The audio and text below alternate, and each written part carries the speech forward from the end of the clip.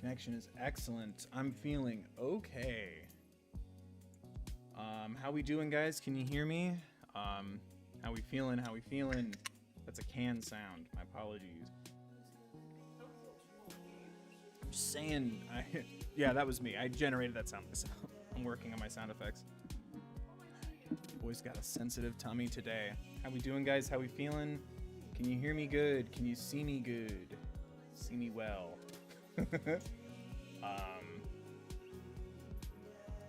Oh man. Okay, we're saying we can hear me. Awesome, awesome. I guess, isn't there a page where the music stops? No. Okay. Hey guys, hope everybody's doing well. How we doing? How we feeling? I'm doing okay. Good things and bad things. We can hear me well. That's good. That's good. I made sure that the mic had a little bit more sensitivity than the last couple times. Been still palling around with that, so I appreciate everybody standing by in the stream as well as watching later. Hope everyone's doing all right, staying hydrated. We're gonna be finishing up Dream Daddy. Thank you for letting me just take a little time. I said in my community post, but some construction had to be done in my new apartment, so my sleep's been thrown off, my productivity's been all over the place, and a lot of begging throughout the day, even through now when we start. So I just didn't want to have to stress about that and everything, and it was kind of nice just to take a little time. So I appreciate everybody coming back and reminding me through your support, both in the clicks but also in the comments and likes and whatnot, that it's okay for me to take breaks. I think all creators need that reminder from time to time. I hope everyone's doing well. Hope everyone's doing okay. We're gonna be picking up from where we didn't have time last time we did Dream Daddy. I'm gonna do Damien's ending, and then I'm gonna do the secret spooky cult ending. Which I made sure I could do it on the PS4. So I haven't seen it, but I had to like fast forward through a couple things to make sure. I had to fast forward through a couple things just to make sure that it would work. But I didn't read anything, and once it loaded the time to start the spooky thing, if you want spooky things, disclaimer popped up. I stopped there. We're saying it still sounds quiet. Does anybody else feel? First, everyone was telling me it's great. I do need to know at the top, so everybody let me know. I was gonna say, I think my volume's turned up all the way on both YouTube and almost on my computer, but it's not quiet. Is that would have to be how is it sounding? I'm testing. I'm leaning back in the chair. How's the audio from here? Sounds good. Sounds good. Yeah, make sure your volume's good then, because I can touch it up a skosh, but yeah, it's pretty. Yeah, the music's also. I guess that's really the most I can do right now without going fully into it. Okay, good. So. All these autosaves are me making sure that I unlocked that ending, so I have a save there in case I somehow screw that up. But I have it loaded up to do the secret spooky cult ending thing. But yeah, I hope you guys enjoy. Hope everyone's doing well. Destroy that like button. Subscribe if you haven't. Hope everyone's also enjoying the stuff that's up on the main channel lately. It's fun, but it's been hard doing music and Owl House on the weekends right now, but I'm also enjoying having more stuff to do. People are liking that. Shout out to the way too many people who like to tweet that I sent last night about supporting both the Owl House and Infinity Train while they deal with Infinity Train not being renewed and Owl House Season 3 being turned into... I guess it's like 3 not movies or something. You've got dads. Stuff's going down in those communities, and people are being negative to each other, and I didn't like that. And a lot of people liked that tweet, so thank you to the people who did that. That was an overwhelming thing to wake up to. But yeah, so this is, hold on, if I go to Matt, yeah, this is Bill. Okay, awesome. So yeah, we're gonna be doing the Damien ending, and then running through the cult ending, because I really want to see what the spooky version of this looks like. I do know, because it took a while for me to find out how to do it. The developers did leave a note that like it's not canon and it was scrapped and then kind of added back in a more cryptic way, so people don't so you have to like go out of your way to find it as opposed to stumbling upon it, so it doesn't like ruin anybody else's experience. So I that makes me think it's a little overwhelming or intense, but from what I looked up, it wasn't like, doki doki. I don't know. Which I really want Doki Doki Plus, but I've really been enjoying taking a break from really intense and heavy games. So let me know if you want to see me do that, because I really, that game, I adore it. That was the first time I ever put up mental health resources in a video, so it definitely holds a special place in my heart outside of the game itself. But yeah, I want a physical copy of it just to look at it. But yeah, we're gonna be doing Damien's ending and then the cult ending, and then fingers crossed, everybody, that I can get a copy of Skyward Sword this weekend, because I really want to play that next, before going back into the intense stuff like The Walking Dead Season 2, and yeah, oh god, Doki Doki, yeah. God, I'm still really angry at my sisters, both like, ooh, you should check it out, like that kind of energy about it. Like, obviously, if you want someone to not know an intense twist, if you don't know what game I'm talking about or what kind of warnings there are for it, without spoiling anything, I do encourage you to look up those warnings for yourself if you're interested in what I'm talking about. But a warning would have been nice, even though I know that the fun of that game is, oh, you never know what's gonna, just enjoy it, just have fun. Did you get to that part yet? Like, I'm still really mad at them for that. But it definitely is interesting, well-written game in my opinion. But yeah, let's focus in on the dads, please. We're ironic. We're not gonna ignore our dads. All right, we come home and we say we're gonna come home. We just went out to get milk. But yeah, we've already done, in a previous stream, we did the first 2 Damien dates. And yeah, everybody wanted me to, everyone voted last time for Damien to be my alternative dad pick. So this is still canon, but in a separate universe for my initial playthrough, where I ended up with Matt.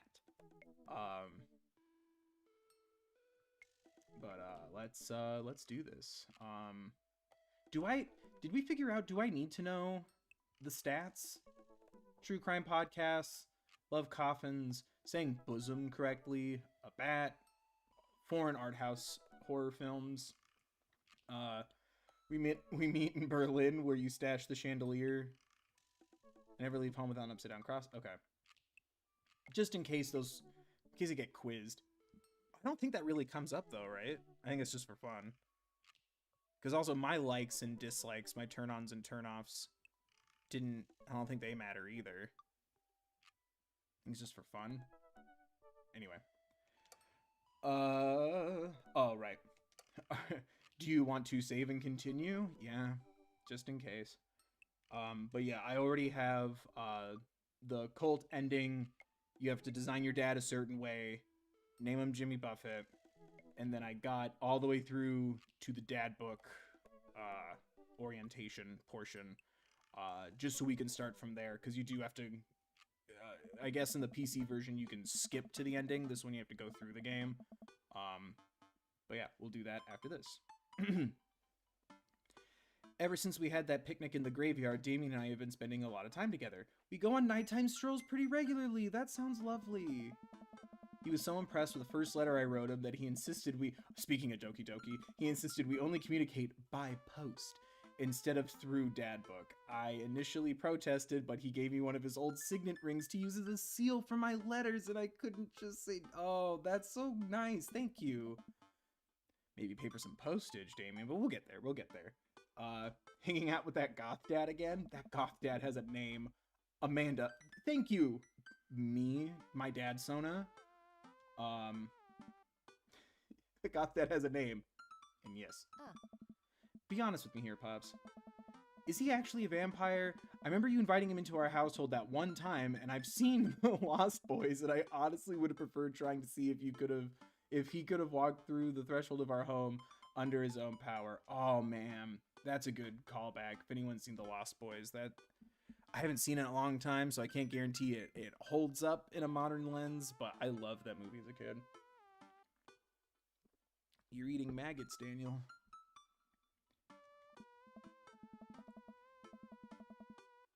Okay, good. Yes, Amanda, I have become Damien's familiar. I am compelled under his curse. Okay, I think so. I'm sorry, sweetie. Dad. Turn into a bat. I don't think... Dad. What's the point of being a vampire if you can't turn into a bat, or sparkle in the sunlight, or play baseball at extreme velocities? Well, okay, I'm off. Are you taking the car, or are you flying off into the night on the leathery wings of a bat? One of those. While I'm out, can you throw away the garlic bread that's in the freezer so I don't die? That would be great. That would be the hardest part of being a vampire. No more garlic. I'd be okay with that. I don't know. You'd be missing out on so much stuff. Yeah, but garlic really hurts my tummy. Does it? Yeah. Well, garlic flavored things, even garlic powder, garlic bread, Texas toast. You can fry them. You could fry them, boil them. Garlic soup, garlic scamp. Oh, scampi. I'd be really sad about that. It would just be white wine shrimp at that point. Fine by me. I'm keeping it there as insurance. You understand, right? That's my girl.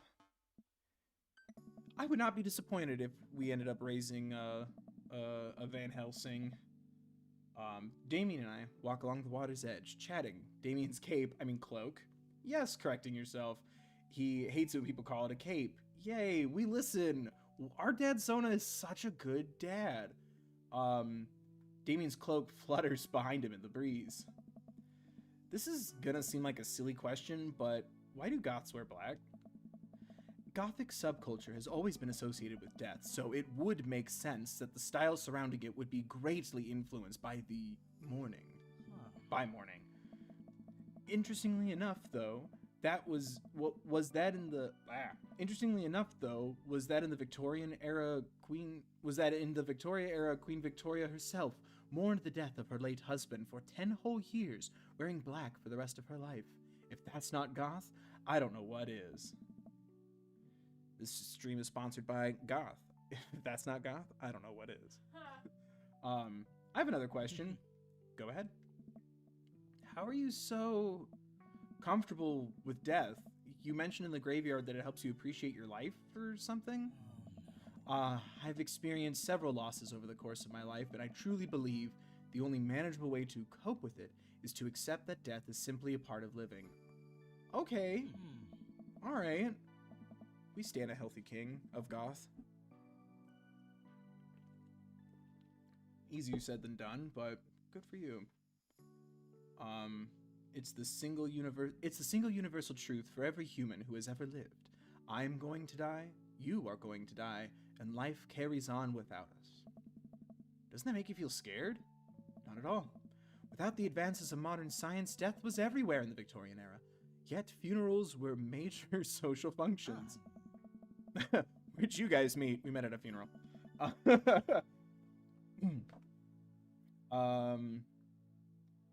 Victorians were obsessed with mementos of their loved ones, even going so far as to take elaborately staged photographs of their dead relatives. The minutiae? Are you at that part yet? Do you know that big word? I have not gotten to that yet. I don't think that's minutia. It looks like it, though. I'm gonna assume that it's minutia. Minutiae? Minutois. Minutoi. I don't want to keep guessing because I don't want to, like, accidentally say, like, a bad word. Miniature. Manatee. Minutia. No, you were right. Oh, that is minutia. Trust yourself. Believe in the heart of the cards. Confidence. Love yourself. Believe yourself. Trust yourself. The minutia of mourning was so complex that there were set periods of grieving that were deemed acceptable based on who in your life had passed. Now we don't have any of that. If you lose someone, you end up feeling lost yourself because you have no modern equivalent of those formalities. Ain't that the truth? This is getting a little real. We need to allow ourselves time to grieve, to feel that loss fully, but not allow it to consume us. So no, I'm not afraid of death. I believe it is a waste to spend your life dreading the end of it. Yeah, good choice so far, everybody. If nothing else, just for the lovely conversation. He could dump me right now, and I'd be like, this was still a good, insightful, helpful day. Very productive. Very productive indeed, yes. Oh, that is very true. The time we have here is brief and fleeting and occasionally cruel, but it is at all times precious. To stare death in the face and live despite that, I think, is a noble existence. Let's save the mourning for the dead. Snaps. Can we get snaps in chat? Ooh, that's beautiful. I can see the moonlight in the bay glint off of Damien's eyes. He smiles. We turn to the harbor and watch ships pass, breathing in the salty sea air. I look to Damien again and can't help but be entranced by his charm, his mystery. I find everything about him so fascinating. I lean in closer to Damien, closing my eyes as I do so. I'm so sorry I have to take this. No, whatever you're comfortable with. It's just not how I wanted it to go. Your feelings are valid too, sir.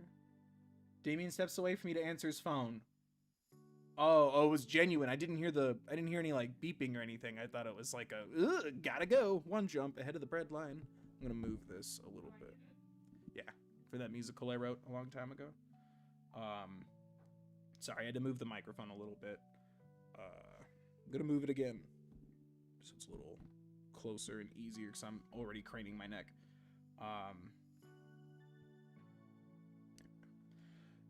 Damien steps away from me to answer his phone. Oh no, I hope it isn't Lucian again. After speaking in hushed tones for a few moments, Damien returns to me. Everything okay? What? There's an emergency. Lucian? No, thankfully, but I must take my leave. Oh, okay. Is there anything I can do to help? Dads do have to stick together, right? You know it. Then come. There isn't time to waste. Hope everything's cool. Also, don't mind my still messy car. After a short drive in silence, we arrive at a rundown building on the outskirts of town. Where are we? It's better if I just show you. Are you opening up your own, cold, discussion? What did I call it? Not hot topic. Cold idea? Subject. Cold subject. I push the surprisingly heavy door. There's kennels. Oh my god, whatever animal it is, it better be okay. I push the surprisingly heavy door and find myself in a dimly lit waiting room. A few rickety chairs line the walls, and there doesn't seem to be anyone behind the front desk. There are a few paintings and pictures on the wall, but they're so nondescript. I'm still unaware of what kind of place this even is. Wait here for a moment. I'll be right back. Damien walks off down a corridor, his boot heels echoing through the halls off this seemingly empty building. No snacks until intermission. No, don't be sorry. It's just really fun. I can feel the energy of you trying to open a bag of M&Ms without making any sound, and it's just that. It was so funny. I know, it's so funny. No, eat snacks. Snacks are good. But I just thought I could feel the energy of you trying to, like, maybe they just won't notice. Distant howls echo from someplace I can't see, and there's a faint scratching sound like claws on tile. We're here to save animals. I cautiously peek down the hall and find stall after stall of scared-looking dogs. No! A few of them notice me and skitter up to the chain-link fence, sticking their nose through to sniff at the air. Why did I think his son was going to be in one? Damien's son?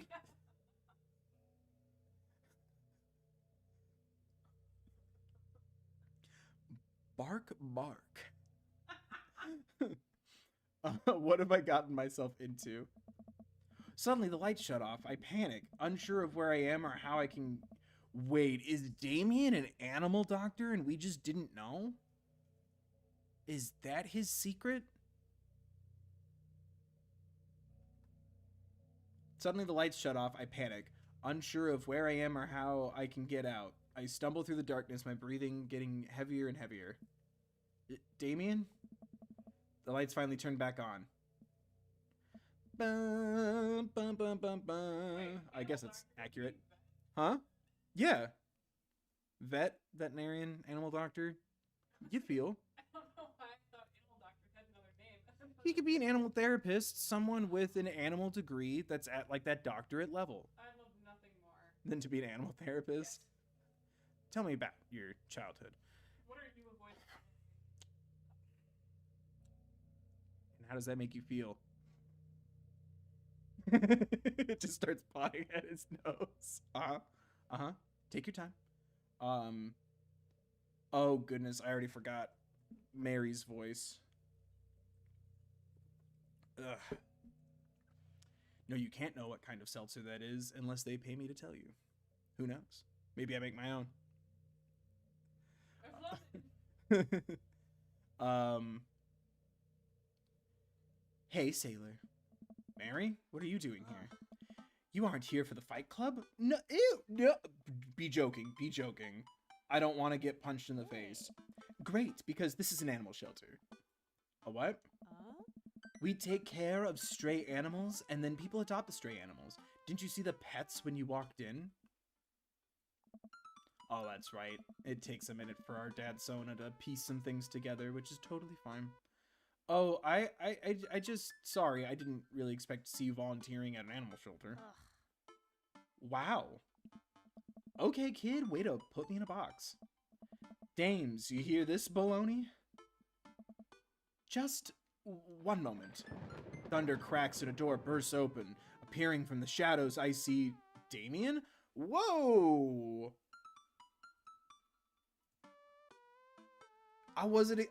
The name tag I think threw me off the most. I was not okay. I guess yeah, you can't have all the accoutrement. It might fall off or get in the way, right? Or dog might like chew at like lace or jewelry or something. Lost with the imagery of him in a polo. I know, it really threw me off. It's a nice color on him though. It is. It really threw me off. Hey.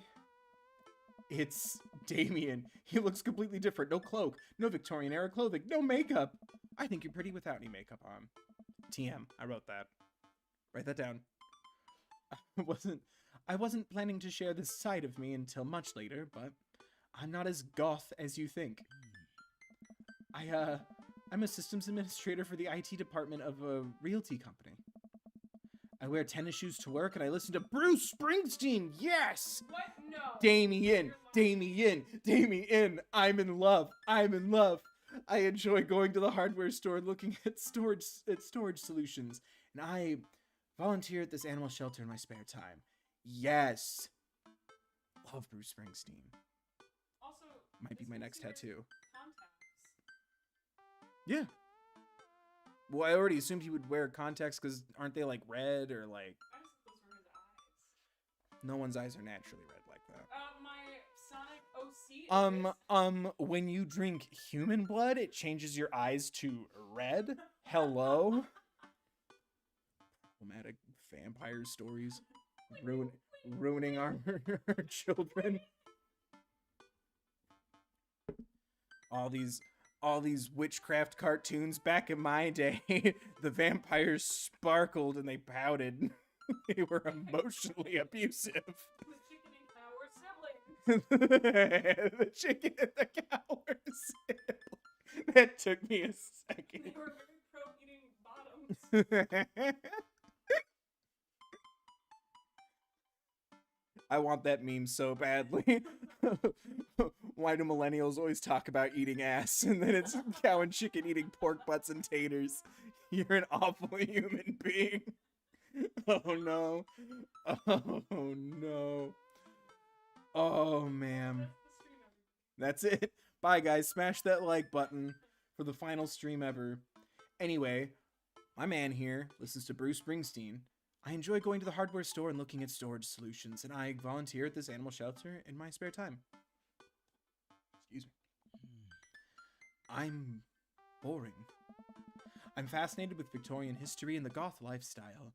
That much is true. It's just not all that I am. And I need you to know that. Oh, I hate to kill the moment here, but there's some pressing business that needs attending to. Oh, right. It's Duchess Cordelia. Again? Who's Duchess Cordelia? Oh my. She's one of the pups. Gets out all the time. She somehow learned how to open doors and now she's unstoppable. When did she get out? This morning, I went to go sing sea shanties to the cats, and when I came back, she'd already bolted. I have to stay here with the pets, so I need you two to go and find her. We're gonna rescue animals together. This is everything. Of course. Where could she be? Get a rest, buddy. She always ends up running off to the same places. Here, let me draw you a map. Mary starts scribbling on the back of a pet adoption form. She's very smart, ruthless even. You need to stay on your toes and get her back by sundown, or else she turns into a werewolf and starts eating people. What? You're a perfect little peach, Bill. You know what, lady? Maybe your joke just wasn't great. We just don't want her to be stuck outside when it's cold. Oh. I'll grab some treats so we can hit... Oh, for the dog. I'm like, and we get snacks? I'm done. Maybe Damien will bring some M&Ms in case I am good. Damien, I look over the map Mary created for us. I'm sorry. I'm not the biggest Mary stan, but that aquarium manta ray drawing is adorable. Oh man, I'm Nerd's house. Hell yeah, dude. Welcome to the Nerd's house. At least you're not other Nerd's house. Looks like you're moving up in the pecking order. Congrats, kiddo. Where should we head first? Oh no, I have to choose? Aquarium. I miss home. Damien and I exit the parking lot and start driving toward town. I look over to him. He seems concerned. Shouldn't be too hard to find the Duchess, right? She's a pretty big pup. Mary wasn't kidding when she said that dog was smart. One time, she correctly guessed the winner of the Kentucky Derby. It was a really great year for Bark, Bark, Bark. I don't know. What do you think our odds are, Bill? Gotta stay... Abandon all hope. Gotta stay positive. My dad once told me, Bill, you can't shove raisins up your nose. And that hurt my feelings. I felt discouraged, but I kept a positive attitude, and you know what? I made it happen. Ew. It might have landed me in the ER and forced me to have 10 golden raisins removed from my nasal cavity, but on that day, I learned that anything is possible if you have a good attitude and abnormally large nostrils. And if you like and subscribe to youtube.com/thethirdbill as well as youtube.com/BillChillGaming. The game said that? Did you see that? That like my tweets are being marked as game development. Did I show you those? Good for you. People are taking screenshots of my one popular tweet and they're like, why is this under game development? And I'm like, I don't know, but the project has been delayed to 2023. But isn't that weird? What did I do? Maybe it has to do with Hootie having the number of his arm, so it... Maybe?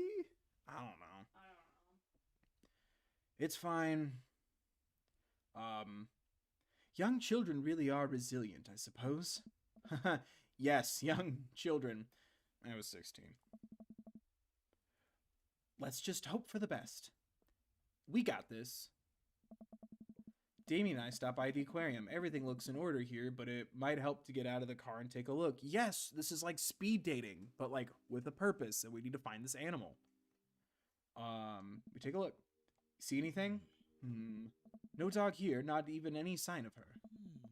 Did you know that penguins are considered the Goths of the Sea? That's my album title, Goth of the Sea.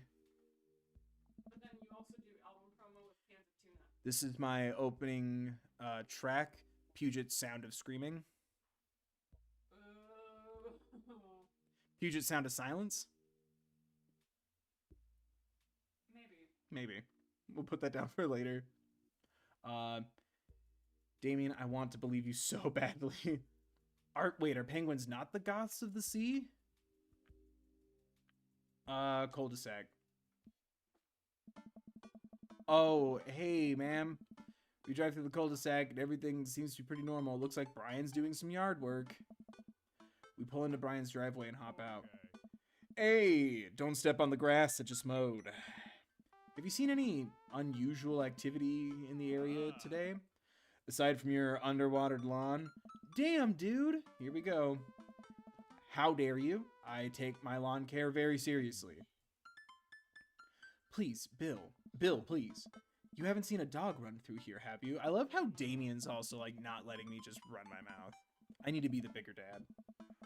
Well, a little while ago I heard Maxwell barking at something. When I came outside, my garden had been torn to shreds. It's going to take forever to re-till the soil. That could be a dog, or a rather feisty raccoon. Whatever it was, it must have been hungry, ate all of my tomatoes. I'm very sorry to hear about your garden. If you need assistance restoring it to its former glory, please don't hesitate to contact me. That's right, my guy also has like an amazing flower garden. Forgot. We're goth and botanical, and we listen to Bruce Springsteen. Will do, buddy. Good luck finding that dog. She's probably still hungry. I wonder if she's looking for more food elsewhere. Are tomatoes good for animals, for dogs? I don't think so. That doesn't say, right? That sounds like one of the things I was told not to feed my dog. I know grapes and chocolate and like pork, Avocado. bone. Avocado, really? I did not know that. Toxic. Well, luckily we didn't have an abundance of avocado in Washington State. Toxic. Right? Free Britney. If you're gonna say toxic, you have to free Britney.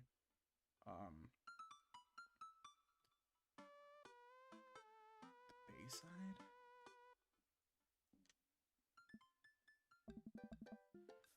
We arrived back at the Bayside. Just like old times.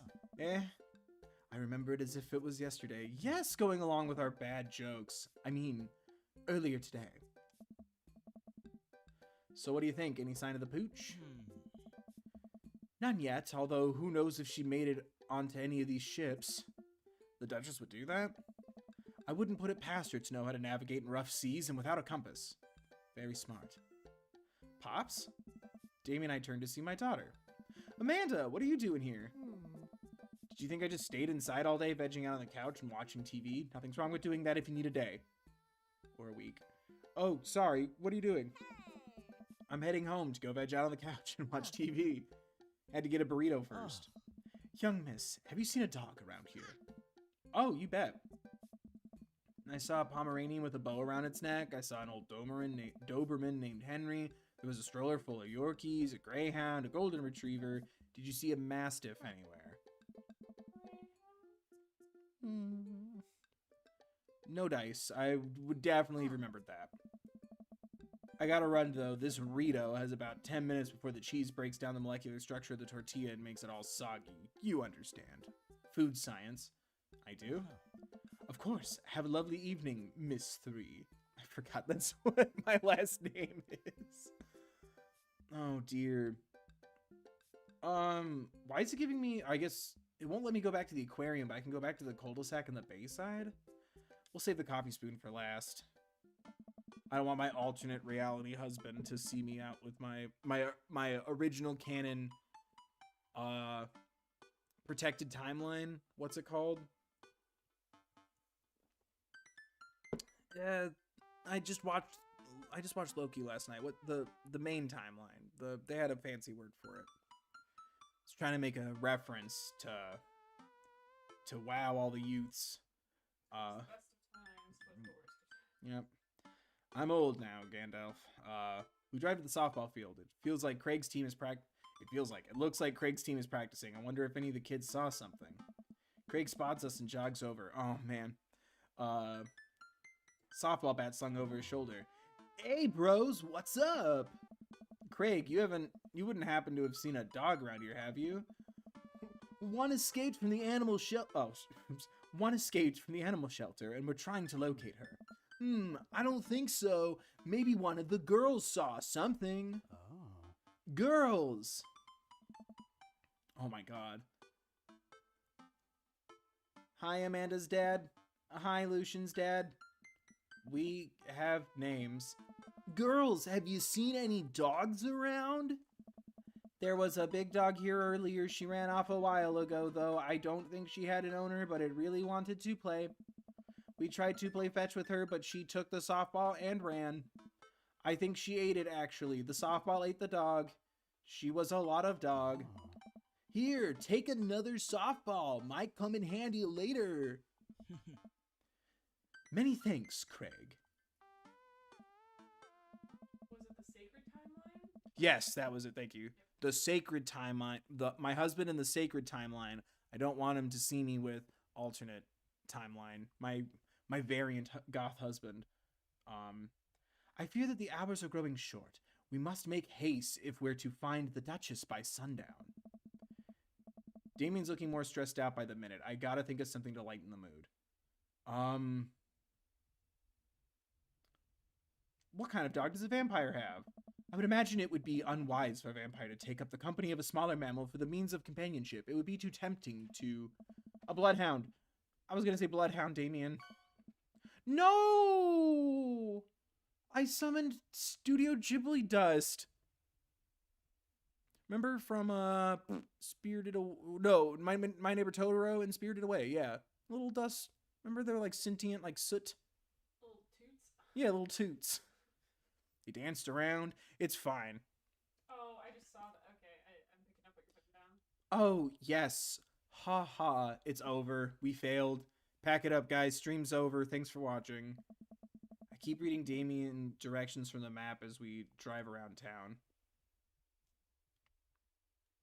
Oh no, do I have to?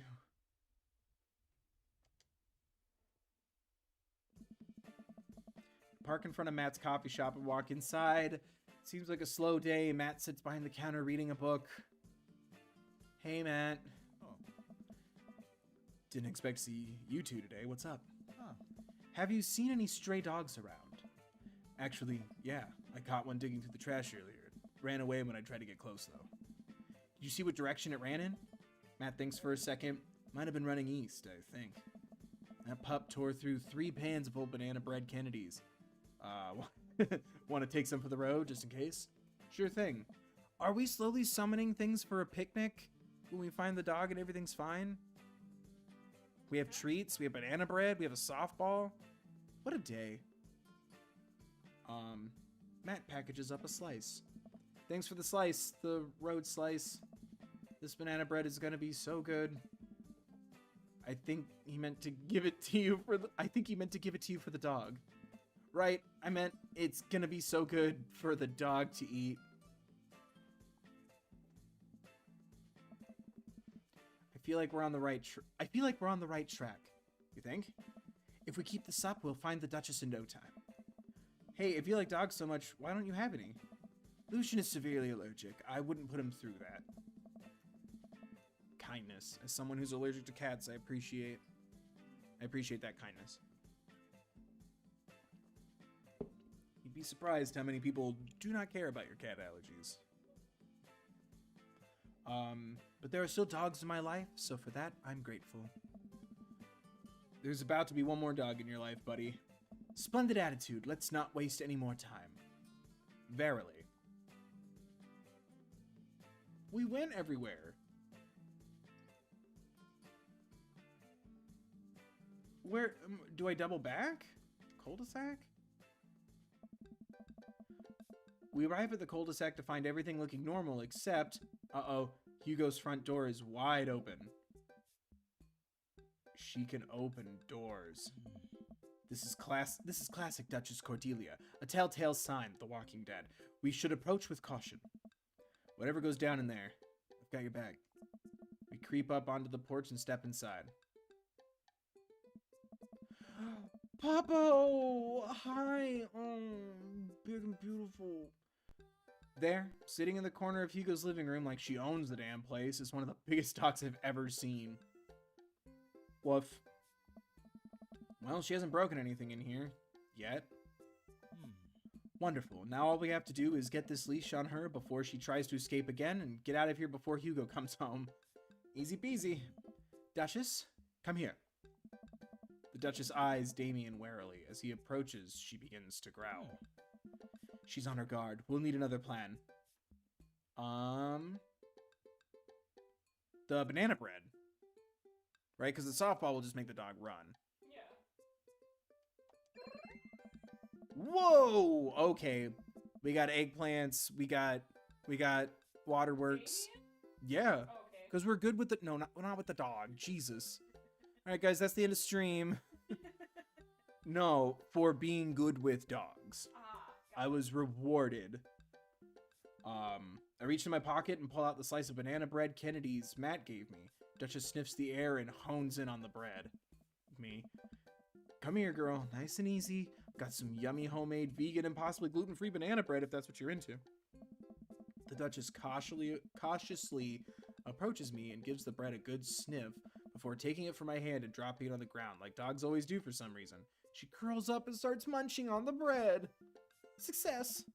Damien walks up behind the Duchess and attaches the leash to her collar. She immediately notices and starts whining. Oh, it's time to go home now, Duchess. Damien gives a tug on the leash. She won't move. Duchess, what happened to our rapport? You and I used to be bosom buddies. She still doesn't move. She's huge. There's no way we could even try to lift her. Well, this is a weird situation to be in. I think we're literally trespassing in our friend's house with this large dog. What are you nerds doing? Ernest stands in the doorway with a plate of pizza rolls. My hungry guy. What flavor pizza rolls are those? Pepperoni blast. Nice. The Duchess notices Ernest and starts pulling against the leash. Why is this dog in my house? It's a long... The Duchess suddenly breaks free from Damien's grip and hurtles towards Ernest. Oh! You're about to get a free dog, bud. That's the character arc you want to see. Ernest and the Duchess fall to the ground. Pizza rolls fly everywhere. This is bad. Ernest, are you okay? Ernest feeds the Duchess a pizza roll. Hey, she likes pizza rolls. Ernest sits up, but the dog keeps licking his face. Oh. Hello. Hugo stands at the door, looking like he's at a loss for words. Huh? Why are you guys? Whose dog is this? It's a long story, but involves a large dog who knows how to open doors. Boof. Hugo, may I present to you Duchess Cordelia? Oh no. How do you do? That name is so perfect for Hugo. Oh, to have a dog named Duchess, right? Yeah. In my, like, weird Frasier headcanon. Borf. We're friends. We both like pizza rolls. The Duchess looks at Ernest's face. Maybe this would be really good for him, teach him some responsibility, you know? Because, right, didn't he sell us oregano, or was that Lucian? No, Lucian was the one who sold us oregano. This kid did something bad. Oh, he tried to trick us into buying him, vape juice. Yeah, that's right. Don't vape, don't smoke, it's bad for you. She's from the local animal shelter. She got out, we've been chasing her all around town. Your house was her final stop. Dad, can we keep her? Ernest, I don't know if we're set up to take care of a... Wait, did you just call me Dad? Come on, please, look how cute she is. Damn, what an awful kid if it's like a big deal to call you Dad. I'm not here to know your backstory of your life, but I don't think he's I don't think he hasn't been the nicest kid. We had been talking about adopting a dog for a while. But you have to promise me you'll take care of her. Yeah, I'll give her all the pizza rolls her little heart desires. Also, healthy food, please. I suddenly remember what's on the back of this map and pull out a... It's an adoption form. We've been holding one this whole time. We were the key to everything. Got the forms ready for you if you're interested. I love it so much. Oh, my little heart. I'll even waive the adoption fee since, you know, we technically broke into your household. Well, all right, it's a deal. Hugo steps onto the porch with us and signs the form while Ernest plays with the Duchess inside. He sure seems to be happy with his new friend. Oh. I know, he called me Dad. Can you believe it? It looks like it's Christmas after all. Damien placed a hand on Hugo's shoulder. I certainly can. I think this will be really good for Ernest. It should teach him some responsibility. That's what I was saying, King. Thank you. What was the name of Niles' dog? Oh. Was it Lady? No. That's all I can think of is Sit. Okay. It was something weird. What was Niles' dog's name? I thought it was like... Lady. It was Lady. Yeah. Oh, I thought it was like Mimi or something. You should probably look into getting better locks in your doors, though. The Duchess is a wily one, but do right by her and she'll love you too forever. Thank you. I love this. You guys were right. This is a great ending already. Ernest got a dog in this. I loved Matt's concert, but kid got a dog. And a dog got a home. A dog got a family. It's homeward bound. Excuse me. And long story short, the Duchess now lives in a happy home and neither of us were charged for breaking and entering. So, all in all, I think it was a fine day's work. Nice work, you two. Hey. Bill, you could be a valuable asset to our team of volunteers, you know. If you ever feel like petting some puppies, hit me up. Mary, I will always feel like petting puppies. Good to know. Well, I'll catch you fellas later. Mary starts to leave. And one last thing. Oh? Damien's been telling me about you. Glad he finally brought you around. Oh, we talk about me? Go on. Damien's my special boy. I love him. We go way back, and I got a vested interest in his health, success, and well-being. If you ever heard him... Mary? You can fill in the blanks. I gulp. Ooh. Yes, ma'am. Mary leaves me alone with Damien. So, about the whole goth thing. I, completely understand if you... Why are you in this weird... No, like, we like you for you. It's not because you're goth. You're in person. It's okay. Completely understand if you aren't interested in me anymore. What? Am I missing something here? I'm not a cool goth prince. I'm boring. I own 5 pairs of tennis shoes. I wear dumb glasses. Glasses aren't dumb. Don't you care? He looks so nervous. Damien, do you really think I only like you because of all the goth stuff? That's all cool, but the best thing about you is how passionate you are about the things you love. Yeah, heart of the cards. Friendship is the key to everything. My friends are my power. History, art, Victorian fashion, dogs, storage solutions, it doesn't matter what it is. You care, and that's awesome. And also the glasses are very cute. You don't think I'm boring at all? If you're boring, then I don't know what that makes me. I spend too much time online shopping for flashlights. I get excited to mow my lawn on Saturdays. I get cranky about commercials being too loud. I've even been thinking about making my own peanut butter. Then maybe we can be boring together. We could be being boring together. I get it. Being boring together if we try. Trying to make that work with syllables. It would never be boring if it was with you. Damien suddenly closes the gap between us, making us within 5 feet of each other. If we were in a hot tub, it would be gay. Closing the gap between us and pulls me into a hug. He buries his face in my shoulder. His hair smells like lavender and rosemary.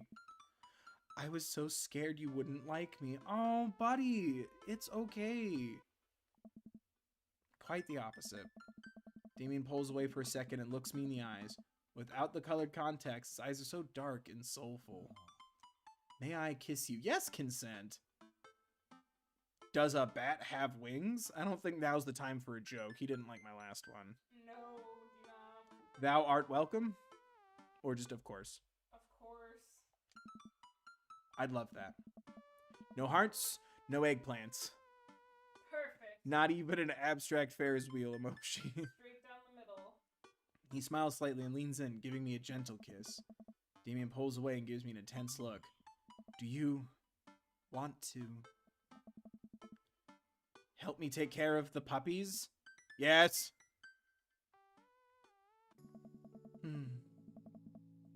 Meanwhile, back in the appropriate garb.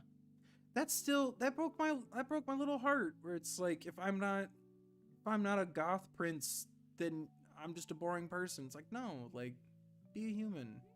Yeah. Damien and I arrive back at the cul-de-sac, our fingers intertwined. Like a proper gentleman, he walks me to my doorstep. Oh. This was lovely. Thank you for understanding. Thank you for everything. I'm very happy I can be myself around you. I'm glad, but I do have one request. What's that? Can we keep sending each other letters? Oh, but of course. Also, if this ever goes the distance, can we move into your mansion instead of my house?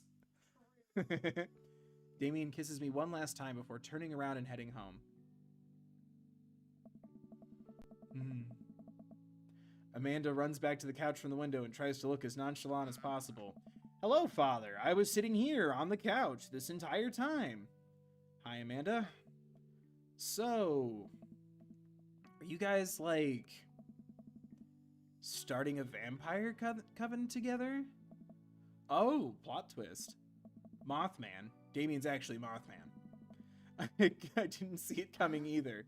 Genius. Well, whatever's happening, I'm really glad you two are happy. You deserve it, Dad. Aw, shucks. I'm gonna head to bed. Catch you in the morning? Sure thing. I make my way to my room and fall into my bed with my heart full, excited for the days to come. Yay! Date complete! Da-na-na-na! It's a weird sound. That was a phenomenal date. Thank you, I thought so too. Interview with the vampire. Shut up, I love it. Oh, I forgot that we get trophies after every one. Yeah. Good trophy name. Whoever's in charge of that. When lifting weights, use proper form and full range of motion. I was gonna say, where's my epilogue? Where's the part where we meet under the cherry blossom tree? Right? That was in the... I didn't imagine that, right? It's like they're at Amanda's graduation barbecue. Oh. And we, like, made it a thing with Matt under the cherry blossoms. Yeah. Whew. I think I have everything finally set up. Amanda should be here any minute now. Do these change from dad to dad? Should I fast forward a bit? Someone in chat, if you know, let me know. Be cool, Bill. Be cool. Amanda walks through the door with a suspicious look on her face. Hey, Dad. Off to a good start. Something fishy? Rats. It's the feds. That life of crime is finally catching up to you. I tried to send him in a different direction, but even I'm no match for the power and funding of the U.S. government. Well, if they think they're gonna take me alive, they got another thing coming. I'm kidding. You're right. I have a little surprise for you. Yeah, I can tell. You're very bad at lying. Amanda, my dear, would you care to join me in the kitchen? Father, it would fill my heart with glee. Has anyone said anything about if I should, like, fast forward this, or...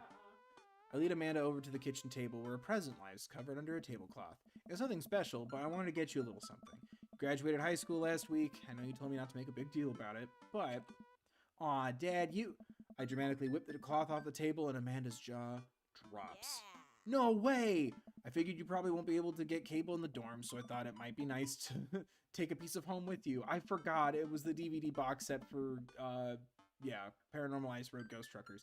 All 19 seasons. I love that so much. And bonus material, including commentary with actual ghosts featured on the show. Hello, I'm Brian. I'm a ghost. Really wish they didn't use this take. I wasn't at my best that day. Low blood sugar. Dad, I love this. Thank you. She gives me a big hug. I'm glad you like it. Hey, you want to hang out with me in the backyard for a bit? Toss the old pigskin or something? Totally. I follow Amanda to the back door. What? You told me not to make a big deal, but you seem to have forgotten that my entire mission in life is to make a big deal out of your accomplishments. So consider this your graduation party. Look at all these dads. Surprise. Dad, everyone's here. Well, yeah, everyone wanted to come and support you. Is that a mac and cheese bar? Yes, we're doing shots of mac and cheese. Flaming shots of mac and cheese. It's mostly the same, but some of the character dialogue is different. Okay.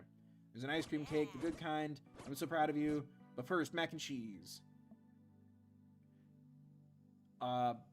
Bill, my dude? Oh, that's right, yeah. We've seen his backstory. You know, if you're really interested, I could probably steal one. Yeah, we know what happens to Mary. Oh, here we go. Hugo and Ernest run up to me. I want to know what happened to the Duchess. The Duchess gives my face a few broad licks and hops down. We're working on that. Got her in a disciplinary class. She's a wild spirit who runs where she may. I don't mind at all. Looks like the three of you are getting along nicely. She's a valuable addition to the clan. If I hold up my homework in front of her, she'll eat it. Cool. I don't know. We'll deal with that later. Duchess Cordelia spots a squirrel and darts across the yard. Ernest follows her, laughing. He's actually been a lot more manageable lately. I think taking care of the dog is good for him. Thanks for breaking into my house, I guess. Anytime. Bill. Brian, you made it. Ha! I don't pass up on good Mac. Yeah, we know. This is a really great party. You're welcome. Bye, kiddo. Trying to be in bed at a reasonable hour. Yeah. We decided to still be dudes. Your kids are still weird. Hopefully we'll see you more at church events, scheduled events for the rest of the year. Sure thing, Joseph. And if you aren't doing anything later, ooh, I want to read. This is part of the alternate timeline canon. Alternate timeline canon. Maybe if you are doing anything later, we could hang out sometime. Sure, Joseph, that'd be great. Well, see you later. Thanks, Hugo. You know, I'm really pleased to see Amanda going to a dream school. I'm glad she turned it around for finals. Yeah, this is when we talk about how great she is. You're not my teacher anymore, so this isn't weird. Bye, Rob. Matt. Oh, Matt, in another life, I would make you stay. Yes. What can I say? I was inspired. I have something for you. Not to be completely genuine, but feelings. Guesses that she gives us a present in return.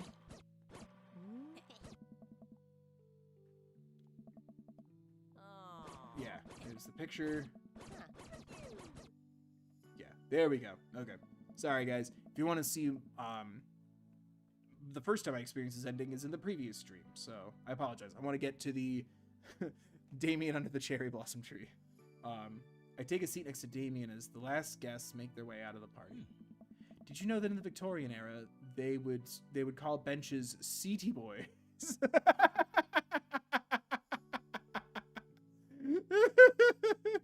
What, really? I'm kidding, Bill, but what if? Could you imagine? Seedy boys.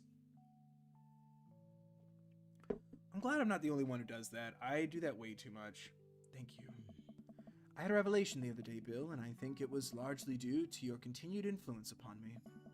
There was a version of myself that might have been embarrassed to show you my true form, my information technology form. But what you said about me, about how my passion was what you truly admired, that emboldened me to feel like myself regardless of how I choose to dress and act. Instead of separate entities, they are simply different facets of myself, a three-dimensional human being with his own thoughts, wants, and needs. Yes, sir. I love dressing the way that I do, but feeling constricted by what I thought was my own personal brand made me lose sight of my way. I did this in the first place to make myself happy. Why I did this in the first place to make myself happy. I place my hand on Damien's and feel a light squeeze. Looking up, I'm greeted by Damien's warm smile. I'm trying to be more comfortable with who I am, rather than dwelling on who I could be to other people. Yes! Go off, King. I can't stop smiling. I'm so proud of him. Damien, I'm so happy you've realized that you can be a dog-loving goth. Me too, Bill. Me too. I feel myself inching closer and closer to Damien. I go to brush a lock of hair out of his face and I'm shocked at how soft it is. Man, more people are like... My phone is going off. How is your hair so soft? Sorry, let's make sure it's not... What? Okay. It's random.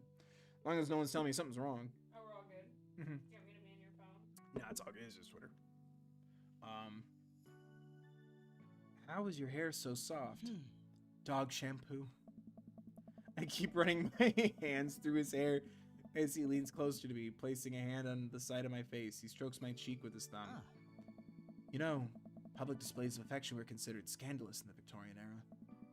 Damien pulls me in for a kiss, but I think I can make an exception for you.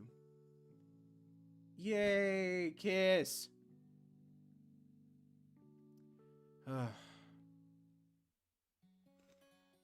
I love happy endings. I do like that one a lot too. Very sweet. Yeah, I wish Matt's had a little bit more of that, including more positives for the rest of the cul-de-sac, if that makes sense. Like, there's no Ernest getting a dog, but I guess because we saw it in the ending. Pablo, right, gets his t-shirt business off the ground regardless. Oh, I love that moment so much. Like, his t-shirts go well regardless, right? Or maybe that's because I did 2 Matt dates. Oh goodness, hello. I forgot we get rewarded with a drawing. Just happy he's happy. But yeah, I wish Matt's had a little bit more impact on others kind of a thing, you know? Because I love that. I love that it also, you'd think it would include helping Damien's son, but maybe that's in a different track, you know?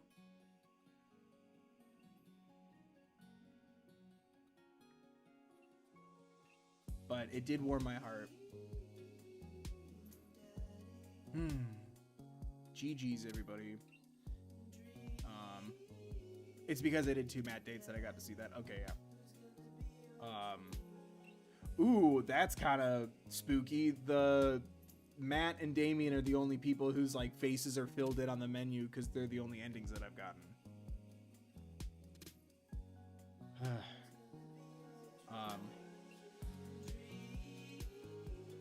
We're okay, so now we're gonna do the cult biz,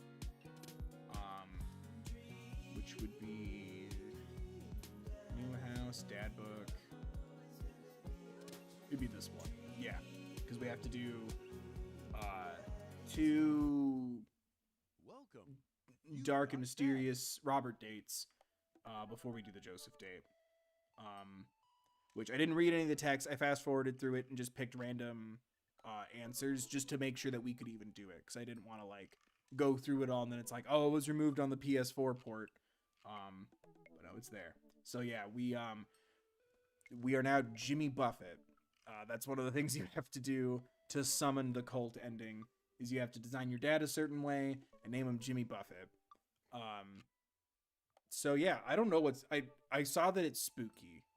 I don't know how spooky, but excuse me. I did really love Damien's ending. I also like Matt's too. But it's weird. I feel like as much as we bonded over losing someone we love with Matt, I feel like we got the same feeling from having that very intimate conversation about loss with Damien as we looked out at the water. So I think on that technicality, but music has the power of healing. I like both endings very much. But my first choice will always be canon, or what was it? Prime canon, precious timeline, sacred timeline. Yes. My initial choice will always be sacred timeline, but I'm very happy with alternate timeline as well. But yeah, we're gonna start doing the cult one now. So first things first, we have to go on 2 dates with Robert. So let's do that. I also don't know what the dates are like with Robert, so this will be fun.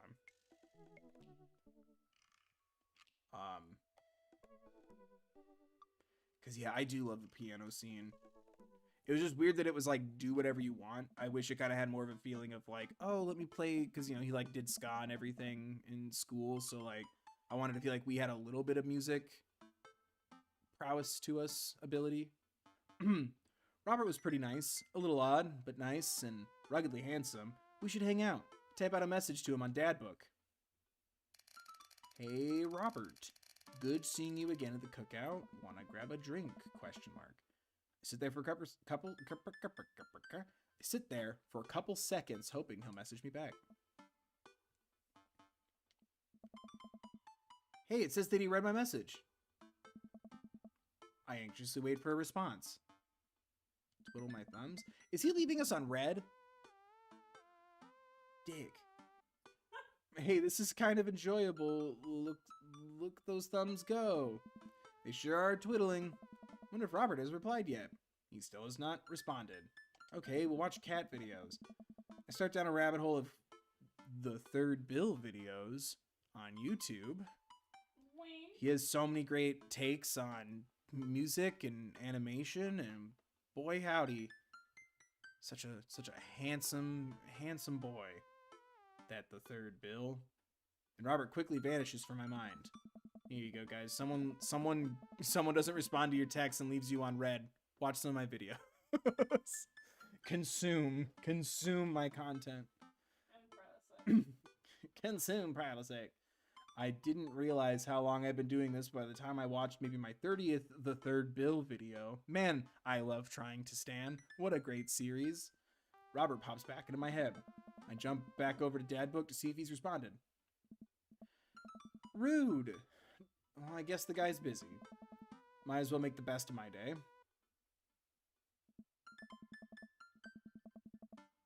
I get up, walk to the living room, then sit down and turn on the TV. I guess History Channel would have the ghost show on it, right? Yeah. Oh, yeah. That's what I have to look like now. Oh, you can't even see his eyes because of where the camera's positioned. That's fine. You don't want to see his eyes. Oh, Naked and Afraid Catching the Deadliest Ancient Aliens is on. I'm so cold. I'm so scared. At this rate, I don't think we're gonna catch these aliens by day 50. I'm having trouble following this. Ancient astronaut theorists predict that being naked makes you 10 times more likely to find ancient aliens. Some suggest that aliens are fascinated with the human psyche, most notably the butt. Okay, I'm back in. I lose several hours to whatever the hell that was. Sighing, I get up and walk around my house. My stomach grumbles. I just noticed the floral shirt. I hate it. Yeah, you have to do it all.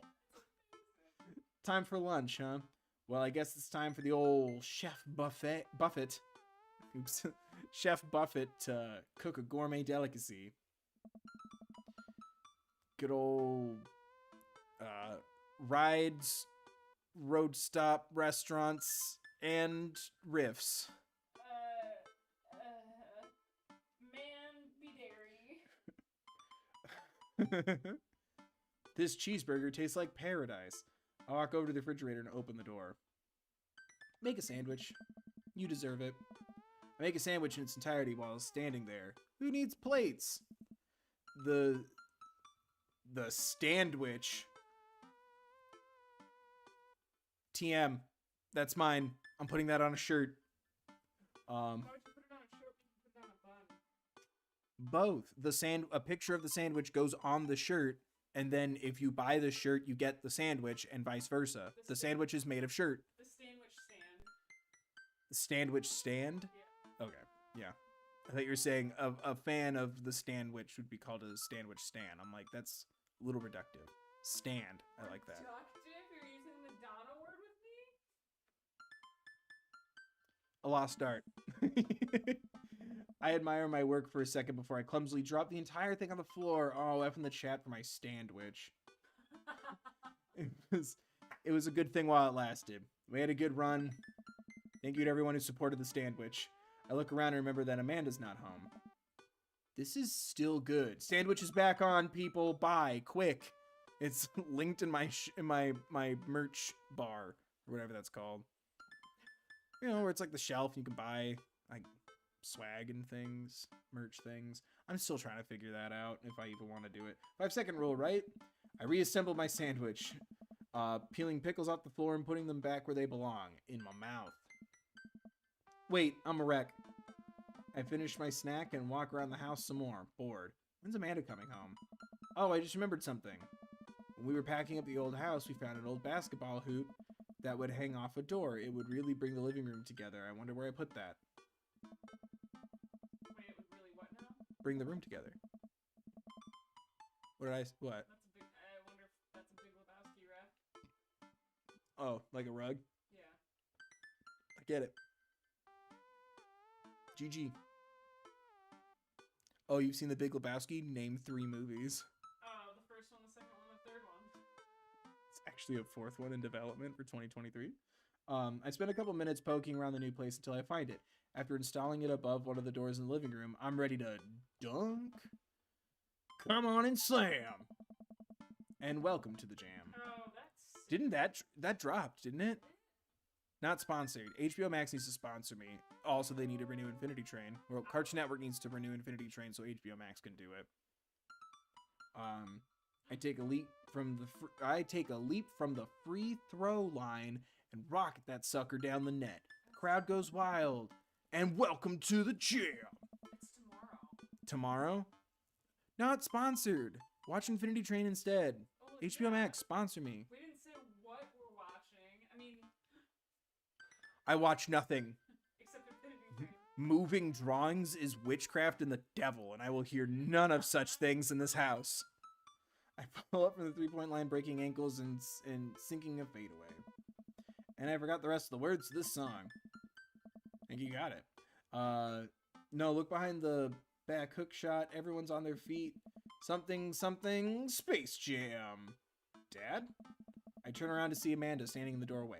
Her eyes are a little puffy, almost as if she'd been crying. Oh no. Oh, that's right. This part of the story, she's sad. The main timeline still stays the same. She had a problem with her friends at school, and she won't talk to me about it. Hey, Amanda Panda, you all right? I'm fine. What are you doing? I found the hoop, and I'm taking it to the hole. Pass me the rock. Laser the ball to Amanda. I lead the league in blocks, set the record for rebounds in my rookie year. Think you can handle this? What's a rebound? When someone misses a shot and then the other player tries to retrieve it. That's, just kidding. Amanda zigzags past me and tips a layup in the hoop. Art of War, bitches. Amanda, language. Sun Tzu didn't care about language. I would argue Sun Tzu cared very much about language. So, once you write something as timeless as the Art of War, then you're allowed to swear. Amanda sticks out her tongue and dunks for another 2 points. Seriously though, are you okay? You look like you've been crying. Oh, dude, I'm cool. I saw, like, this really cute dog on the way home, and let me pet its belly. I couldn't contain my emotions. Are you sure that's all you're upset about? Hearts, yay, good hearts. If there's... Because the first time I did this, I almost screwed it up, didn't I? Because I kept crying. Yeah. If there's, you know, anything going on, I just want you to know that I'm here for you, and I'll always be here for you. Whether you need a shoulder to cry on or a strong dad to go kick someone's butt, I'm only a phone call away. Thanks, Popsicle. I appreciate that. But I'm fine. Really. I'm unconvinced, but I'll stop badgering her about it. I'm sure she'll tell me when she's ready. Oh, okay. just making sure. Maybe you should be less concerned with my face, more concerned with full court press. What? I don't know sports ball. Amanda and I play for a little longer, and then we cook dinner together. We managed to not almost burn down the house this time. Afterward, Amanda and I dig into a carton of ice cream over an episode of Chopped Toddler Tournament. Oh my god. And what can you do with this Play-Doh? That. What? The toddlers are the chefs. No, yeah, we're not cooking with... Come on.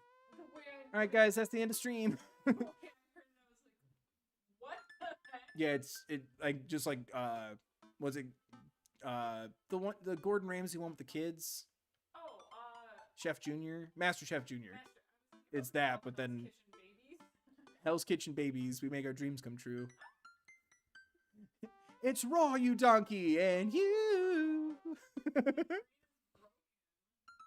How's chat doing?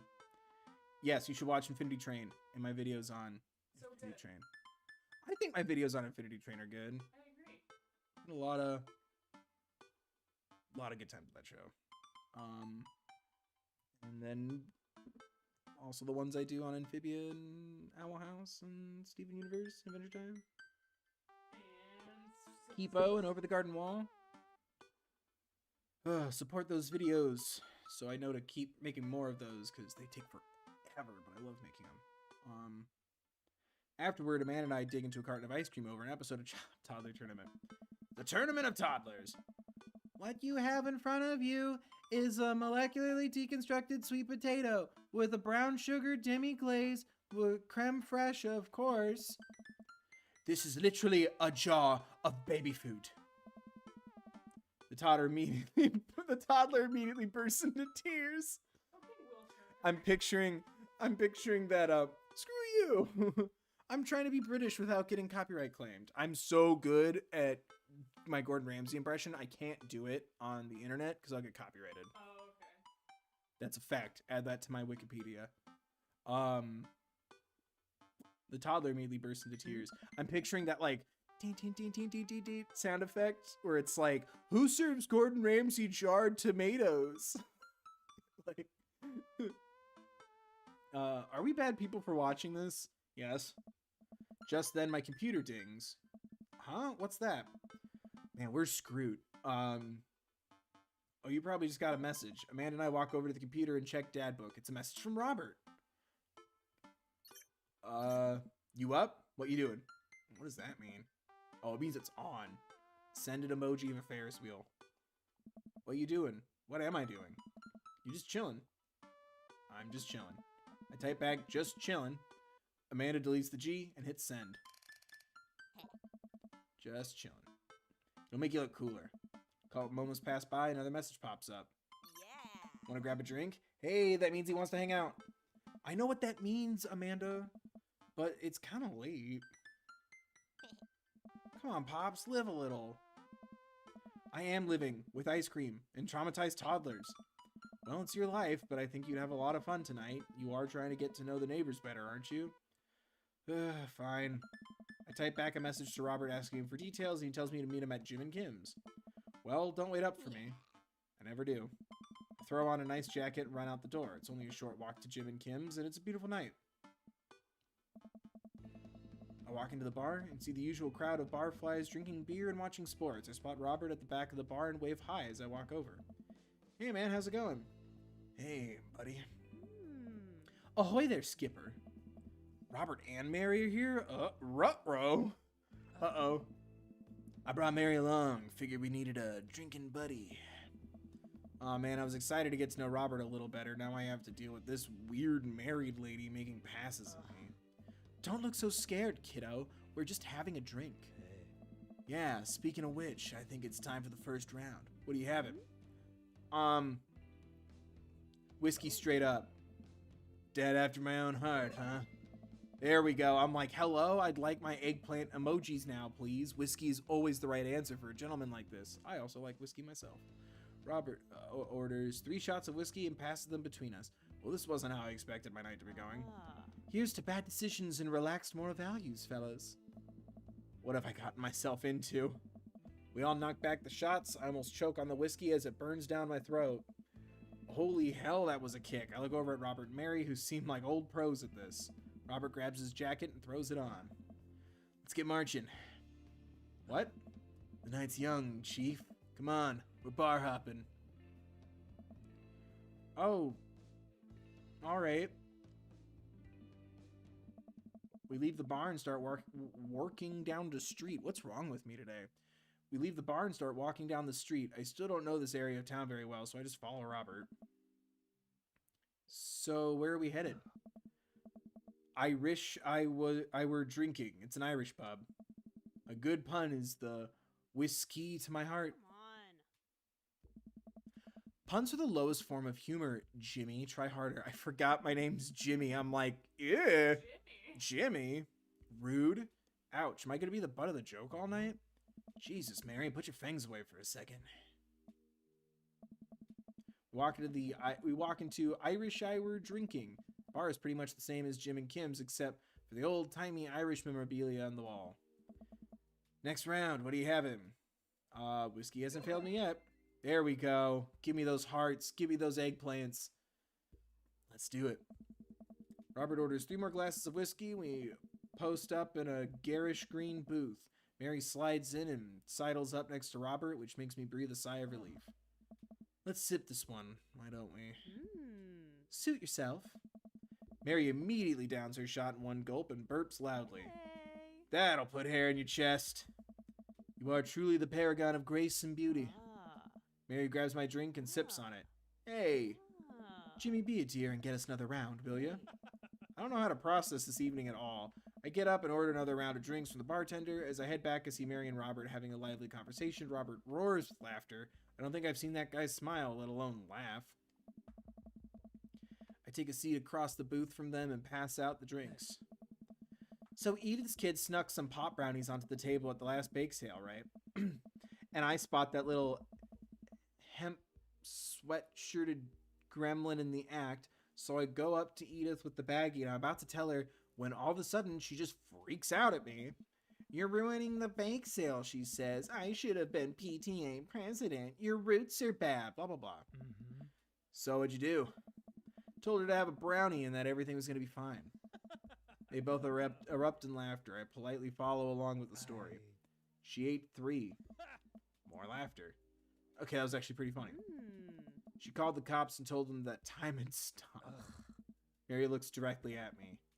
Do you smoke? What? You know, the devil's lettuce. I did not know that the devil grew vegetables. I have two big fat in my purse right now. Wanna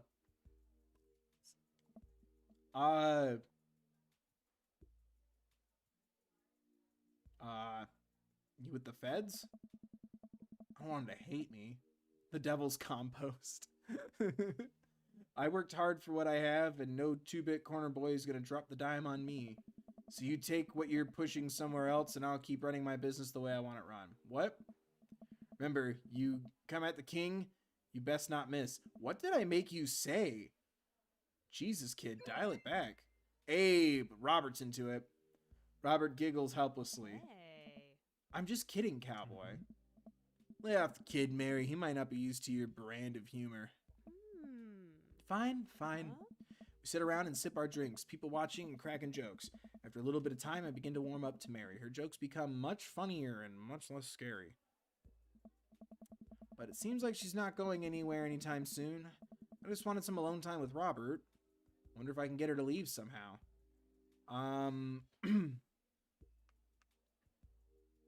Could you get the next round? You trying to ditch me, pal? No. Because if you're trying to ditch me, you can just tell me to scram. No, it's fine. Jimmy wants alone time with his new best buddy, Robert. Read you loud and clear. The wingman breaks formation to pursue their prey. Now, if you fellas will excuse me, Mary needs to sink her teeth into a helpless... I don't like the phrasing of that, but I get what you're going for. Go with God. Nice seeing you. Deuces, nerds. Remember Deuces? Feels like a million years ago.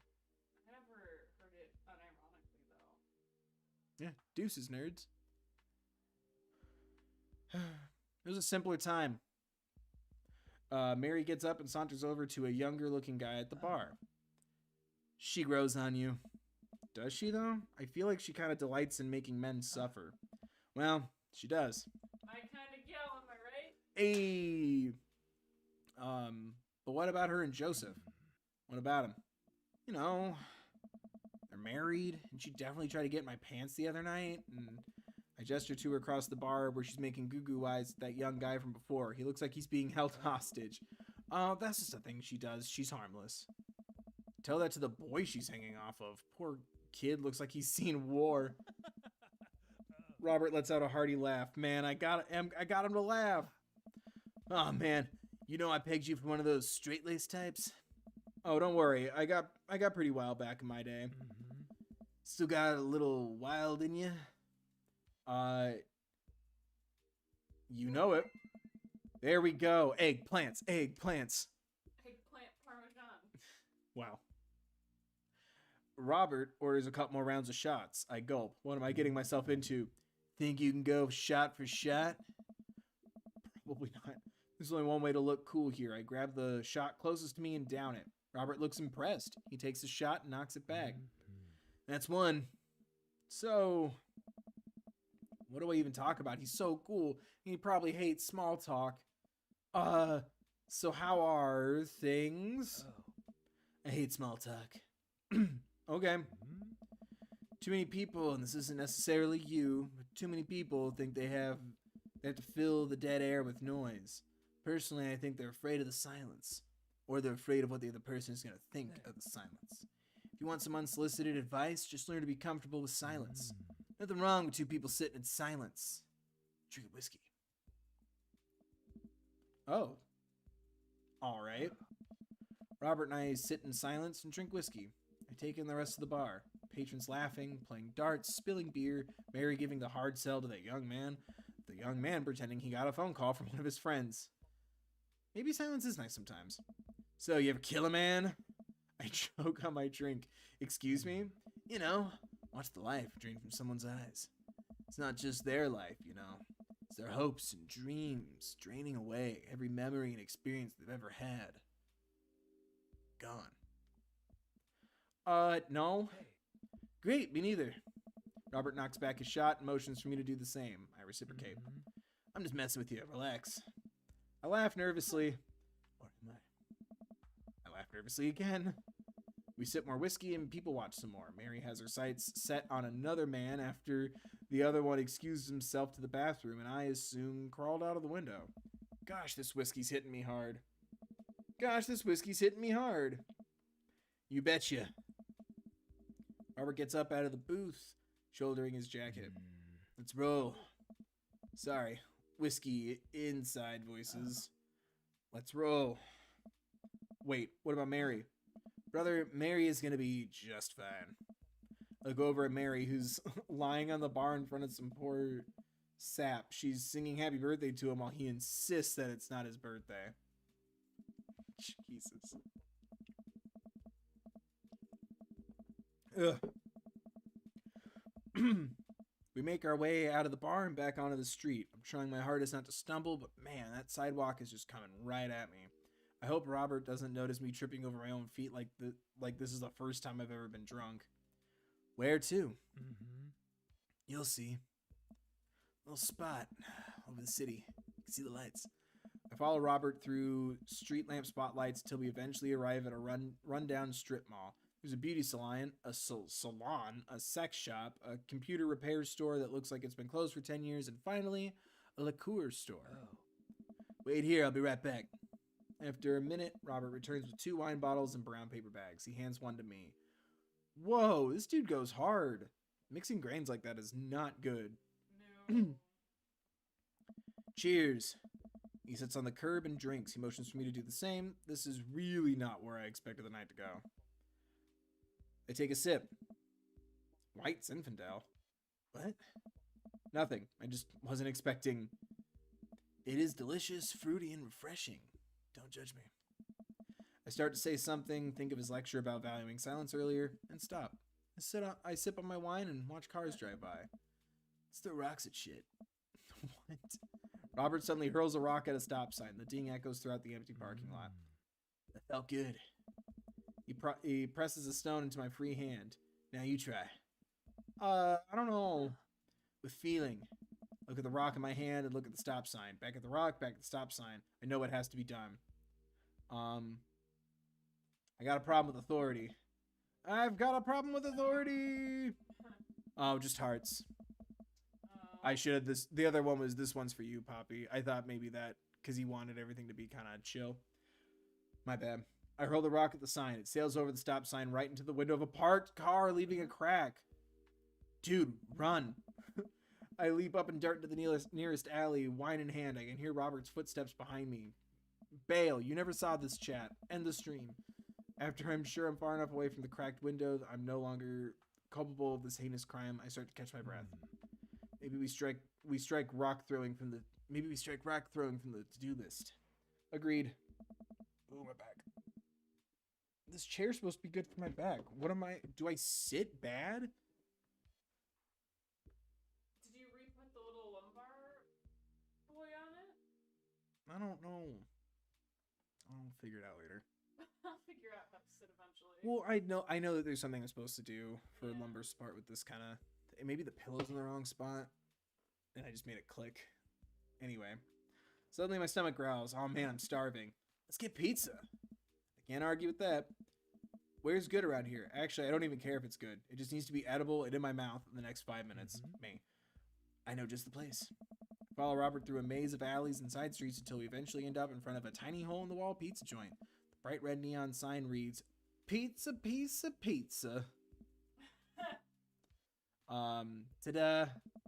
I can see a few exhausted-looking workers behind the counter tossing dough and pulling piping hot pizzas right out of stove ovens. My stomach rumbles again. We go up to the counter and get ready to order. God, I'd kill for a slice spot to be next to us. That'd be so nice. I mean, yeah. Like a place like this, you can just like walk up and just bing, bang, boom. Can I get 2 slices? Nope. End date immediately. Can I get 2 slices of Hawaiian pizza? Oh, wait, Jimmy, you're cool with pineapple on your pizza, right? No.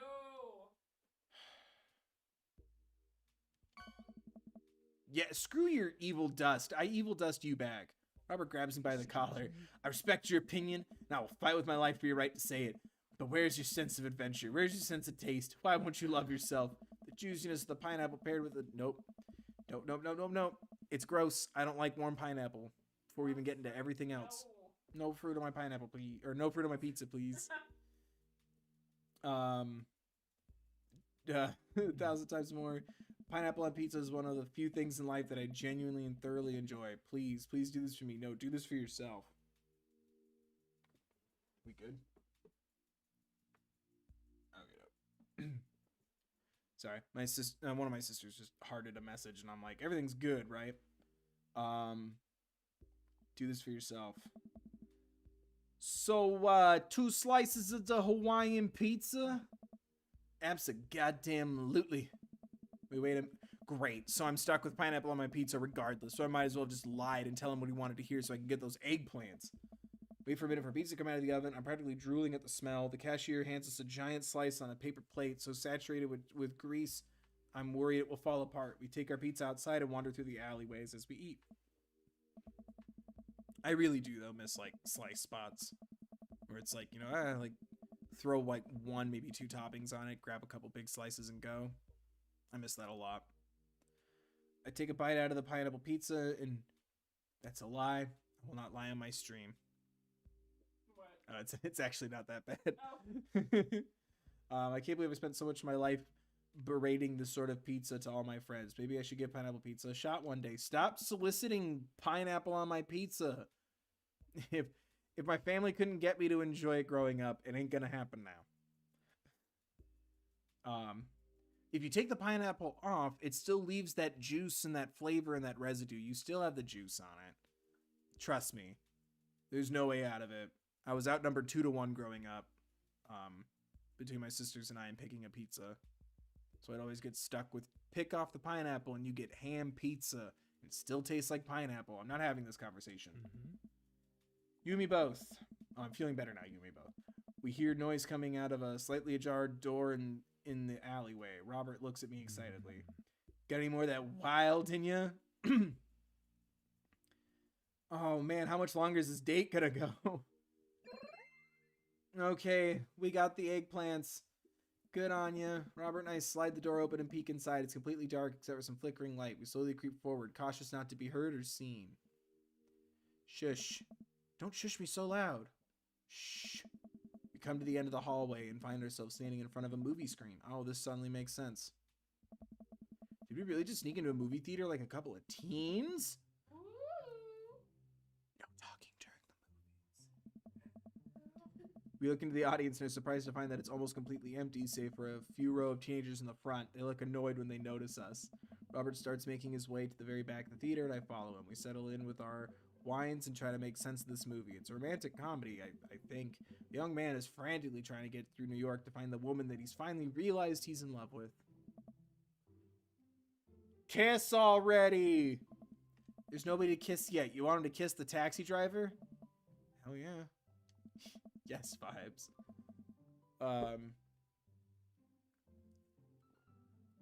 I guess I just assumed that the taxi driver would be a dude. That's on me.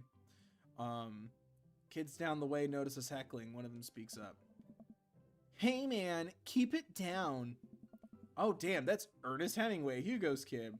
Ernest, hey Ernest, I know you. It's me, your neighbor. Hi. Ernest turns back around, embarrassed. I turn back to Robert. He kiss anyone yet? Turns out, yes, he did kiss someone. He made his way to a tiny island near New York to profess his love for a woman who, for some reason, he knew would be there. She tells him that they hit the jackpot. He said that they had. I think there was some subtext I'm missing here. Boo, love is dead. Shut up. It's beautiful. This is art.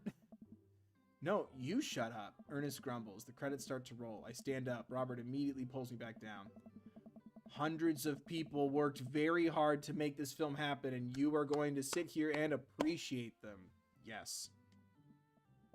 I know I fast-forwarded the credits earlier, but they still all played. I did not skip them. Okay. Look at that. Elizabeth Shelton. She worked really hard. I bet she does lots of good wardrobe design. Thank you, Elizabeth Shelton, for this beautiful film-going experience. And Peter Anders, catering, fed a bunch of people so they have the energy to do their jobs. What a guy. Also, shout out to people who make fake dust. You ever sit there and realize how much fake dust are in like tons of movies and shows? Someone's got to do that. Gotta make it, spread it, they shoot it, they have to reapply it if they have to do the take again. That's a task. Just saying. Let the credits roll while Robert individually thanks every member of the crew. Once it's finally over and he makes sure no animals were harmed in the making of this film, we leave the movie theater. That's pretty great, though, I won't lie. We stumble into the theater parking lot, polish off the rest of our wine. Hey, assholes. Out of nowhere, a rock flies through the air and hits me on the knee. My knee? What the hell? Ernest and his friends stand in the alleyway blocking our exit. I'm gonna punch you, kid. In an alternate reality, you become nice when you get a dog. So I can't kill you. Oh, what do you guys want? Why'd you go and throw a rock at my knee? This is my good knee. My orthopedist is gonna be pissed. Ernest tosses another rock up and down in his hands. What's wrong with this kid? You ruined my theater-going experience. Now you have to pay. Oh, well, I don't have any cash on me right now. And, like, movies got really expensive. Ernest hucks another rock at my other knee. That's no excuse to throw rocks. Ernest hucks another rock at my knee. I'm able to jump out of the way, but I didn't properly stretch for physical activity, and I'm probably going to feel super sore in the morning. We ruined it for you? That movie was pretty crappy in the first place. Hey, you take that back. That was a beautiful love story with really genuine acting. You call that good acting? What classicist mainstream slop have you been... Classicist? Okay. Mainstream slop have you been served your entire life? What? You ever seen any Michael Powell, Matter of Life and Death, 1946? Easily the toughest 5 minutes of love you'll ever witness. Listen, man. No, you'll listen. That popcorn-ass drivel the mass media is shoving down your throat will only make you dumber and sadder. You of all people should strive for a higher standard in the art you consume. Your name is Ernest Hemingway, for Christ's sakes. Oh, now you've done it. I challenge you to a duel. Bullying a child. He started it by throwing rocks. I would question everything I could find about a child if he threw rocks at me. Just saying. Emotional warfare. Learned it from the Owl House. Dad?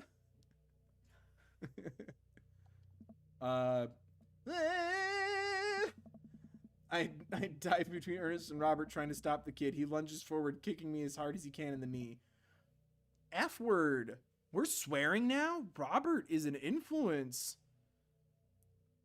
F. My knee. Robert gets in between Ernest and myself. It's as if he's seeing red. F, my effing knee hurts. All right, buddy. Talk like punk, get hit like a punk. What?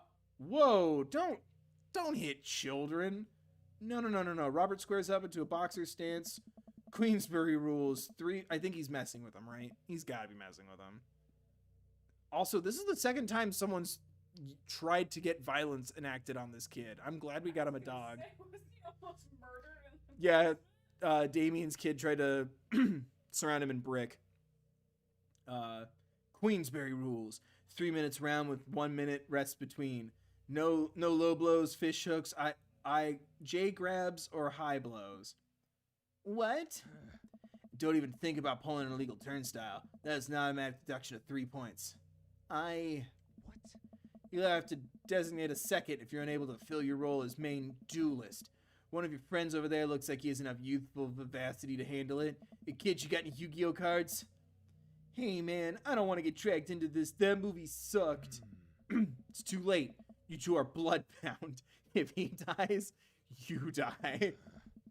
Sorry, I don't make the rules. Talk to Queensbury. We're just gonna go. Ernest and his friends warily back away. Robert calls after them. The Queensbury Association will hear about this and consume better content like youtube.com/thethirdbill or youtube.com/BillJoeGaming. Follow the Third Bill on social medias. Consume content. Once the teens are safely out of earshot, Robert turns to me. Were you about to actually fight that kid? Are you kidding me? I would never hit a child. That would be despicable of me. 2. 3? There's 3 of those now. 3? You throw the rules at them, though, they always bolt. Nobody wants a Queensbury-sanctioned throwdown. But full disclosure, I made half of that up. Wow. See, you don't even have to know the rules. You just make them up. Come on, let's get out of here.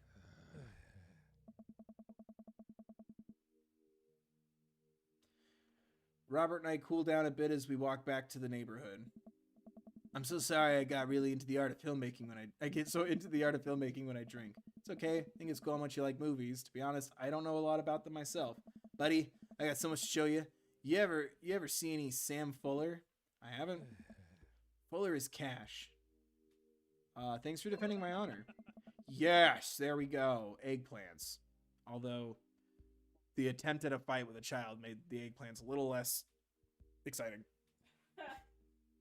Psychological warfare, I get it. But I got a little scary. It's a little strange when you say it that way, but sure, why not?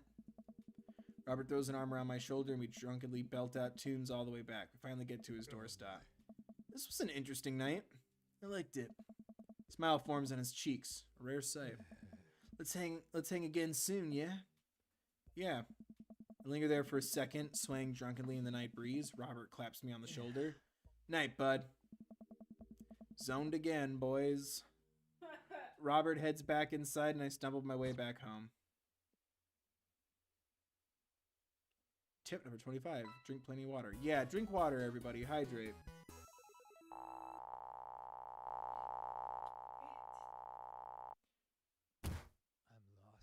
Hell yeah, S rank. W's in chat for the S rank. It's a pro gamer. The no death run is still on. far as I know. While I'm doing my afternoon word jumbles, I hear the mail truck pull through the cul-de-sac. Wonder if there's any coupons. Oh yeah, this is main stuff. Yeah, this is when Amanda doesn't get into school. Oh, she got it. Okay, good. I'm like, what kind of horrible alternate reality have I summoned where Amanda doesn't get into her dream school? Because I guess I could have done that to like explore it, but I don't want to know. I don't want to read the story where Amanda like doesn't get into the school she wants to get into. No, Craig, we're not going to the gym. I'm trying to join a cult.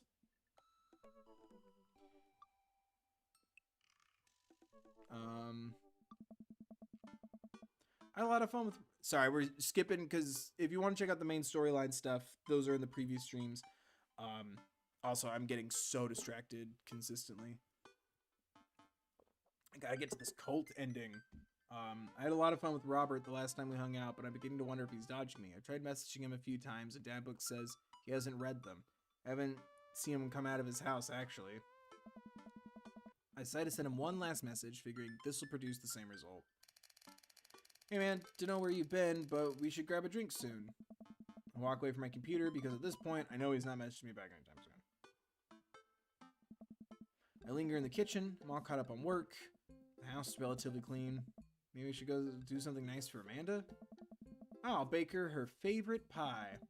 I root through the pantry and pull out all the ingredients. This is an old family recipe that I used to make with my grandmother when I was a kid. I lost the actual recipe card a long time ago, but I think I'll be able to remember how to bake it. I start mixing the ingredients together for the crusts until I get a nice dough. I throw some cherries into a saucepan to make the filling. Normally I don't like to multitask in the kitchen, but this cherry pie is a piece of cake. Piece of pie? I'm making a pie. Oh man, I could never remember what temperature you're supposed to set the oven at. Pretty sure it's 375, but I could be wrong. Who am I kidding? I'm never wrong when it comes to this pie. My special twist on my grandma's recipe includes a secret ingredient that not even Amanda knows about. It really makes the cherries extra flavorful. God, why can't I remember what the secret ingredient is? More cherries? Salt almond extract. But what have you already put in it? I don't know. It's an ingredient. I guess almond would help with the cherry? Because there should already be salt in the dough. You don't want to salt the fruit filling. Extract. Okay. Oh, it's almond extract. Duh. Oops. I accidentally poured a little too much in. Way too much in. I'm sure it's fine. Aw, man. I ruined this. It's gonna taste like almonds. Baking is an art, and some of the most beautiful art is made from mistakes, like me. I finally get the pie in the oven. How long am I supposed to leave it in there? 50 minutes? I'll wing it. Amanda's gonna be so excited. That kid loves a good pie. I have a seat at the kitchen table and do word jumbles until Amanda comes home. I can hear the door slam open. Yo, Pops, what smells like pie in here? It's pie, sweetie. Amanda darts over to the oven and looks inside. Yes. Hey, it's not done. Be patient. What's your angle here? What? Pies are an objective-based confection. What are you trying to get out of me? What? Nothing. Can't a dad bake his daughter a pie for no reason other than to make her happy? I don't trust you, Phyllis. I wait a few more minutes before taking the pie out of the oven. I set it on a rack to cool so Amanda doesn't dig into it before it's ready. Huh. What? Does it look kind of weird to you? Oh no, I did it wrong. That's just me taking artistic license on what cherry pie means to me emotionally. I'm just saying this because, you know, it seems like you might have baked this pie incorrectly. No! And you're trying to right now pass it off as a good thing. It's art, sweetie. Oh, it's a disaster. Was it art when you accidentally baked a whole uncracked egg into the center of my 12th birthday cake? Well, was it art when you tried to make brownies and accidentally created chlorine gas? That's a bit of an exaggeration. Was it art when you just eat the pie, Panda? I cut us a few slices and we sit down to eat. The cherry filling oozes out of the sides and the buttery crust glistens. I watch as Amanda take a bite.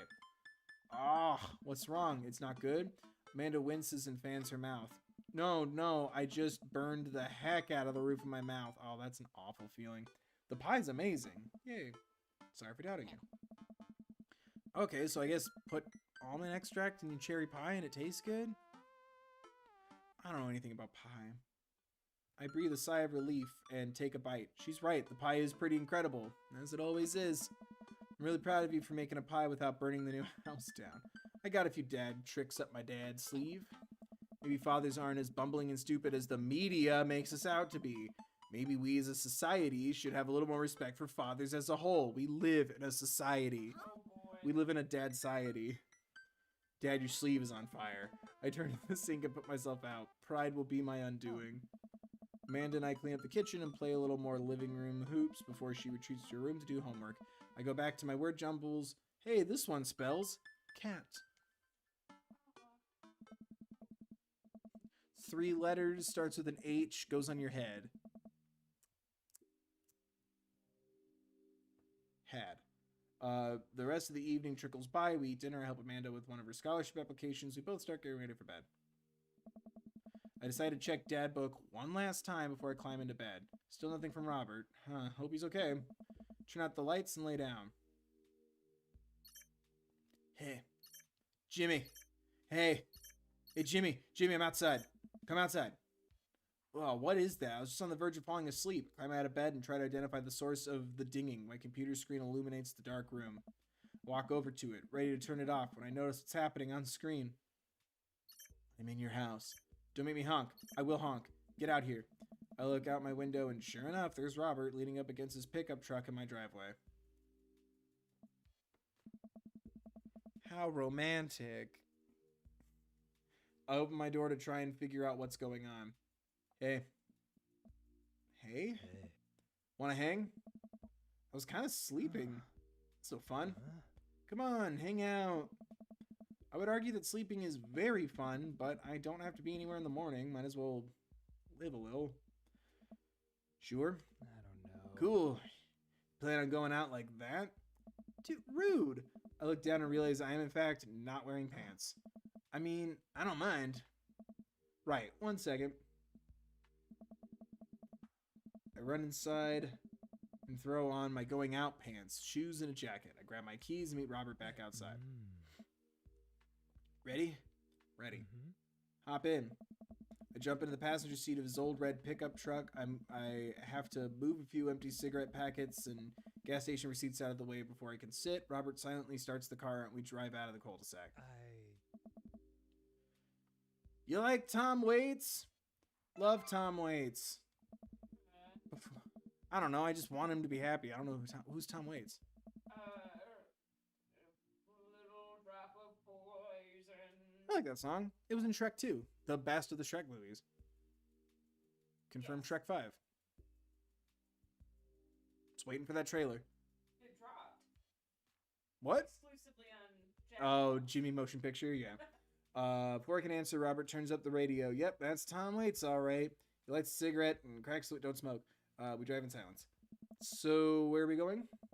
Robert doesn't respond. Robert? Oh, I heard you. He doesn't answer my question. I look out the window and notice that Robert's taking us to the highway. I twiddle my thumbs. Well, whatever I've got myself into, it looks like I'm in it for the night. I settle into my seat and watch streetlights pass by. I glance over to Robert, who's driving intently. He looks tired, as he always does, but there's something a bit more there that I just can't place. He doesn't like it when we talk. There we go. Look at all them eggplants. Wow, vegetables are good for you. I remember what Robert said about hating small talk and decided to keep my mouth shut. He notices me staring. Stop looking so nervous. I'm not nervous. I'm a little nervous. Just hang on. We're almost there. Almost where? I have no idea where we are. I think we're moving at a slight incline, but I'm not sure. We're going up a mountain. We eventually come to a stop. Robert gets out of the car and I sit for a second, unsure if he wants to get out too. What are you waiting for? I hastily exit the car. Robert sits on the bed of his truck and pats the space next to him. I sat down and, oh, look at that view. Ooh, a lighthouse. I sit down and take in the view. We're on a hill overlooking the city skyline against the bay. The cool night air rustles some trees near us as lights blink in the distance. Off to the side, I can see an entrance to a dense forest. Man, it's all so gorgeous. This is where I come... Jesus, I can't say that on YouTube, I don't think. I'm kidding. What's wrong with you? This is a little spot where I come to think. It's nice. You can see the whole city from up here. Really gives you some perspective. Robert reaches behind him and pulls something out from under his jacket. It glints in the moonlight. I suddenly realize what it is. Oh, shit! That's a knife! Oh, please don't stab me. Robert reaches into his pocket and pulls out a small piece of wood. Please don't stab me with that either. Robert takes the knife to the piece of wood and starts carving at it.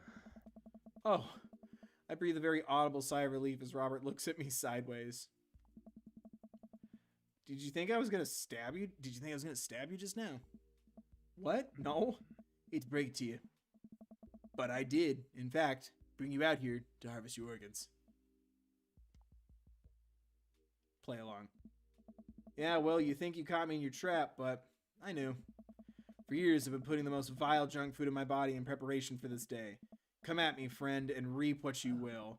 2 steps ahead of you at all times. That's how I operate. Ha! Nothing gets past you, huh? Look at all them eggplants. Joking around about harvesting my organs.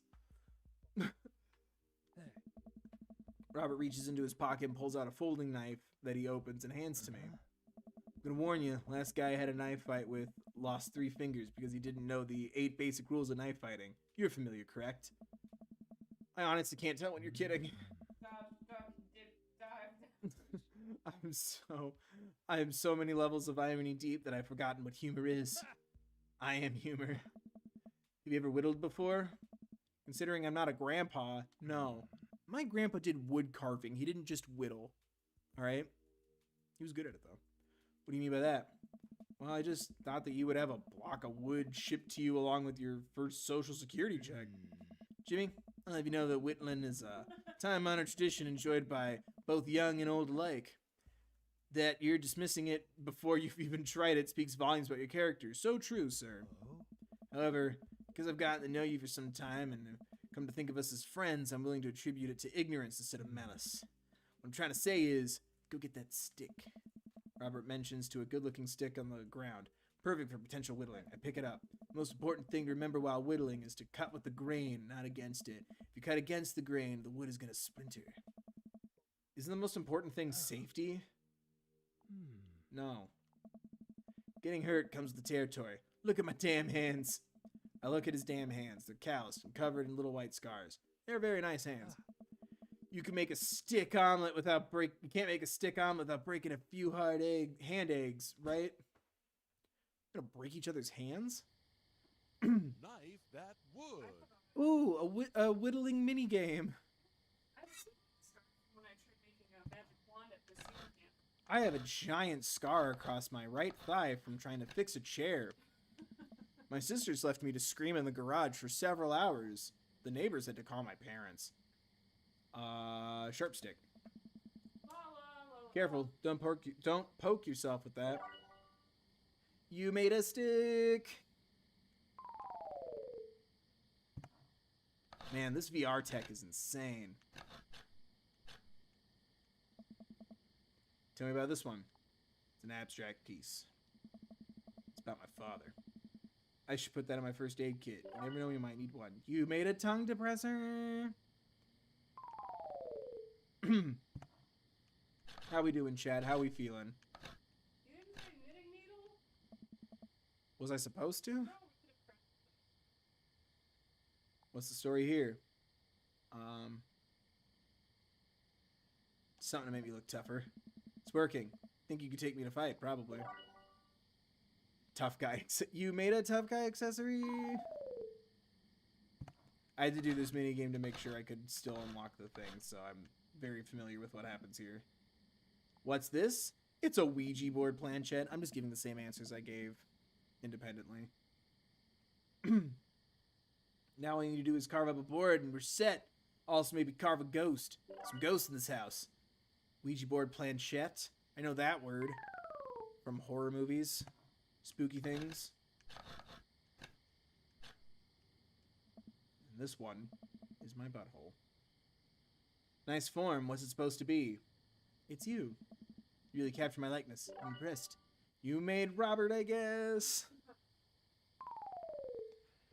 Oh, it looks like gum. Oh, oops. Me. Interesting. What do we have here? We are chopstick ambidextrous. It's a stick. You made a chopstick ambidextrous.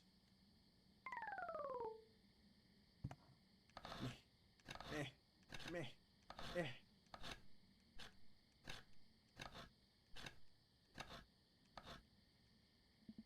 This one took me a minute because it's at an angle.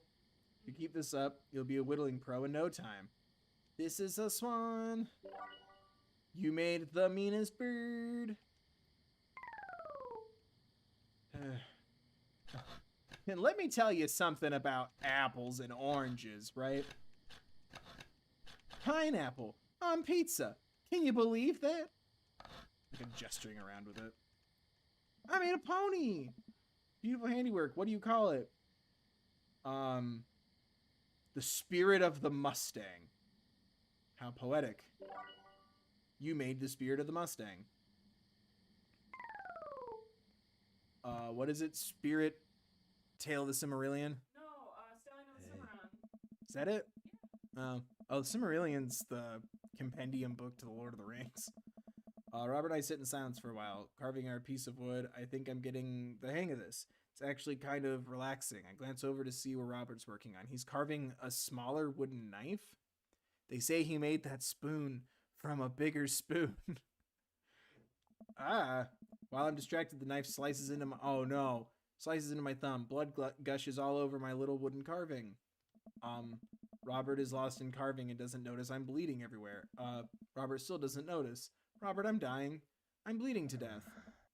Robert finally looks over. He reaches into his jacket again. Jesus, how much stuff does this guy keep in there? Pulls out a red bandana. He wraps it around my thumb. Hold tight. Hops off the truck, and I can hear him rummaging around in his car. Comes back a moment later with a well-stocked first aid kit. Robert carefully wipes all the blood off my hand and swipes a bit of antiseptic on the cut. With surprising gentleness, he places a bit of gauze on the wound and wraps it all up. You okay? Yeah, I'm good. He hands me what's left of the tube of antiseptic. Make sure to keep that cut clean. It's oddly touching and a little sexy. Is this hot? Is it on right now? I'm more so relieved that he didn't, like, immediately stick your thumb in his mouth. Oh, like Doki Doki? Yes. Wow. That's 2 for 2 for references. Boy, It's a shared cinematic universe. Yeah. Guess I'm a real whittler now. There you are. Be careful, though. They're attracted to the smell of blood. Wait, what? What's attracted to the smell of blood? Cryptids. Tons of them out here, you know? Cryptids, like Mothman and stuff? Mothman's bullshit, but yeah, the town's a hotbed for cryptozoological occurrences. Wait, is Robert a werewolf?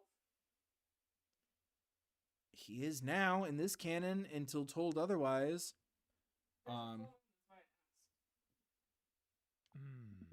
be sick. Oh, how I wish I were. I'm a skeptic myself, or at least I thought I was. There are things in these woods that we can't possibly comprehend. Think about my entire time in the city. Aside from the occasional stray coyote, I don't think it's too bad. I was reading, never mind. You ever think of the Dover ghost? Dover, I hardly know her. I don't think so. Well, let me tell you a story. I was out in the woods out here on a weekend camping trip with Betsy. You don't know Betsy, but she's a big pup, pit bull, real intimidating. I feel safe around her. First night goes without incident, although, remove the stigma of pit bulls. They are adorable unless provoked poorly by owners, just like all other animals, most other animals. First night goes without incident. I get some solitude. Betsy gets to pee wherever she wants. All good stuff. Second day, I get the idea in my head that I can hike deeper into the woods, probably against my better judgment. But hey, we're just having a fun camping trip, right? So me and Betsy start marching in the morning. It gets a little late. We set up camp, but it's different this night. Real quiet. I can't hear the birds, the crickets, squirrels, nothing. Dead silent. Then it happens. I hear the most unholy growl I've ever heard in my life. Right outside my tent. Me and Betsy, we go to investigate. We look around. The clearing, nobody's there. there's this feeling. That funny feeling. Not sure if I can describe it. I know something is watching us. Betsy, though she's scared. Never seen her like that. Right? Why did that sentence seem weird? Never seen her like that. And when she's scared, I know that I should be too. When I see it in the distance, a man, but if something that didn't know what a man was supposed to look like made it, it just looked wrong. Big. Arms too long for its body. Black eyes. It just stood there and stared at me. And it disappeared. I hear one yelp from Betsy and I turn around to check on her, but she's gone. Oh no! I didn't sleep at all in my tent that night. I don't think I've slept right since. That's terrible. I'm not going to tell him he's lying. Wow, Robert, I'm so sorry. They say that if you listen closely on quiet nights just like tonight, you can hear the howl of the Dover ghost. A howl resonates through the woods. It doesn't sound like a regular howl. It's so guttural. Even from far away, something about it makes my skin crawl. Okay, Robert, real funny. I turn to look at Robert. He's white as a sheet. You're messing with me, right? I was messing with you up until literally just now. I totally made that camping story up. I strain my eyes to scan the forest line. I try to see where the howl originated from. Off in the distance, I see something. It's so far away, I barely can make out a shape. It looks human, but it's dragging something. Do you see that? We should go. Huh? No shit. I mean, I don't know. There's always that part of me that wants to investigate because I'm like, yo, if I'm gonna get killed by a monster, I want to see the monster first. Answer my question about reality or aliens or what have you. Robert and I, and also there's a chance that they're friends, and then you get to be a Steven Spielberg story. Robert and I slowly back away and get into the truck. He turns off his headlights, so we make a slow crawl away back onto the road. I'm too scared to look back. What was that? Huh? Dover ghost, I guess. I chuckle nervously. This time he doesn't seem like he's messing with me. Or maybe someone illegally dumping garbage on a wildlife preserve? Yeah, that's the story we'll tell ourselves. We sit in silence for a little while longer, the fear of whatever that was slowly subsiding as we get closer to the city. Thanks for coming out. This is fun. Oh. Sorry I haven't been in touch. I've just been in a way lately. I had to get out of the house. Had to be around somebody. You doing okay, man? Robert thinks for a second, lights another cigarette. Don't smoke. Been doing a lot of thinking. Takes a long not smoke. As I get older, I feel more and more that I'm just drowning in the sea of regret. I was so busy chasing after these things that I thought would make me happy that I didn't think about anyone else. All I cared about was myself. I didn't even think. Robert stops. I wait for him to finish his thought, but he just stares at the road. Maybe I'm just built like this. Maybe I do it to myself. Maybe it's my own choice that I'm as unhappy as I am. I try to think of something to say. I remember all the times in my life when I've been sad, and there's a great many of them. But there was always a light at the end of the tunnel. Something I held on to that kept me going. But there's something so resigned about the way that Robert's talking. I'm glad you told me. I was taking a lot for you to tell somebody this. You're a mysterious guy, Robert. You don't have to be. Do you ever wish you were a better father? Think about it for a second. All the time. You could read all the parenting books you want, but nothing will ever prepare you for raising a child. There's so much stuff I regret or wish that I could have done better, but I don't have the answers. I don't know if anyone does. It's funny. I look at you and your relationship with your daughter, and it seems perfect. It isn't. I don't know. At least you're there for her. Stare out the window at the blur of passing trees. I just hope I'm a better father to my kid than my dad was to me. What'd your dad do? Sorry. It's more about what he didn't do. He was quiet, stoic. Don't think he ever once told me that he loved me. He cared about his work. He cared more about his work than he ever did about me or my mom. Do you hate him? No, I used to, but after I became a parent, I just kind of feel bad for him. He missed out on my whole childhood. When I think about all the happiest moments in my life, they're all with Amanda and Alex, and he just wasn't there. It hurt like hell when I had to leave him to die in that Belarusian prison. What? I turn around and smile at him. No, he's retired in Florida with my mom. We go there every Christmas. Whoa, look at all them eggplants. We both break out in laughter. He pats me on the shoulder. We drive the rest of the way in silence, listening to the radio and watching the bright lights of the city grow bigger. Good. I'm glad that was a positive experience for him to open up like that. Robert drops me off at my place. As soon as I'm about to close the passenger door, I realize I still have Robert's pocket knife in my jacket. I pull it out and offer it back to him. You hold on to that. Never know when you might need it. Night, Robert. Have a safe drive home. Robert smirks, then pulls away. He then immediately pulls into his driveway, which is one over from mine. He gets out and waves. I tiptoe into the house, careful not to wake Amanda up. Whoa, where'd you come from? I look around and spot Amanda coming out of the kitchen with a glass of water. Thought you were sleeping. Oh, Robert woke me up to go cryptid hunting. You know the Mothman is bullshit, right? Amanda? Lang... You know what? It's fine. I think about the conversation I had with Robert at the car as Amanda starts walking towards her room. Hey, Amanda. She stops. I love you. It's weird when you say it outright and sincerely like that, but I love you too. Night. I chuckle to myself, then finally decide to go to bed. Yeah, it was a good talk. GG's. Although, whatever the hell was in the woods, that's frightening. Uh-oh, where'd my pants Oh, go? that's another S. 100% no death run, still on. Dang. 360 no scoped the hell out of that dad date. Man. Okay, now we can finally do Joseph. Phrasing. 2 bites of ice cream from the freezer. I think this is all main story stuff. Yeah, this is when her friends are being shitty. Did something happen? Then leave her alone. I've learned. I think that's just, it's really hard for me because I know I talked about it, experiencing it in the previous stream, but like growing up with like, you know, little sister and stuff, it's like my response I think fits better as a peer, but definitely not as a parent, a virtual parent. The best friend. Dad. Gossip. What did she say? I can believe that. This is just an Adam Sandler movie. It's not dumb. Real friends don't do that. I love you too, Dad. Love you. Welcome. You've got dads.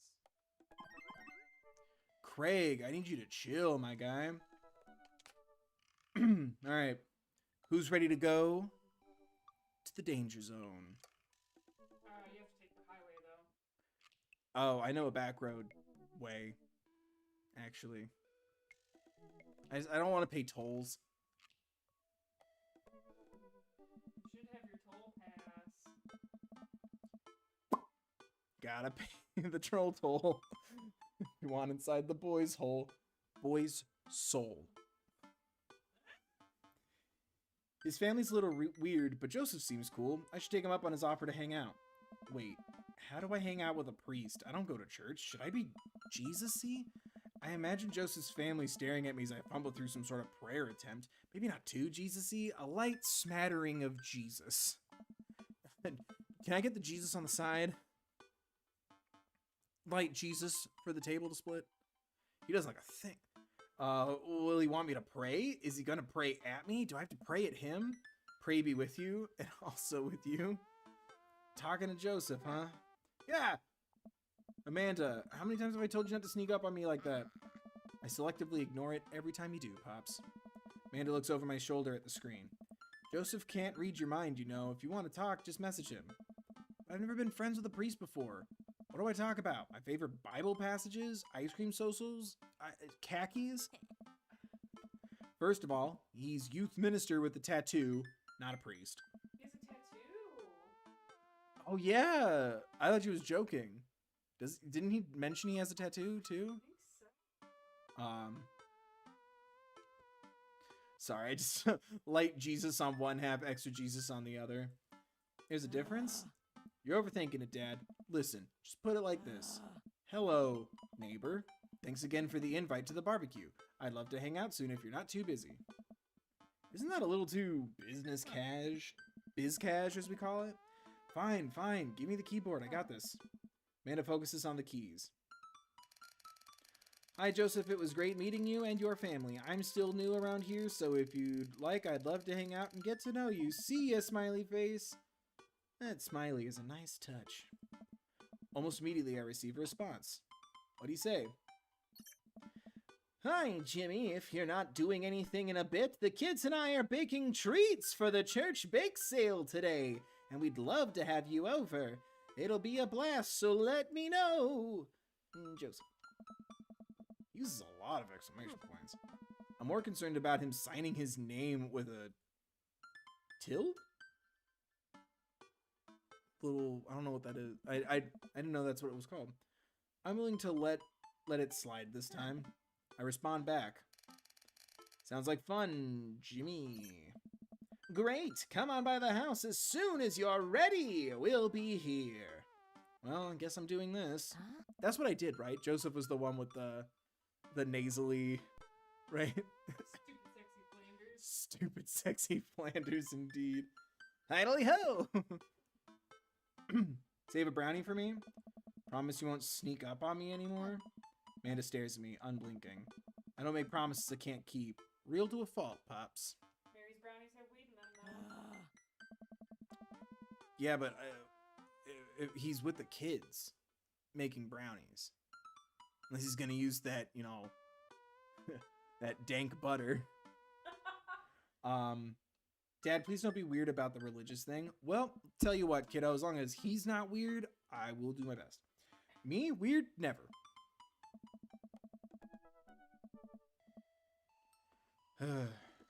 Again. Do you have actual water?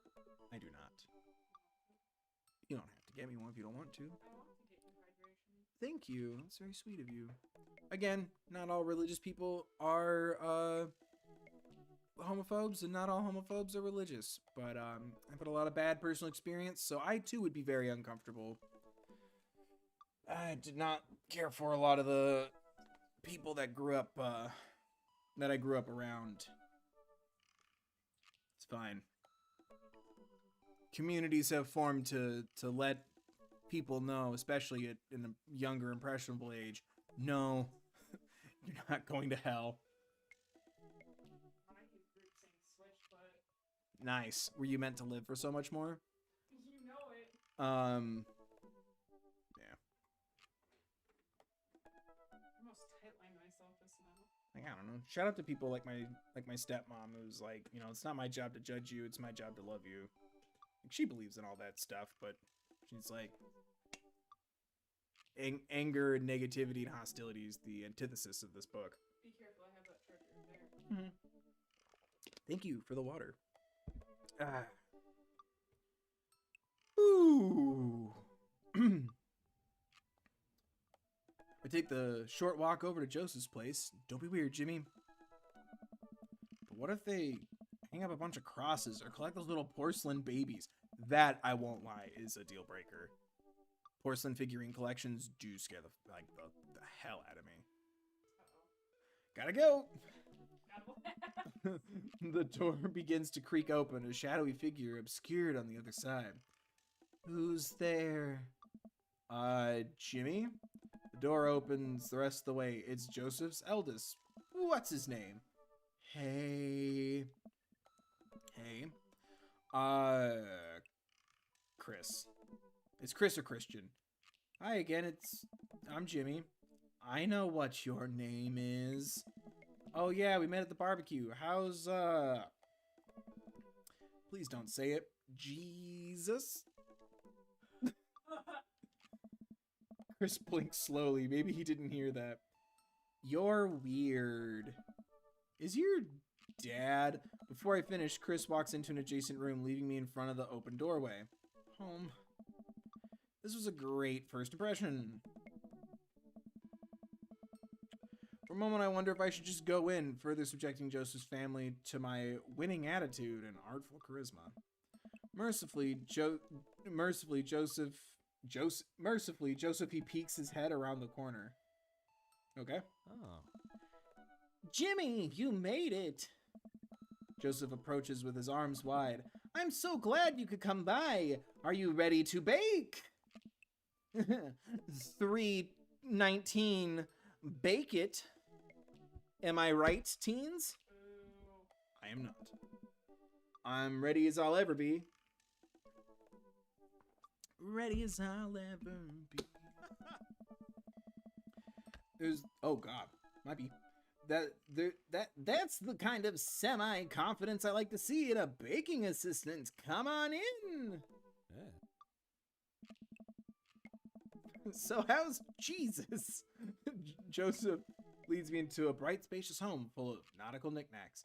This isn't what I imagined at all. It's actually pretty charming. Hey. Look at the little octopus boy on the couch over there. I believe you've met Chris, who left you outside. Oh. Chris, Hmm. are you going to apologize? Oh, right. Sorry. I try to make eye contact with Chris, but he keeps looking away. He must be really shy. It's all right. Next time, just be a little more inviting to our guests, okay? Sure. Chris seems to relish the chance to escape the conversation and quickly vanishes into his room. Joseph turns to me apologetically. Don't take it personally. Chris likes to keep to himself. I mean, we didn't start off on the best foot in the world. Plus, being the eldest in a big family can't be easy. We try to cut him a little slack where we can. And here are the twins. Christian, Christie's. Oh no, I called him the wrong name. That's why he hates me. No, I called him Chris. It was Chris or Christian. This one's Christian. Say hello to Jimmy. Hello, Father. Hello, Jimmy. Kids, come on. Dial it back on the creepy twin shtick. You know, for Jesus. Egg them on. Can you two say, come play with us, Danny? Oh no. The twins stare up in unblinking unison. Come play with us, Danny. Oh, hearts. Okay, good. I was like, I thought the kids would find that fun. But I don't want him to love me. He's married. What about, you know, how's Jesus? You could love people platonically. I guess that's true, but this is a dating sim. They could also have an open arrangement. That's true. I'm making a lot of assumptions. Although, Could be a poly setup, although, I mean, there's only one way to find out. I guess. Follow me into the great unknown of life. Joseph covers his mouth and looks away, but he's clearly holding back a big laugh. This is it. This is my Dad World Series. Okay, now say, please help us, Mothra. Please help us, Mothra. No, I can't take it. Joseph is trying his best not to break in front of his kids. The twins seem to be catching on and look eager to burst their dad. But can we keep it up? Something obscure. Now say, he who walks behind the rose. The twins tilt their heads in confusion. Uh-oh. He walks. He who behind some rose. Oh, damn it. Okay, we still got hearts. I thought that would, like, make it more fun. The room is silent besides Joseph absolutely Okay, good. He absolutely losing his mind. That last flub really sealed it. Children of the Corn? Really? I love Stephen King. Run out. Joke's on you. I love Stephen King. No, I know, but that with the other mixture of just lifestyle in general, things are starting to. That would freak you out too much. I really root for the mom when I read Carrie.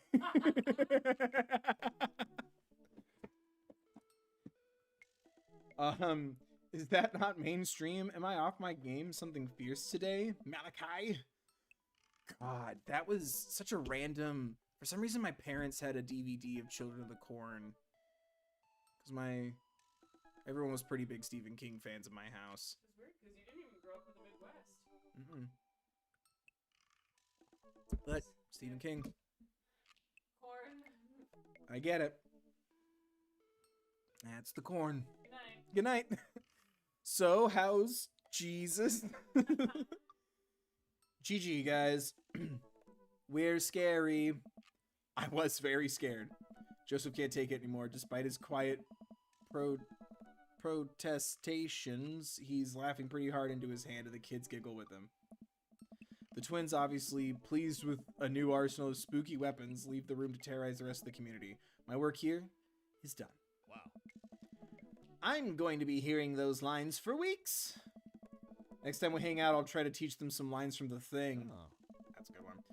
All right. So it looks like we've got a bit of a troublemaker on our hands. You think you can out trouble a career pro? Sorry, I don't think about the... I'm suddenly interrupted by a loud crash from the kitchen. What now? That doesn't sound good. Christy? No one responds. Joseph furrows his brow and motions for me to stay where I am. Wait here a minute. Joseph rushes into the room. I remember this with Amanda. Half of fatherhood is trying to keep your kids from finding creative ways to kill themselves, and he's got 4. Talk about worry. Take a seat on his surprisingly pristine couch and twiddle my thumbs. Head in the kitchen. It's been a while. Guess I should go in the kitchen and see what's up. I walk in the kitchen and find Joseph holding Christy in one arm. She seems a lot calmer than she was a minute ago. I raise an eyebrow at Joseph. The twins are a lot more manageable when they're separated. Where's Christian? He ran off. Christy dips a spoon into the brownie batter and gives it a taste. Dad, it's too sweet. You're too sweet. No, I'm not. You're so sweet we might have to water you down with spiders. No, not spiders. Joseph begins tickling Christy with his free hand. Beneath the laughing and squirming, I don't know how he's got a hold of her, but that girl is locked in place. The man is a professional child wrangler. It's a little spooky. Christy fixes me with her best puppy dog eyes. Save me from the spiders.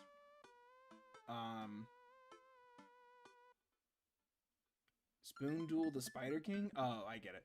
I grab a wooden spoon and point it in Joseph's direction. Unhand her, foul beast. Okay, Jimmy the Valiant, let's see what you've got. I cast magic missile. You must have defeated me at You may have defeated me at Tarantula Ridge, but now I have the upper hand in the higher ground. Joseph gently puts Christy down behind him. Have you come to squash me, knight, or have you merely fallen into my web? I'm no mere fly, Spider King. On guard. For a moment or so, Joseph and I mock duel with the 2 dumbest looking spoons in the room. Eventually, I strike a killing blow in the invisible heart between his arm and his body, and Joseph recoils in horror. Blast! I am defeated! You could never best me, Spider King, for I have the power of friendship, God, and anime on my side. I sneak a taste from the brownie batter. The magic... Oh man, that is way too sweet. Hey. Christy begins jumping up and down excitedly. My hero. Christy hugs my leg before making a surprisingly fast exit. Hey, wait! Do you want to bake brownies with us? Christy hesitates, then shakes her head no again. Sparkle Pony. Sparkle Pony? Joseph looks confused. You don't want to bake with Dad now? You want to play with Sparkle Pony? Yes. Okay, go. Before Joseph can even finish his sentence, Christy is out the door and down the hall. Ahead. Joseph sighs deeply as he stares at his chocolate batter. He tastes it again, face twisting. That is still way too sweet. So what made that crash? Egg beaters on linoleum floor, the finest of linoleum in all the land. It's my new techno single. Still haven't thought of a B-side. Now we're both looking into the batter. It's got a sickly sheen of sugar and chocolate candies throughout. I have a feeling Christy had something to do with it. We need a fresh start. Oh, yeah, like I said, I'm not really a baker, but don't even sweat it. The bag came with instructions that have mysteriously vanished along with my daughters, so we'll probably be fine. Probably. Yeah, probably. He certainly looks confident. All right, Jimmy, you've baked a cake from a box before, once. How hard could this be? Now grab a spoon and get ready to rock. I thought that said something very different.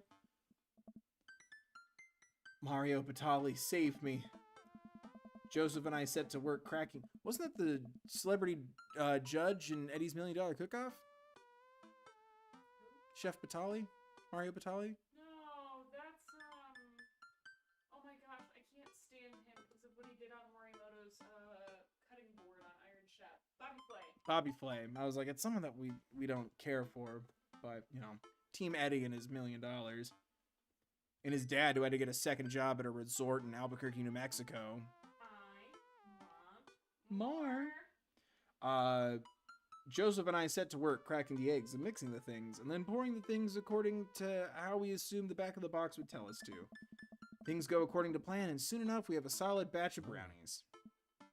Da-da-da-da. Wait, Joseph has a little dot of batter on his nose. Wow, Jimmy, way to use those dad skills. I bet you've baked a few box mixes in your time.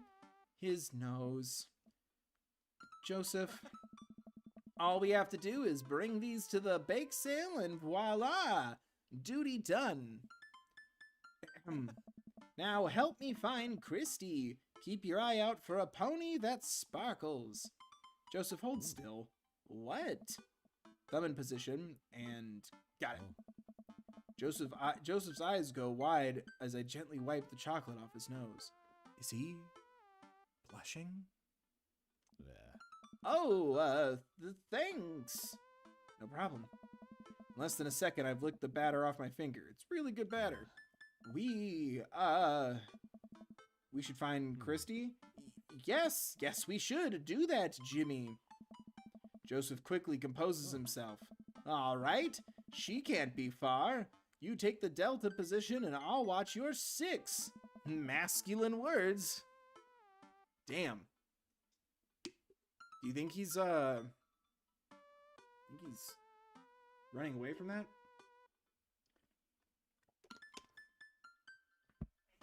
Are we about to rock his world? Do you even know what that means? Alpha Tango Sparkle, Roger, Roger. Joseph starts making his way down the hall and calls back to me. Take the brownies and the rest of the stuff I baked earlier today while I get Christy. We'll meet you by the car. I didn't piece together we already traveled to the bake sale. I'm like, surprise! The bake sale was outside my house. We are the bake sale. Joseph, Christy, and I arrive at the church parking lot to find fold-out tables and pop-up tents already set up. Looks like the bake sale is already in full swing. Wow, this place is packed. Is this packed? There are a few people milling around. Must be a value pack. If you can count a city's population on your fingers and toes, this counts as packed. Point. Christy rockets out of the car and into the lot. Is she running on jet fuel? Sorry, chap. I want to sell brownies. Okay, let's get set up. I want to see Mom. She's down by the other row of tables, helping out with another group. Want to go over there and tell her I said hi? And no, we will not be pushing the beds together this evening. Mom. Christy zips off immediately. Joseph seems unconcerned. Does she always run that fast? Yeah, and I can only catch her half the time. These knees aren't what they used to be. I remember when Amanda was her age, I couldn't get her to sit still for 5 seconds. Yep, great age to deal with. While Christy's gone, Joseph and I arrange all of our baked goods on the table and settle in. So, are we allowed to eat any of our own goods? Look, if I don't see nothing, I don't say nothing. Like Jesus. The man upstairs has strong feelings about snitches. Does he actually? Joseph shrugs. He eats a brownie. It looks like some of the other stalls are selling drinks, like little handmade crafts and other sweets. Whoa, someone brought a soft serve ice cream machine. I gestured to it. How are we supposed to compete with that? Please, this isn't my first time to the rodeo. The bake sale rodeo. There's actually no rodeo here. It's just a bake sale. I think you and I put together can make one pretty convincing argument for these brownies, don't you? Yeah. Positivity. Look at those hearts. Where are the eggplants? We high five. Like best pals do. Guys being dudes. Guys being dudes, no hot tubs in sight. Yeah. And if we were to sit in a hot tub, it'd be at least 5 feet apart. As friends do. If you bake it, they will come. It's not long before we have our first customers. Matt. Hey, dude. Hiya. Matt, Carmencita, great to see you guys out here. Happy to support a good cause, plus, you know, as the owner and proprietor of the Coffee Spoon, an establishment that specializes in baked goods, I have to scope out the competition. Joseph leans close to me. This guy knows his stuff. Stay on your toes. So what recipe did you use for these brownies? Don't say use the box recipe. Don't say use the box recipe. It's just how Nona used to make. Let me tell you a story, Matt. The way they made brownies in the old country, yeah, that's all thanks to Grandma Buffett. Travelers from far and wide would make the pilgrimage to see her sleepy little town, simply be amazed by her masterful use of chocolate. All that knowledge, all that experience was passed on to me. Hey. Ha, sure. Joseph leans over again to me. Lying is oh no, we got evil Ghibli dust. Lying is a sin. It's literally one of the 10 things we try not to do. All right, we'll take 2. Actually, we'll take 3. I ring them up and high-five Joseph as our happy customers walk away. Great, I gotta follow God's commandments and Joseph's commandments. What a day. You don't get to make Stephen King references with me and be like, lying's rude. We're trying to make money here.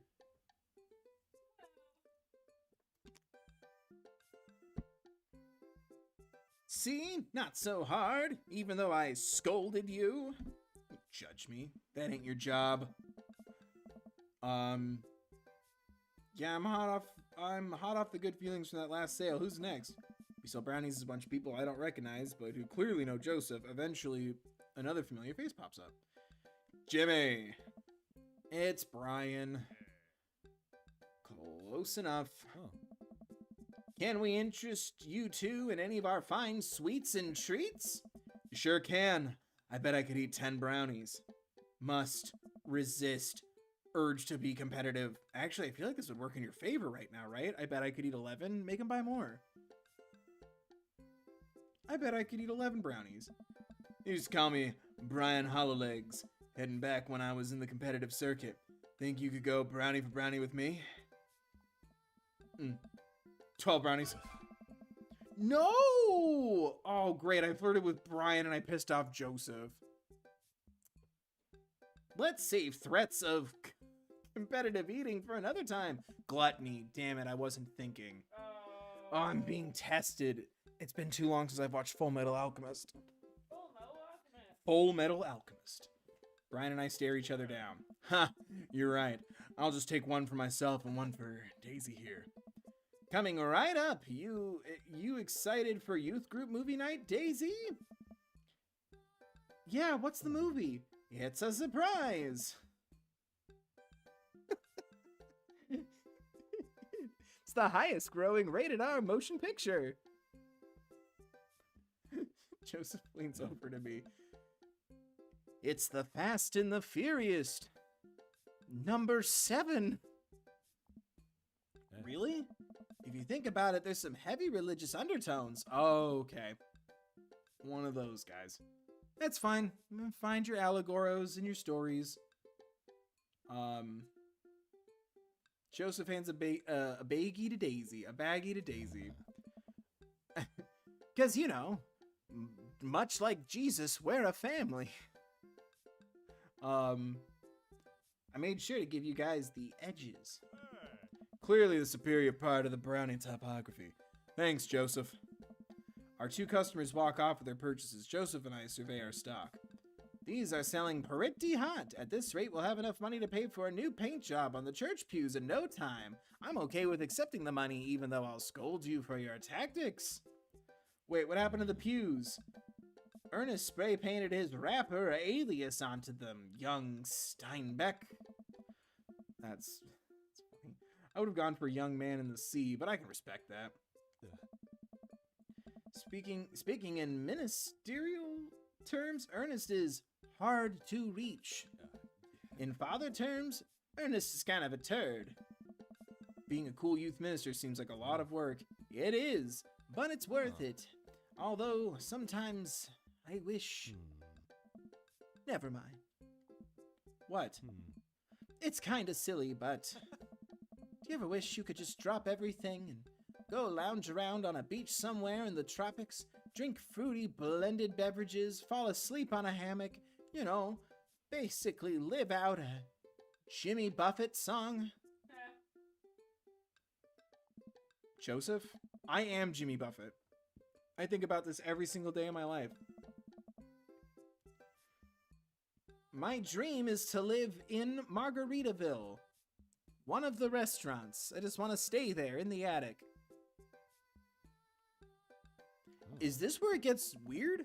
Is this the horror element? Is that he's obsessed with Jimmy Buffett and that's why he loves me? Because I had to make my guy Jimmy Buffett. Who doesn't love Jimmy Buffett? I saw the same musical you did. One day, my friend, one day will be on island time. It's 5 o'clock. Somewhere. Make a couple more sales to some more church patrons. Everything seems to be going smoothly. Off in the distance, I spot my old buddy Craig. Craig! He's gonna be a hard sell. Craig's a fitness man. I think he comes to these bake sales to test himself, to see if he has the resolve to refuse processed sugar. Are you sure you're ready for this? We go way back. I got this. Craig jogs up to our table with Briar and Hazel in tow. They're each finishing an ice cream cone, so it's unlikely we're going to sell them on brownies, too. Probably won't be able to sell the baby. She's impossible to read. It all comes down to Craig. Hey, bros! Hi, Uncle Joseph. Hi, Amanda's dad. Would you be interested in one of our delicious homemade brownies? I don't know. Tempt him? But then aren't I the devil? Am I the snake in the tree? I've seen Call Me By Your Name a couple times. I'd be the snake in the tree, right? If I'm tempting him with forbidden food? I suppose so. That's what that's from.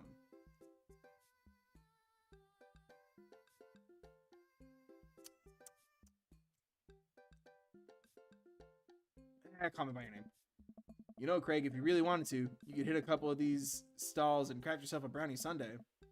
Get some soft serve, brownie from your good friend Jimmy. There's a table down there selling freshly baked cookies, hot out of the oven. Treat yourself, you deserve it. That's a tempting offer, Jimmy, but I've got some chia mango pudding at home that I'm actually pretty excited about. I'm gonna have to pass. Suit yourself. Man, Lil Nas X, you steer me wrong. The day winds down and we're pretty much out of items to sell. Everyone starts packing up. Christy eventually comes back and immediately falls asleep in Joseph's folding chair. Boxed mix, huh?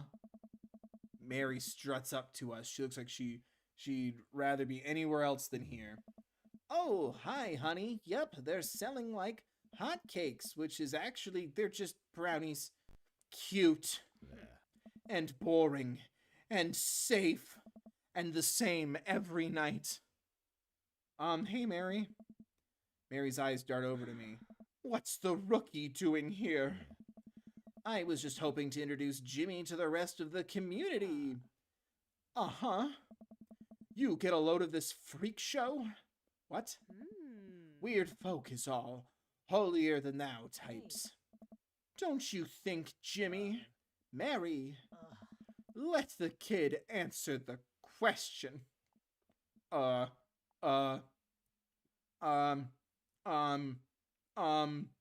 a child of divorce. I don't like when people argue in front of me and try to put me in the middle. I don't like it. Can I just answer every other weekend?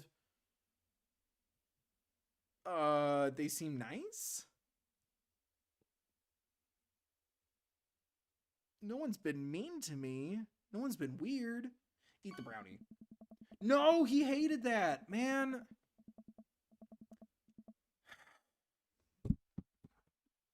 Oops. Thanks, Mom and Dad. I'm bad at confrontation.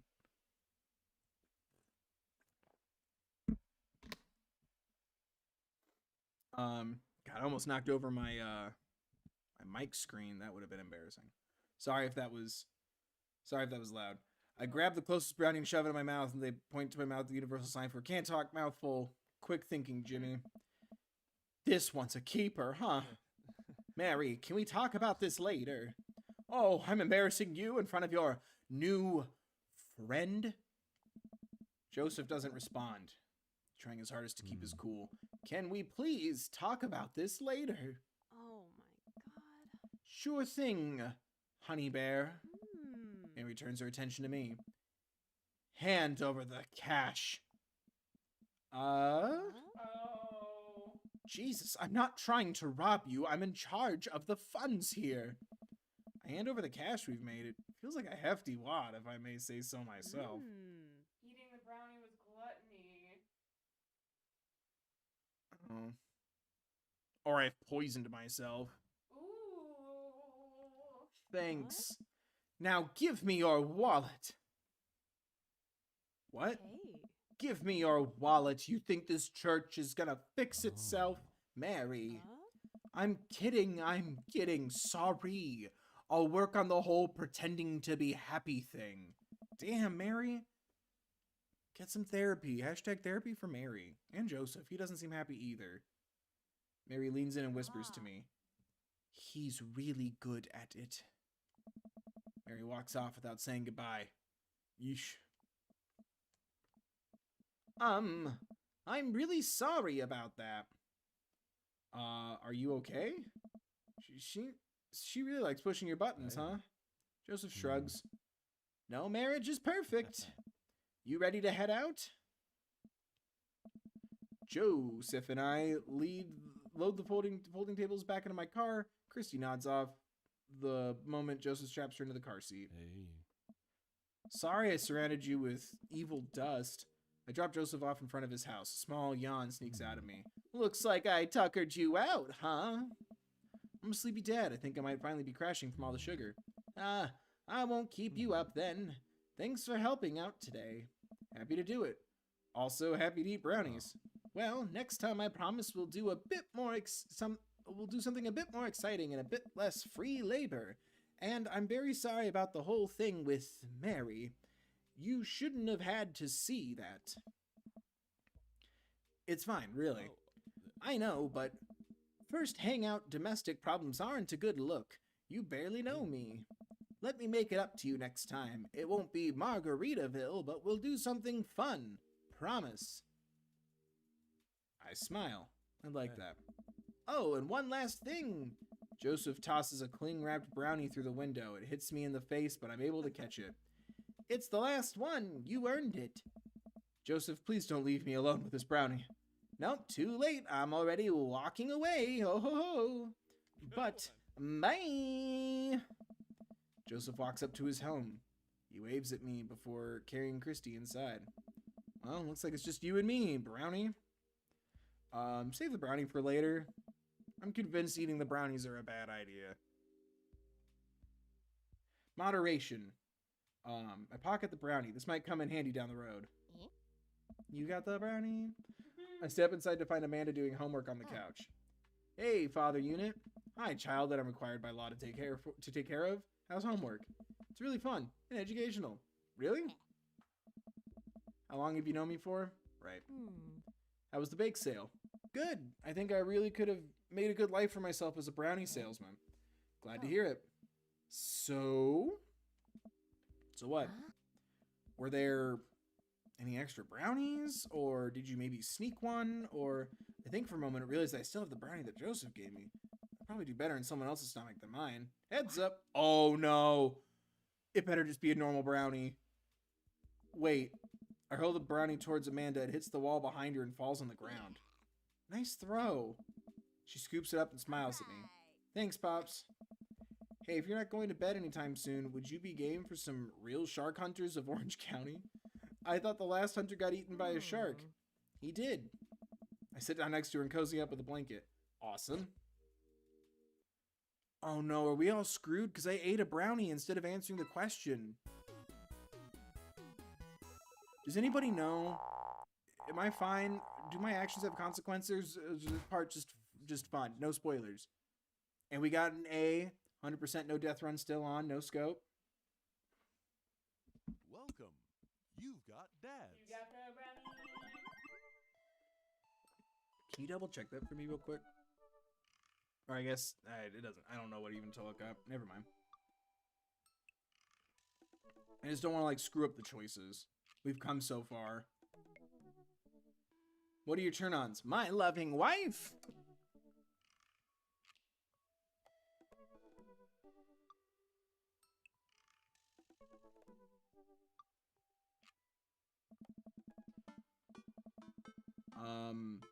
Mary's equivalent of Margaritaville is Buffalo Wild Wings. You can dance. Oh, someone just said, I think you're fine, but I can't remember. Why can't I see that? Oh, there we go. Yeah. My chat must be delayed. I just refreshed. Yeah, okay. If anybody knows, let me know, because I do have a save file where it's literally right as the cult ending portion starts, and I didn't need any brownies, so if I have to change it all, or if I have to load it, I can load it. It's been a long day clipping coupons. Looks like there's a sale on box brownie mix. That reminds me. What about Joseph's up to? I should see if he wants to hang out, or if he wants to go to the store with me and use these coupons. Looks like he's online.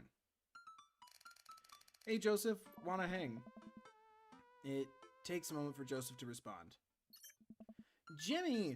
Hope you finally recovered from your brownie-induced coma, and I know I promised you a fun hang, but tonight I'm actually chaperoning a youth group mixer. Amanda's invited, of course. If you're not doing anything, you should come. That sounds nice. And be a chaperone with me, because I need the help. Less nice. I think for a moment, I'm a little bummed out, of course. I suppose I just wanted some me and Joseph time. Maybe to get to know him a little better. Aw, what the heck? My friend needs my help. I type back. Buddy, if you need me, you got me. Just tell me where I need to be tonight. Joseph, let me know the details. It starts pretty soon. I should get ready. We chaperoning a dance? Do I have to, like, make sure people, like, leave room for Jesus and stuff? Knock on Amanda's door and peek in. Hey, Amanda, about to head out. Where are you off to? Are you going to go extreme couponing? I'm actually going to go chaperone this youth mixer dance thing that's happening at Joseph's church. He says you're invited, but if you don't want to come, I'll cover for you. You know what? I'm down. Maybe I can make some new friends. That's a good attitude. But I'll have you know, I'm mostly doing this for the potential of free food. Thank you, Amanda. You get 4 daughter points today. Can I trade them in for a daughter lava lamp? You can trade them in for dad coin. To the moon. Sorry, you only have enough for a daughter spider ring or some of those plastic... or daughter plastic jumpy frogs. I like those things. They try their hardest. It's inspirational. Me. We arrive at the church to find that nobody's there. Oh my god.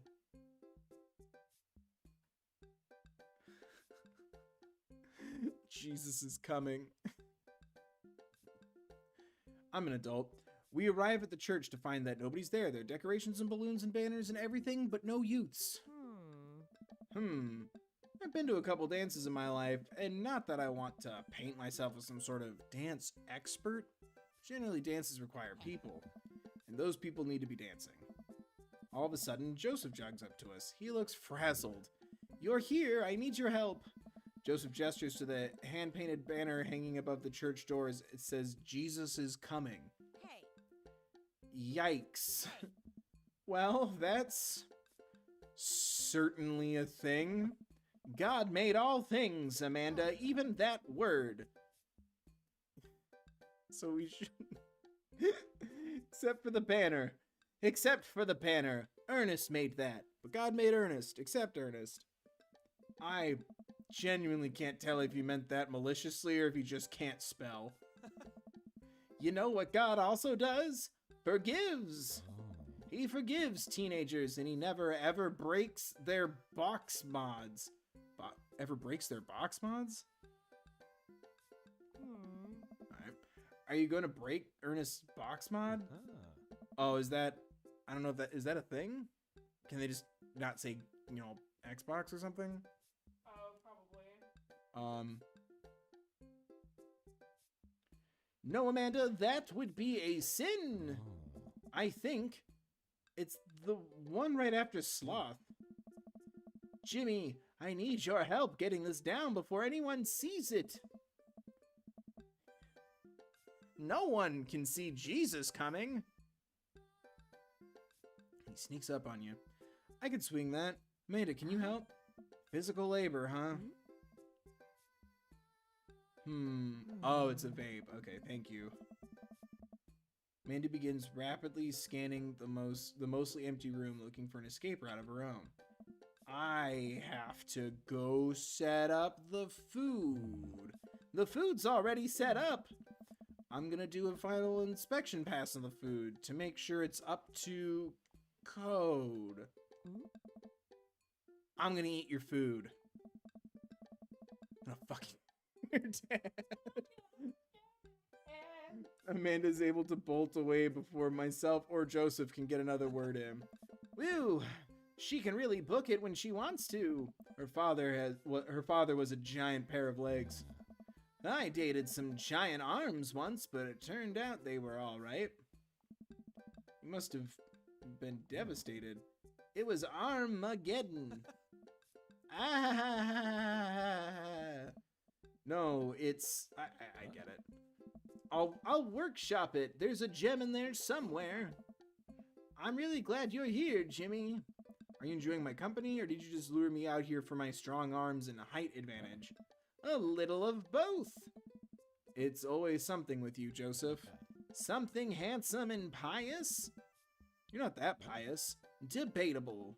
You just alluded to breaking a child's vape pen. Yeah, see, I told you guys. Vape pen. Obviously, I knew that. I educate you. I know everything. Like and subscribe. I would have lost the debate. You ready to do this? Let's make some magic happen. Magic isn't real, Jimmy. God said that. God was also a bush one time. True. Joseph and I grab a stepladder and walk over to Ernest's banner. That turd Ernest had one final trick up his sleeve. Looks like this nightmare is stapled and taped 6 ways from Sunday. Any ideas? What happened to your strong arms and height advantage? Ah, right. I forgot about those. But I realize my oversized dad fingers are far too large to get leverage on these tiny staples. You got a hammer I can use to pry these off? Jimmy, this is a church. We get a little nervous around hammers. I get it. Because, you know, the incident. Dun, dun, dun. And nails! I'm kidding, we just don't have a hammer. But we have to hurry. The youths will be here any moment. I'll never hear the end of it if we don't fix this. Wait, I have an idea. I run to grab the marker that Ernest used to draw this thing and jump back on the ladder. We can't get it down, but we can send a different message. I only get one shot here. Let's do this right. Jesus is that cumin like the spice? Jesus isn't coming. Jesus is calming. I feel like, yeah. Jesus is calming? Will that work? I sure Oh. hope he does. It kind of worked. You can tell something happened there. I'm able to turn the U into an A and an L somehow. It's a little tight, but it works. Ooh, eggplants and hearts. We have eggplants for Jesus. Eggplants for Jesus? In his calming ways. Well, that's true, I guess. Bask in his calming presence, Joseph. Relax. Christ is averted. You're welcome. When Dream Daddy mods itself to the PS5, you may use that. Please just credit me. You don't have to pay me. Just a little shout out. Little one. Throw a beanie on the dads. Call it the third bill's beanie.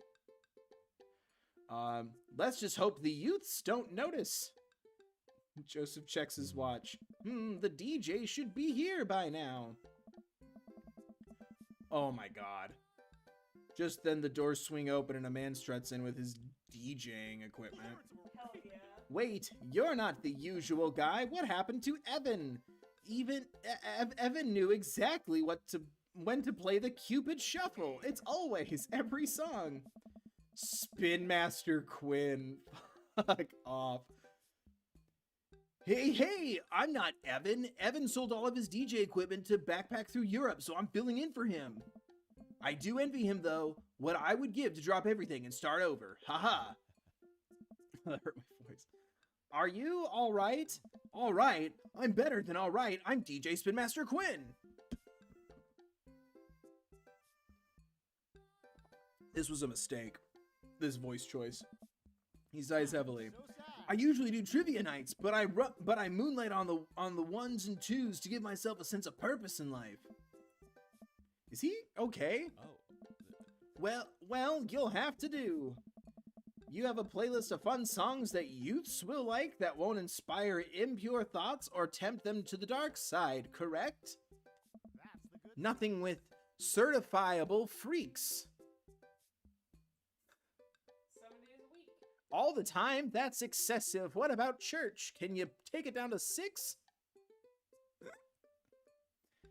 The DJ thinks for a moment. Believe me, buddy, I got what you need. Okay, great. I'll let you get set up. The DJ leaves.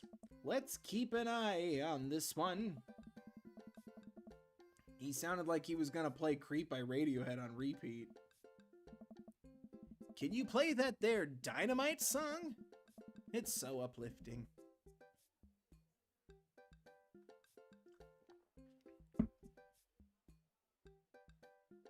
I'm trying to think of what song is big right now where like parents wouldn't get the meaning at first glance. You know what I mean? Huh? I'm trying to think of a song that's big right now that like someone like Joseph wouldn't get the undertones at first glance. You know what I mean? I'm trying to think of a good one.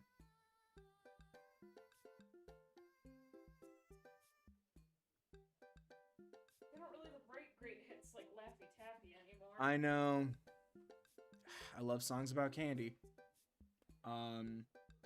After some time, kids from the community start filing into the dance hall. Some of them seem to notice our sign hack, but they don't seem to care. Most of the kids group off into tiny clusters, standing in circles and casting sideways glances at the other groups of teens. Man, I do not miss being a teenager at social functions.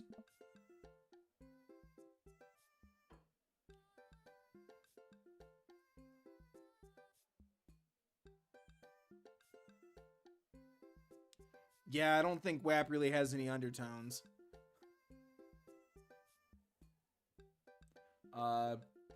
Hey, party people! Everyone in the room turns their attention to the DJ. DJ Spin Master Quinn coming at you with the sound that people want. We're off to a good start. This next tune goes out to the ladies in the audience. Ladies, let me hear you say, yeah! A few half-hearted yeahs echo throughout the crowd. All right! Hey!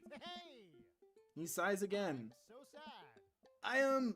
Man, it's been a heavy couple of days. This next one's actually just for my wife, Sandra. I hope we can work things out, my little honeysuckle vine. Now, who wants to listen to Radiohead's The DJ begins playing Creep by Radiohead, and not the new MXM tune cover for Life is Strange True Colors, which is really good. I do like that cover a lot. I'm excited for that song for that game to copyright strike me. Ooh, my back. That popped nice and good.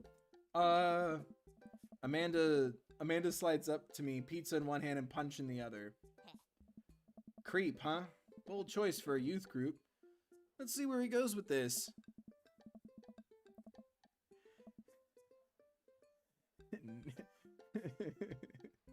After the song finishes, he plays Creep again. Is the DJ crying?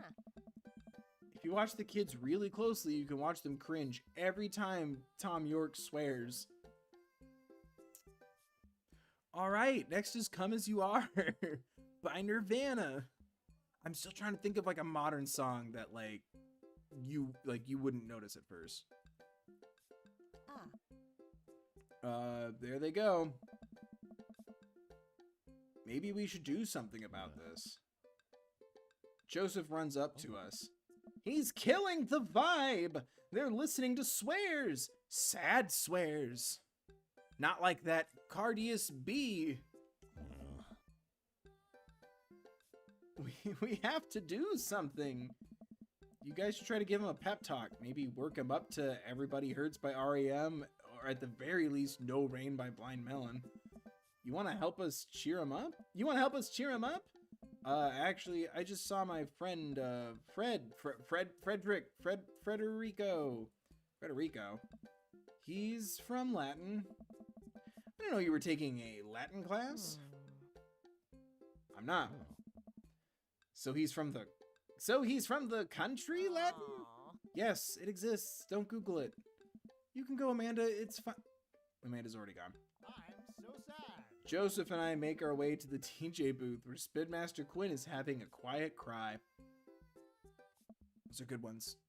The quiet ones. They don't give you a headache. Hey, bud. Hey, my dudes. How's the party jamming? It's not. Hey!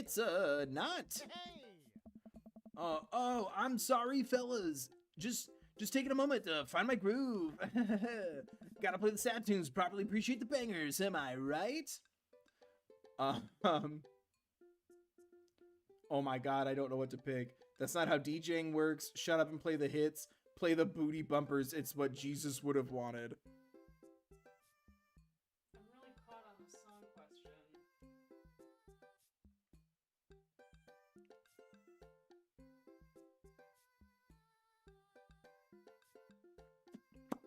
Okay, I'm gonna go with booty bumpers. Listen, buddy, this is a church function. The songs you're playing seem a bit much, don't you think? It's kind of bringing everyone down. You should put on some top 40 stuff. Lift everyone's spirits. You know? This is a dance. Give people permission to dance. When everyone's dancing and happy, that it makes the good Lord happy. Right, Joseph? The good Lord does love a song that slaps. And he's a minister, so you know he means it. Let Jesus take the wheel here. You want me to play Jesus Take the Wheel? That is the opposite of what I want you to do. Hey, buddy. If it's problems you're having with... Joseph leans in close to me. What was his wife's name again? Uh-oh. Sandra. Right? Uh-oh. Wait, what? What was his wife's name? Susan, Sandra, or Sandy? I think it's Sandra. Uh-oh. Whose wife? The DJs. Oh, Nailed it, I got eggplants. good. If you're having problems with Sandra, I can help you too. I do counseling. It's my job here, and I'm very good at it. Oh, I don't know. I can tell that you're hurting. Nobody voluntarily listens to that much Radiohead on repeat unless they're really going through some tough times. Trust me, I know. Joseph places a hand on Spinmaster Quinn's shoulder, who immediately collapses into Joseph's embrace, crying quietly. There, bud. It's going to be okay. Thank you. I'll put on some dance hall anthems. You're the best. What? Mambo number 5. All of them? Just do the first two. You're the best. You're the best, Spinmaster Quinn. With yet another crisis averted, Joseph and I return to the dance floor. I fought for. Where Amanda's waiting with an ice cream cone. They have ice cream here. Good work, Amanda. How's it looking out there? Well, for a dance, it's not a whole lot of dancing. Looks like people are starting to bail, though. This is a disaster! Don't be so hard on yourself. This ice cream? Top notch. I'm sorry for dragging you into this, Jimmy. You and Amanda should just go home. I'm not gonna make you stay here for the train wreck. It's not a disaster. We can still fix this. We can... I suddenly realized what we have to do. Amanda, get out of here. I don't think you're gonna want to be here for this, or be seen with me after this. Oh God, you're not going to. I throw my car keys to Amanda. I'll get a ride back with Joseph. Just remember me as I am right now, not as what I'm about to become. Huh? Amanda nods. Nice knowing you, Pops. She runs out the door. Joseph, I'm gonna turn it up on the dance floor. With luck, we can get these youths into it as well. Are you in or out? Aye. Also, I need him to play Alejandro. I'm gonna start dancing at East Open with Alejandro. Joseph stares at me. He knows what has to be done as much as I do. See you on the other side. See you on the other side. Joseph and I walk onto the dance floor in the middle of the room. The youths all stare at us, unsure of what we're doing. Time to get our groove on. Let's start them off easy and work our way up to the more technical stuff. I guess roll the dice? I pull out the classic handshake and dice throw to the music. I'm a little offbeat, which is to be expected of any dad, but I think this is a nice baseline to work from. Joseph follows along, bopping his head to the beat. Simple but smart, that's good. I look around. Well, looks like we've got everyone's attention. All right, Jimmy, let's turn up the heat. Running Man, sprinkler, shopping cart.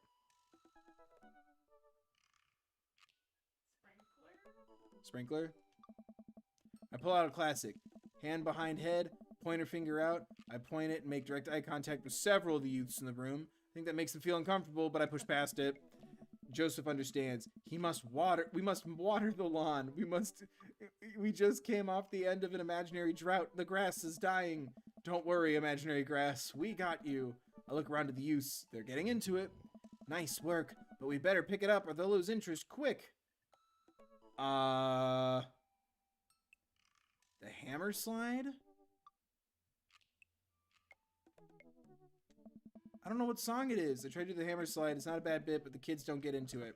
Damn it. Good effort, buddy, but I think the pan flashed a little too long ago. No! Darkness! Surrounding me. All that I see. There we go. Play some Metallica. I'll crank this shit up. They're not looking too lively yet, but we can still turn it around. Attempt to twerk or moonwalk or butter churn. Moonwalk?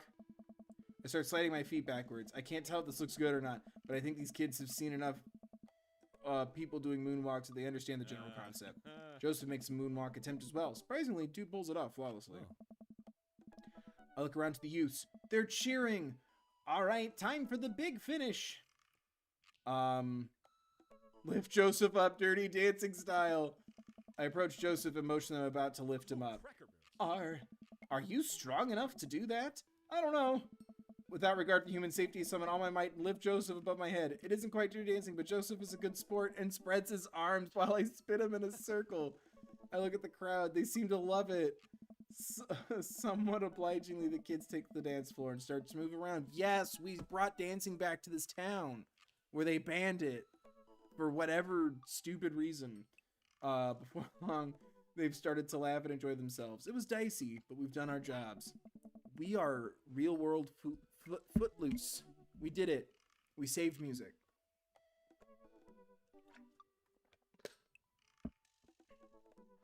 Come on, the rest of the chaperones will take it from here.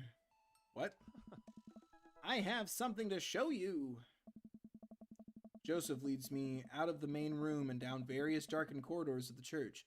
I could barely see anything and find myself tripping over my own feet. Joseph, I think I lost you. His hand finds mine in the darkness. I'm right here. I'm glad he can't see me blush. We keep walking. Where are we? This church is huge. We're almost there. My sanctuary, yeah, where fears and lies melt away. My heart's a battleground. I actually have to admit I was a little dishonest with you. I didn't just invite you out here to help me chaperone. Much like Jesus, one of us will be coming. And calming. Right? That's what's happening, right? I do not know. I think there's an exception for when you're trying to surprise a friend. Joseph closes the door behind us. I guess we're in a random room in the depths of this church now. what could he possibly have planned? So last time we talked about escaping to an island where we could live out an easy tropical lifestyle, where our only worry is trying to find that lost shaker of salt. Since we can't actually do that, I figured I'd bring a little bit of the tropics to Maple Bay. It's not quite Margaritaville, but something like it. So, Joseph throws on the lights. Oh, that's actually really sweet. Huh. I got thrown... There's something on his cross. Unless that's a thing I just don't know about. I'm not very versed in religion. Welcome to the Margarita Zone. There's something weird on the cross, right? It's like right above my head. I looked around as my eyes adjusted to the light. It's his office, but there are twinkle lights strung across the wall. If that's a real thing that you put on a cross, I apologize. It looks like maybe, did Jesus fall down? No, crucifix would be Catholic. I don't see what's on the cross. Oh, I can see it on my TV. It's like in the middle of it. There's like a circle with a dot, but then like a line kind of. It looks like a scarred eye. Is it his cult symbol, I wonder? Because they said that they Easter egg it in the game. Oh, shit. I mean, I was about to say spoilers, but it's called the cult ending. Right. I just didn't think it was Joseph's cult. I thought he was going to help me, like, find it. Well, same thing. Cult hunter? Yeah. There are twinkle lights strung above the walls. That looks nice. Little garlands of fake flowers and 2 beach chairs set up in front of the desk. There's a blender and 2 glasses sitting on the table. Ukulele music plays softly in the background. Cheeseburgers in paradise. What? The onions? I have Sauron? No, Joseph is Count Olaf. What? Count Olaf? Ah! Count Olaf? From a series of unfortunate events. Oh, you're sorry. When you say Olaf, I think of Kingdom Hearts 3. That original character. It's a snowman. He helps you in battle sometimes. Joseph, this is amazing. There's no Pop-Tarts to step on here, buddy. You did this for me? Joseph takes a seat and gestures for me to do the same. I did this for us. I think we've both earned it. I settle in while Joseph pours us both margaritas. You really went all out. I have a flair for the dramatic, and you can't lead the community if you don't know how to make a good margarita. I take a sip of mine. This is a killer margarita. I would follow this man. Do you think the dance is going to be okay with our sick dance? Do you think the dance is going to go okay without our sick dance moves? No, not here. You're missing the point of Margarita Zone. Margarita Zone is a place of rest and relaxation. It's a place where you can kick your feet up and forget about I thought it said wife. Your worries for a while. Same thing. It's heaven on earth with an onion slice. No! Fuck! You only like Margaritaville? Yes, I referenced Cheeseburger in Paradise. You only like one song of his? I like mine with lettuce and tomatoes. The Escape to Margaritaville musical is awful. Performances were great. There's a lot of great choreography work. There's even suspended like acrobatics, so it looks like they're scuba diving at one point. The musical was awful. I remember my friend that took us to School of Rock, essentially, asked me my opinion of it, and I went off on it, and he went, my friend's the bartender, and I went, great performance. No, like, it's not the actor's fault that it makes no damn sense. In that instance, you were there for the page But check and cheese- potential Oscar Cheeseburger in Paradise is the song where the quirky friend stands up to her abusive boyfriend who's making her go on an intense diet. Yep. Because that's the lyrics of the song. It's like, I'm tired of like carrot stick diet or some carrot juice diets. But they're also on an island, so they're also in paradise. I also meant Tonys, not Oscars, but Yeah, you know. it's fine. Awards mean nothing to me anymore. I just want everybody to win, get recognized, and I don't see any internet discourse, but comes to the territory, I guess. I think that's cheeseburgers in paradise. Oh, right. Sorry, I thought when you said you love Jimmy Buffett, you meant it. It's okay. We can talk about just this one song forever. Not even the Alan Jackson song, which was in the Margaritaville musical for some reason. Right? Because it's Alan... My dad loves that song. It's 5 O'Clock Somewhere is an Alan Jackson song featuring Jimmy Buffett. Because the lyric is, what would Jimmy Buffett do? And then he shows up. Wow, you're correct. But then it's in the musical. Well, because I think he Jimmy Buffett has writing credit? probably... Do you think Alan Jackson got kickback from Escape to Margaritaville, the musical? That show is weird. That was a weird time of our lives where we saw like 5 Mhm. years of Broadway and Chicago shows. Yep.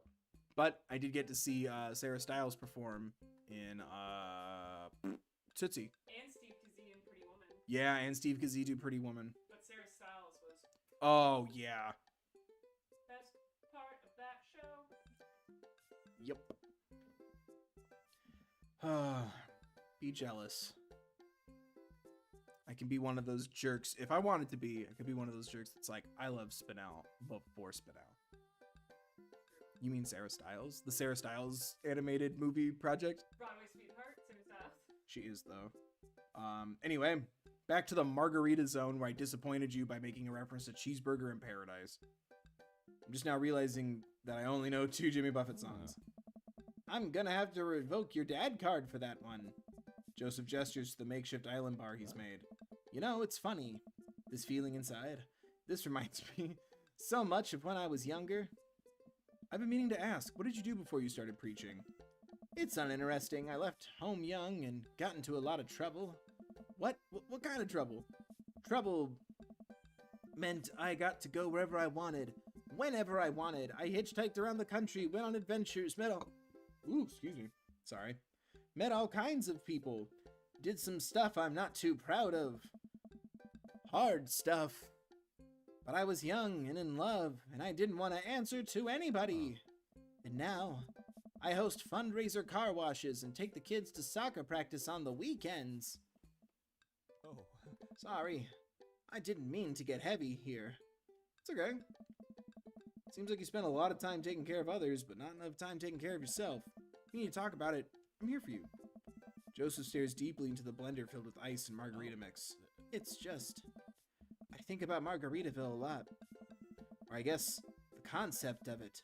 A place where I could strum on my 6-string while I wait for the shrimp to boil, drink margaritas all the time, forget my worries. Hakuna Matata, it's an easy life.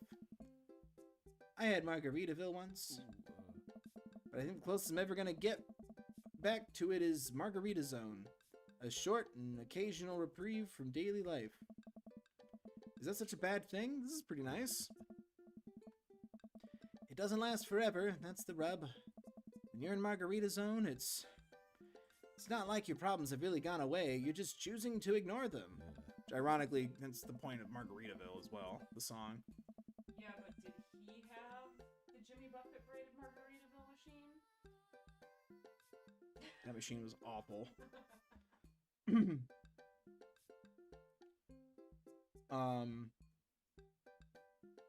Also, just go to the restaurant. It's basically a Chili's, but themed. It's bad, though. It was just like every other restaurant. It was basically a Chili's. That's an insult to Chili's. Well, maybe it's been too long since I've had Chili's, and we should get Chili's. 2 for $20, extra 5 for the house marg. Not sponsored. I meant delivery, by the way. Maybe you're looking at it the wrong way. Sorry, continue. Maybe Margarita Zone, rude, is the friends we made along the way, is actually better than Margaritaville, because Margaritaville itself is an impossible ideal. Remember what Spin Master Quinn said? Sometimes you have to play the sad tunes to appreciate the bangers. If stepping on a pop top is your biggest concern, how could you possibly appreciate the boiling shrimp? Margarita Zone isn't landlocked to this office. I think it's about finding that little piece of Margarita Zone throughout your day and taking joy in those moments. It's awfully optimistic of you. Is this what it's like to watch a trying to stand video? There's just... Oh, like... I like to think I speak a lot of truth in the meanings that I derive from music, but, like, he's literally spelling out Margaritaville.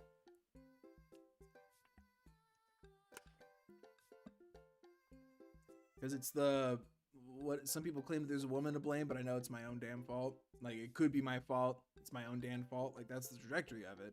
He's running away from his problems. Come on, man. Watch a Trying to Stand video. Trying to Stand Jimmy Buffett. Confirmed. Smash that button. It doesn't have to be anything big. For me, it's being able to quietly do word jumbles and drink some strong coffee in the morning, to see my daughter smile, or I smile at Joseph. Spend some time, quality time, with a good friend. Oh. Yeah. I can feel myself leaning closer to Joseph. Is it just me, or is he leaning closer too? Joseph tenses up. He downs the rest of his margarita and hops up out of his chair. It's getting late. We should get back. Don't want to be within 5 feet of each other in this hot tub. Sure. Joseph and I make sure the dance wraps up without incident before he takes me back to the cul-de-sac. Ooh, neck. Hop out of Joseph's car before he pulls into his own driveway. Thanks again for the help.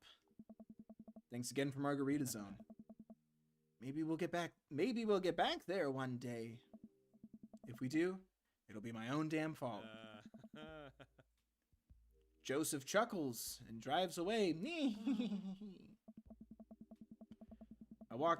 I forgot that Joseph's voice actor is Aaron. I heard it in the laugh just now. I walk into my living room to find Amanda curled up under a blanket and groaning on the couch. Hey, Panda, you feeling okay? Dad, I have a tummy ache. Eat too much youth group food? I drank too deeply from the well of life, and now I pay the price. And by well of life, I mean that big lukewarm punch bowl of seltzer, juice, and sherbet. Sherbet. Amanda slides to the floor with an elongated groan. Need anything, kiddo?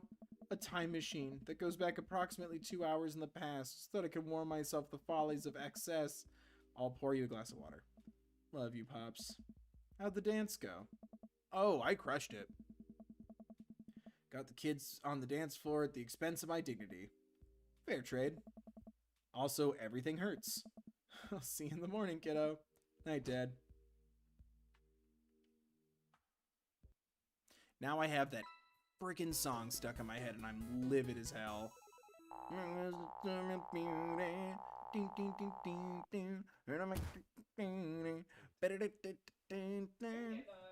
Huh? I know, copyrighted because it's so flawless. I know. Yeah. I think it's very telling about the content that I make these days, but yeah, a lot of my every other weekend at Dad's, a lot of listening to dad music in the garage, and I know those songs. Like Whiskey for My Men and Beer for My Horses by Toby Keith, 5 O'Clock Somewhere, Margaritaville, Two Pina Coladas by Garth Brooks. Lots of Bruce Springsteen, though, at least. It wasn't just drunk country music. But holy crap. Save a Horse, Ride a Cowboy. Yep. I know all of that. Usually when I feel this way, I mainline investigate TV until I pass out. But tonight, I feel like it would just make me antsy. I decide to take a relaxing stroll. Where am I going? After a bit of wandering, I find myself passing by Jim and Kim's. Okay, being of legal drinking age and sound judgment, I decide to step in. Typically, I try to limit my consumption of alcohol to set a positive example for Amanda, but I also feel a responsibility to play a role as a social agent in our community, and a watering hole such as Jim and Kim's is the perfect place to do it. Also, I desperately need a beer.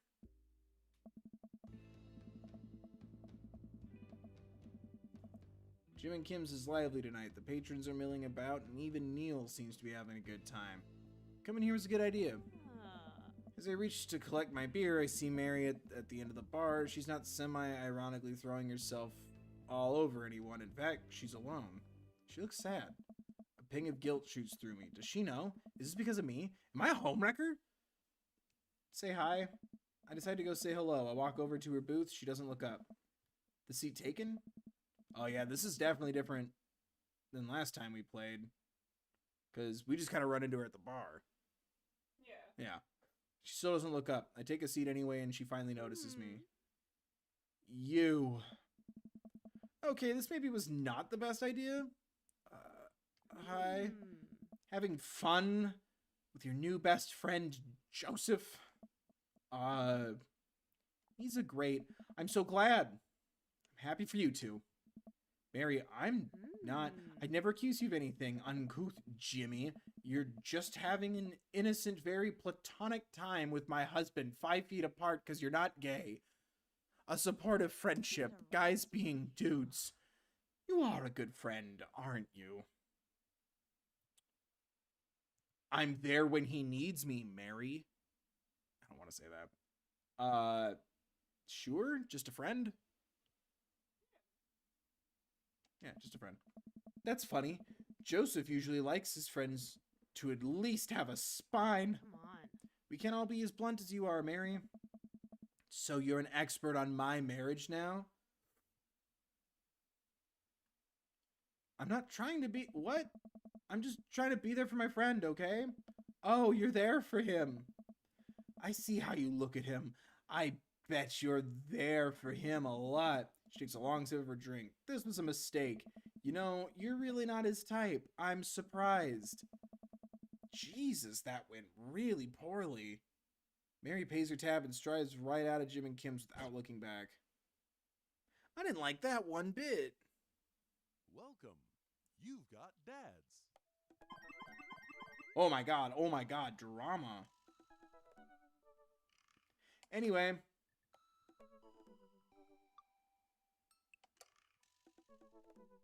Save and continue.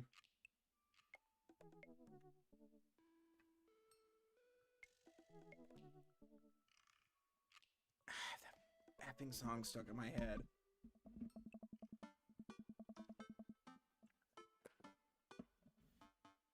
I really want to see Joseph again, but after that weird encounter with Mary, I don't know. He's my friend, right? I should be able to hang out with him and it not be weird, right? Right? The computer pings me as a message flies into my inbox. It's Joseph. Hey Jimmy, we should hang out. Like, actually hang out. No manual labor, no impromptu therapy sessions with sad DJs, no kids, just you, me, and the open ocean. Wait, how are we gonna get on the open ocean? How are we gonna get on the open ocean, you might ask? Good question. Whoa, what? Joseph owns a yacht? I'll meet you down by the marina and you can check out the goods if you know what I mean. I mean my yacht. Let me know. Joseph owns a yacht? I'm as surprised as you are. You've been holding out on me, your only daughter, whom you love. What? Did you think that having me as a father would somehow afford you the fringe benefit of getting to go on a yacht? What else did it get me? A healthy upbringing in a supportive environment? Yeah, okay, but if I had the exact same upbringing in a healthy environment, but also I could go on a yacht sometimes? Relax, kiddo. Joseph's inviting me onto his yacht. It's going to be a yacht of fun. I'm glad you're excited, but that doesn't mean you get to start throwing out puns. Why yacht, Amanda? Well, I gotta go get ready to go on my friend's yacht. I start to walk away, but Amanda stops me. Hey, in all seriousness, I hope you have fun. But make good choices, okay? But Dad, don't stay out too late or you can't go to Jennifer Longford's birthday party this weekend. She promised to me ended up what? She promised me she would what? Oh, okay. I'm not going anywhere near that party. Good bit, Dad. Good bit. I respond back to Joseph, letting him know I'll be there. A quaint marina, complete with local mom and pop shops with a small diner frame the bay. I've gone for a few walks by the bayside to stare enviously at all the nice boats before. Joseph should be around here somewhere. Gosh, this is fancy. I feel a little out of place. Hey, Jimmy. Joseph, where are you? Up here. I look up. Joseph waves to me from the top of a huge yacht. I've never been on a yacht before. You never forget your first. I glance at the name on the side of the boat.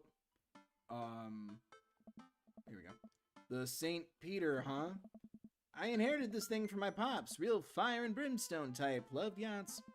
So what's the plan, Captain?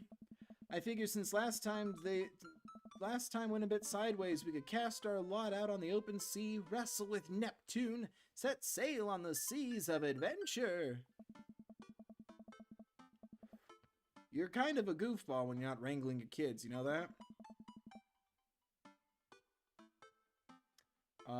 Joseph smiles and winks from his perch.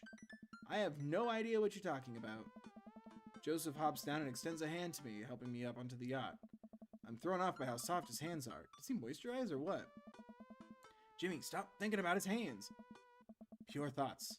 You're gonna be on a boat, alone. Joseph, in the open ocean. What's he got? He's married. It's fine. This is fine. That's why I didn't want to do the Joseph plot line, but I want the spooky ending. After undoing the mooring and slowly takes the boat out, ringing the big steel bell with extra emphasis even though nobody else seems to be around. Shoving off, boat launching, man and boat launching is one. The St. Peter navigates out of the marina and into open water, with Joseph doing the occasional steering flourish as the boat bobs along with the waves. He seems a lot more relaxed out here. Joseph is definitely in his element. Oh. This is the part where we wrestle Neptune, so please remove your shirt and roll in some talcum powder. I didn't bring any talcum powder. I usually carry some on me, but I left my pocket-sized bottle on my nightstand. I chafe easily. Right. For a while we watch as the trees and waves pass us by. Should I be trying to, like... Okay, we'll take off our shirts, or should I be like, nah, let's hang out I don't know. 5 feet apart? I mean, this is the third date, right? Yeah, this is... I mean, I'm assuming you can not succeed at a date, right? Right, but doesn't this lead to the... I guess that's true. Where are we going? A little further out. It's a lot quieter once we get out on open water. Plus we could see whales. Whales are cool. For anyone who's getting freaked out by the fact that we're now alone in the ocean, a disclaimer pops up when the cult part starts when, if anyone's worried about it getting scary. I don't trust whales. Nothing should be that big. Noted! Joseph maneuvers the boat past some buoys. He sighs. Wish I could get out more often, but you know. Family, wife, saving souls. So many souls, I can barely hold them all. I watch Joseph work the boat. Despite his age, he doesn't look like he's slowed down at all. And from here I can see how toned his muscles are. Impure thoughts. Right. Joseph and I boat in silence as the bay gets smaller and smaller behind us. I decide to take a peek over the edge of the ship. The wake this thing kicks off is intense. I wonder if Joseph would ever let me water ski off of his yacht. Hey, dolphins! Joseph, there are dolphins! So you're scared of whales, but not dolphins? I feel like there's an unspoken truce between man and dolphin. I would be more than comfortable riding a dolphin into battle. Nah, whales over dolphins. Dolphins do bad things. Dolphins are way more dangerous, thank you. They sometimes drown their babies for fun, you know. Can I trust nothing on the open ocean? I like to think I'm pretty cool. Alright, Joseph, it's you and me versus the entirety of marine life. I yell out to the ocean. You're all spineless invertebrates. I had lobster last week. I can't wait to eat more of you. My life goal is to punch as many fish I can before I die. Eat more lobster. Ooh, we got eggplants. Guys, we got eggplants. You tell him, Jimmy. I feel like I tried to make that sound sexy and it just sounds like he's gonna eat them. And here we are. Jimmy, welcome to Jurassic Park. I look out into the vast expanse of blueness. Yep, that's the ocean, big blue wet thing. I'm suddenly struck with an overwhelming sense of claustrophobia despite being in a wide open space. I am on a boat. A handsome man. A handsome, married man. There are whales beneath us. Nothing should be that big. It's a little daunting. It's a little daunting, isn't it? Do you trust the whales? You know, there are more dangerous things in the ocean than whales, right? Like tuna? The tuna is an apex predator. What about sharks? Sharks are tight. It's the tuna you gotta watch out for. And the whales. Hey, wanna look out wistfully over the sea with me? Joseph and I head to the bow of the ship to do some quiet contemplation. You know, quiet contemplation. I'm alone with my thoughts. Cool. Me. I look out to the sea for a bit, and over to Joseph. He looks so commanding as he surveys the ocean. Feels like he really is at home on the water. What Mary said to me at the bar. I can't stop thinking about it. Is she right? But she's terrible to him. He's unhappy. He deserves better. I don't know what to think about this, but I just feel so drawn to Joseph. I should say something. So, about Mary. Joseph continues to stare off into the distance. It's, well, if you really want to know, suddenly I hear a sputter coming from the engine room. Joseph runs over to the boat controls and taps on some dials. I guess we can talk about Mary later. Oh, okay, so, might have a small problem. What small problem? We are out of gas. Oh, God. This would stress me out. The whales are gonna get us. The whales siphoned our gas. It's okay, I can just call one of my boat buddies to come tow us back in. Joseph pulls out his phone. Just kidding, I can't do that because there's no service. Oh God, it's open water. Oh God, it's open water too. I check my phone. I don't have service either. Should we just submit ourselves to the whales? Well, I do have an old radio in the office, but it's broken. Are you handy with tools? I am a dad. If the radio is anything like frantically putting together a bike on Christmas Eve, it should be no problem. Let's take a look at it and see what we can figure out. Joseph directs me towards the radio and showcases his insides. I don't know how radios work.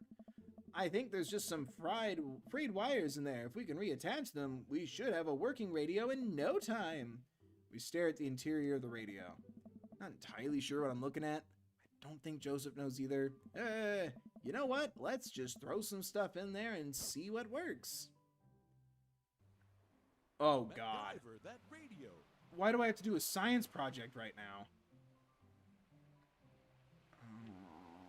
I don't... What the hell? Okay. I think I remember... there we go. I think I remember what it wants me to do. So I just guessed. No, come, give me the chewing gum. Oh no. I got it. Go. If anyone wants to help me, this would be a great time to do that. Pick up the, oh goodness. Oh, jeepers.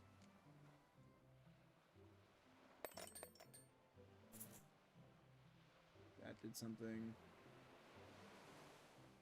Give me the gum. I remember, I know how to do this part. This is something I learned in school. But now I can't pick it up. Oh, I can't pick it up. Why can't I pick it up? Oh, crap. No, loosen the gum. I need the gum. Bowling ball pear. What is that, potato? Oh, jeez.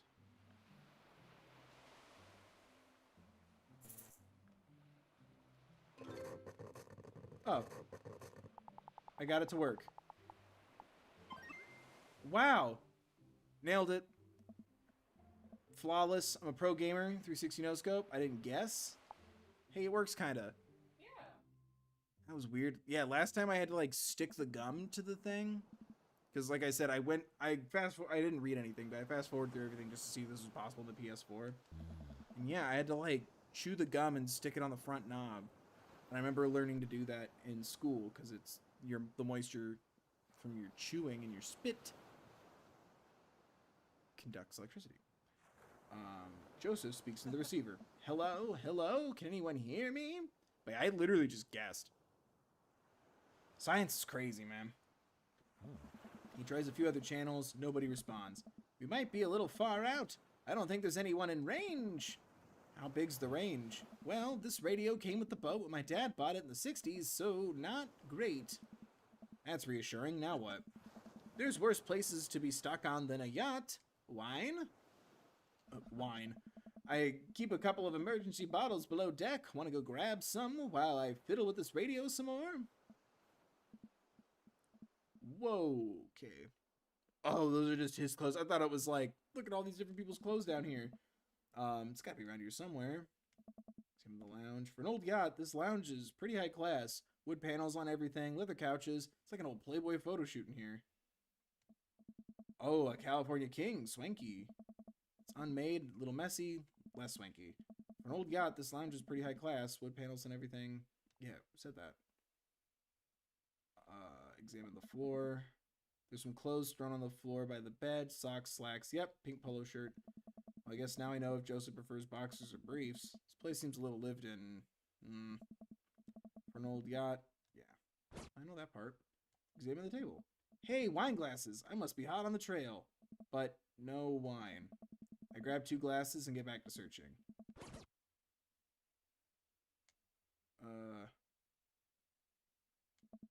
It's a sturdy cabinet, a little dusty, but there are some treasures in here. Drawer? Hey, it's wine! A whole drawer full of wine! It's a yacht club miracle. Twilight Rouge, huh? Come to daddy. Finally, time to get back up to Joseph. It's a sturdy cabinet, a little dusty. Yeah, it keeps... There we go. Yeah, it keeps replaying some of the messages. There we go. I found wine. We're saved. I bring the wine and glasses up to the deck to find Joseph, still hunched over the radio. Jimmy, wine! Good to see you two. Just in time for the sunset. I didn't take you for a drinker. Haven't you heard? I'm a cool minister. I mean, yeah, we had margaritas, right? Or were they, like, virgin margaritas? I don't know. I assume they're real. I thought they were real, too. How cool. I can land half of my kick flips. What is that, like 4? 5 on a good day. Pour me. Regular pour. Ooh, we got some hearts. Now, this is how you do stranded at sea. We clink our glasses and drink up. This wine's not bad. There's a hint of... Am I tasting grapes? You have a discerning palate. It might be grapes. Joseph and I lounge on the deck with our yacht wine, taking in the ocean air. The sun starts to dip below the horizon. Could be stranded out here forever. I can't think of anyone else I'd want to be stranded with. It's just you, me, and all those whales, so many whales. You're killing the vibe. Revive the vibe, Jimmy. Generally, it takes 3 days and a gigantic stone door rolled in front of a tomb, but I think we can save it. The view? This view, though, I bet we'll have a whale of a time. What's it like owning a yacht? The view. Yeah. Sunset. I mean, there's something a lot prettier right in front of me. There's something a lot prettier right in front of me. Sweet, full-bodied. God damn. Joseph, this wine, so good. God damn. Back to whales, huh? I'm trying to alleviate my fear of whales by making jokes about them because I don't have any healthier coping mechanisms. Cheers to that. I go to take another sip of wine, but stop myself. Is wine an acceptable beverage in Margarita Zone? That it is, Jimmy. All beverages of leisure are welcomed in the Margarita Zone. This is almost what we wanted, right? No responsibilities, no worries, other than possibly dying out here. And the whales. But yeah, I'd say we're in the zone. Joseph and I clink our wine glasses together to the Margarita Zone. Wasted away again. If you have any salt shakers, we can arrange them into a pentagram to summon Jimmy Buffett. Maybe he can save us. As youth minister, I make pacts with neither the devil nor island jammers. If we're to get off this boat, it'll be by the grace of God. Or Steely Dan. Ha, amen. Our laughter dies down. We're both silent for a moment, looking into each other's eyes. Joseph leans in closer. I feel myself doing the same. This is a bad idea. This is a bad idea. I can't help but feel like doing this will only end up hurting someone else. But his face is real close to my face. Jimmy, I have to tell you something. Mary and I are done. I pull back. I think about the clothes strewn around the lounge, the undone bed. Yeah. Are you living on this boat? I didn't want to mention it, but... He sighs, strolling back to the controls of the boat. I lean on the console next to him. We had a very long talk, and it's unsalvageable. Wow, this took a turn. I'm staying here until everything's sorted out. Oh, I'm so sorry. If there's anything I can do, I'm fine. I'm fine, actually. It was a long time coming. Well, I'm glad you guys talked it out instead of, like, waiting for me to, like, come in like a wrecking ball. For the first time in a long time, I'm seeing a path to happiness. And now I can focus on myself and stop trying to deny the things that make me happy. I need someone who will be there, someone kind and honest. You deserve that, Joseph, you really do. Anyway, I'm having this crazy feeling there's someone who I could get in the habit of having around, someone very close to here. Is it Wales? I mean you. Oh. I was trying to be subtle. I think I'm picking up what Joseph's putting down. I lean forward, closing the gap between us when Joseph grabs the receiver. Come in, is anyone there? No, over. We're stranded out in open waters. We've been out here for hours. Please send help, over. But, wait, are you guys gonna kiss? I mean, what are your coordinates? Over. Jimmy, have you been leaning on the talk button this whole time? I thought it was a meta joke. That's amazing. I look down. Oh, I definitely have been leaning on the talk button. Betrayed by my own butt yet again. I didn't lean on it. You leaned on it. Neither of you are leaning on the talk button. We didn't hear anything. Over. Hey, were you listening to us? Sir, we here at the Coast Guard are professionals. We are not doing that. But as professionals, seems like you deserve happiness, and we think it's closer than you think. Over. How soon could you guys be here to give us a tow? Over. We'll, pick you up in the morning. Sounds like you two have some stuff to hash out. Over now. Jesus. Okay, Coast Guard. That's hilarious. Silence. Nobody returns our radio calls. I think they left. We stare at each other for a second. Well? Joseph carefully places the receiver on the table. Excuse me. Making sure the talk button isn't pressed in. Well, okay. Joseph grabs me by the shirt and pulls me into a kiss. His lips are soft. Oh, that escalated quickly. Soft and sweet from the wine, and his skin is still warm from the sun. I reach for his belt and pull him even closer, running my free hand under his shirt and up his side. He pushes me against the boat's console, kissing down my neck. Come on. His hands drift to my thighs and he effortlessly picks me up. Coast Guard did say gay rights, you're right. Sorry, I saw the chat. Coast Guard says gay rights. Wow.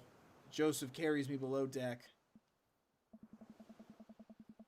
Some nice music plays.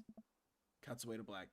I'd be lying if I said I hadn't fantasized about this, but I didn't think he'd be so aggressive. I've wanted this for so long. I picked the wrong voice for Joseph, but I'm committed to it now. He throws me onto the bed. I let out a little yelp. Lots of time to kill, Jimmy. We better get started. Whoa, that got hot fast. I thought we had like another conversation, a couple more like choices first. No. Oh man, I might have overdone it on the wine last night. Just a few more minutes of sleep will do just fine. Wait. Open my eyes to find Joseph's face a few inches from mine, an arm slung around my waist. He's sleeping peacefully. His hair is mussed and his lips still a little red. I think this is what I was talking about when we were discussing Margarita Zone. Finding little perfect moments of joy. Like the way the light falls across Joseph's face, or how he's still holding me tight, even in his sleep. I'm very tempted to curl up closer to him and keep sleeping, but I know the Coast Guard will probably be here soon, and I'd like to be wearing clothes when that happens. I nudge Joseph. It takes a couple of shakes before he blearily opens his eyes. When he notices me hovering over him, he breaks into a huge grin. We should get dressed. Joseph pulls me in for a kiss. Do we have to? Another kiss. Stop trying to tempt me. Fine, fine. The Coast Guard eventually shows up, tows us back to the bay. They, thankfully, keep their comments to themselves. Oh, really? I would have brought, like, probably some food, but I don't know. Flowers, a card. Congratulations. Joseph and step off the boat, and he walks me to my car.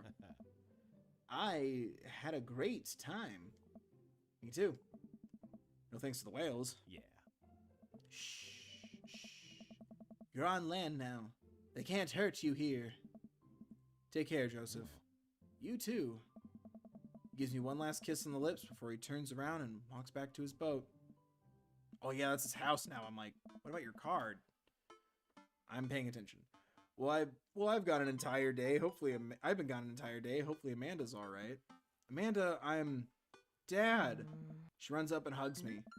I was genuinely concerned about your well-being, but upon closer inspection, you seem to be okay. What happened? The yacht ran out of gas, so we got stuck. But it was okay, because I was on a yacht.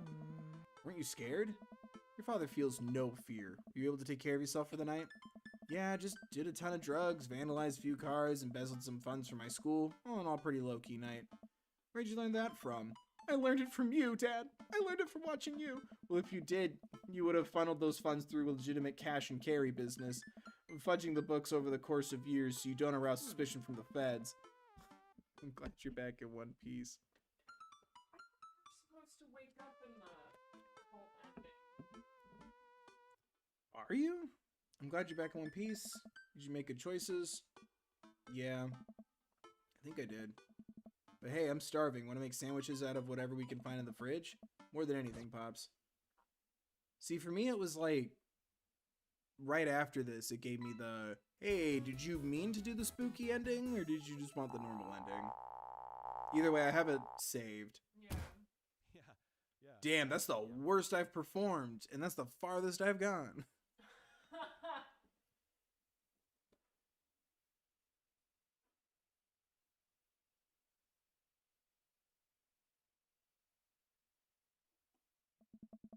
Yep, right here. A note from the creators. Hey, we originally put this into the game because we're big horror fanatics, but cut it before we released for obvious reasons. But then people found an old version of it buried deep within the game files anyway. We absolutely acknowledge that this ending is conceptually messy, and if the existence of it sullies your experience of the rest of the game, just know that it's totally non-canonical. We made it intentionally impossible to get unless you're actively seeking it, so nobody could stumble onto it by accident. So without any further ado, here's the cult ending. Time to shut it down. Good night, everybody. Bye, guys. Like and subscribe. All right. Wow, it's been a minute. I'm so sorry. This is like the longest we've gone. Is that okay? Yeah. I'm sorry. Well, we can come this far now. And we have to Wrap it now. up. I'm sorry. It's okay. I'm ready. I'm ready. Yawn. What time is it? Must have been asleep for ages. I wonder what will happen now that Mary is gone. What about Joseph's kids? And how will Amanda feel about all this? Well, we all have each other. That's what matters. I guess time will tell, right? Better get up and greet the day. Whoa. Yeah, you were right. You wake up in a dungeon. Also, that is the emblem that was on the cross in his office. Wait. You may be wondering how I got here. My life is pretty crazy. Am I tied up? My name is Jimmy Buffett, and my life It's pretty crazy. What the hell? How did I get here? What's going on? Joseph? Anybody? Don't panic. You're probably just dreaming. Why would there be a dungeon? An evil dungeon? Why would there be an evil dungeon here? This can't be real. Maybe I've had too much Twilight Rouge. I'm dreaming or something. Oh, this isn't a dream. I see someone at the end of the hall. It's just a shape. I can barely make out any features. Who's there? Can you untie me? You can try waking up if you'd like. I'll even pinch you if you're into that. Please. I don't know how I got here. I think there's been a big mistake. You trust me, right? I mean, Why wouldn't you? Oh my god. It's the music and the sullen eyes. Me? Into this kind of... Ha. Ha ha! I always liked you, Jimmy. Goal-oriented, anchored by family, the rock in a shallow sea. I had a whale of a time last night. Oh, this is the next day? Get it? Whale? We talked extensively about whales last night. You don't really like them? You're not in a joking mood. I get that. His voice is his voice is different. This whole situation is different. The way he's talking, it's dastardly, sadistic. It can be both. Throw anyone in there, wrathful. Throw anyone... What? Throw another one in there, wrathful. That one's good. Wait, how did he... I'm very perceptive, a good listener. I hear all these impure thoughts, Jimmy, and about a married man, no less. It is Cynthia. Holy shit. I'm pretty sure that's a sin. Who are you? I told you, I'm a cool youth minister. You seen my tattoos? Were you even watching me tear it up on the dance floor? You used to be a lot more fun. Well, hi. My name is Joseph. I have an alcoholic wife. I switched it back. That was hurting my throat. Poor Mary. And their kids. Joseph laughs. My kids? Those aren't my kids. Well, they are my kids, in a way. Cosmically, I guess you could call them... vessels. Ew. Shut up. And in that case, I guess that technically makes me not a dad. Whoops. Sorry to kill that little fantasy for you. Joseph, this is insane. So the whole minister thing, this is a front for this weird sex stunt? Joseph starts laughing hysterically, as if we live in a society. He wipes a tear from his eye. Oh, that's so cute. You think this is a sex thing? I mean, it's kind of a sex thing. The safe word is Jimmy Buffett. Jimmy, there are powers at work so far beyond your understanding that the very idea that I would sink to some half-baked sex game is a little insulting. All that religion mumbo-jumbo wasn't entirely false. I am a man of the cloth. Just not the cloth you're thinking of. I worship Joaquin Phoenix's performance as the Joker. That movie should have won Best Picture, not Parasite. I am the conduit for something beautiful, Jimmy. Something pure. And you have the honor of being part of me, it. Listen, I know that sounds kinda hokey, but stick with me. I promise. I'll get back to being relatably cool in a second.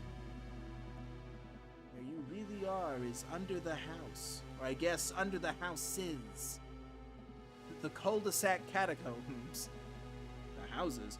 Are we under the cul-de-sac? Hey, deductive reasoning. Points for Jimmy. How did nobody notice a dungeon underneath the town? Somebody would have... for Jimmy. Points, what? All dead. Everyone who figured it out, that is. And it's not a dungeon. Dungeons are for old castles and 12-year-olds and dragons. This place is... how would I describe it? Inhabiting many spaces. The betweens of the world, the gaps in mathematics. It's quite simply beyond you, I'm afraid. Just think of it as... the real Margarita Zone. This is too much. My head hurts. Jimmy, ever wonder where all the wives and husbands in town went? Oh my god. Why everyone's an eligible single father? I just thought it was a coincidence. Nothing's a coincidence. There is no such thing as a coincidence. We are all linked. Nothing's a coincidence, idiot. No town in America has such a concentration of eligible, willing dads. And do you want to know why? I don't know if I do, Joseph. Because of me. Because of my work.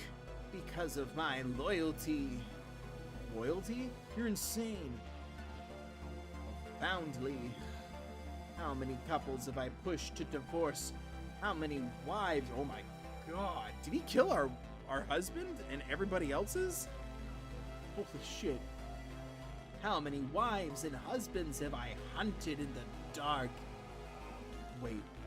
Amanda's father. Alex. It can't be.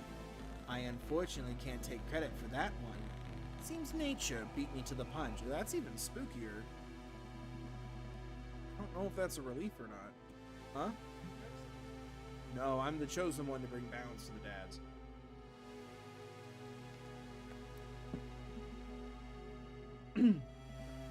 But man, what if I had? The look on your face would have been priceless. Maple Bay is a psychic beacon of unfathomable power, but it requires sacrifice.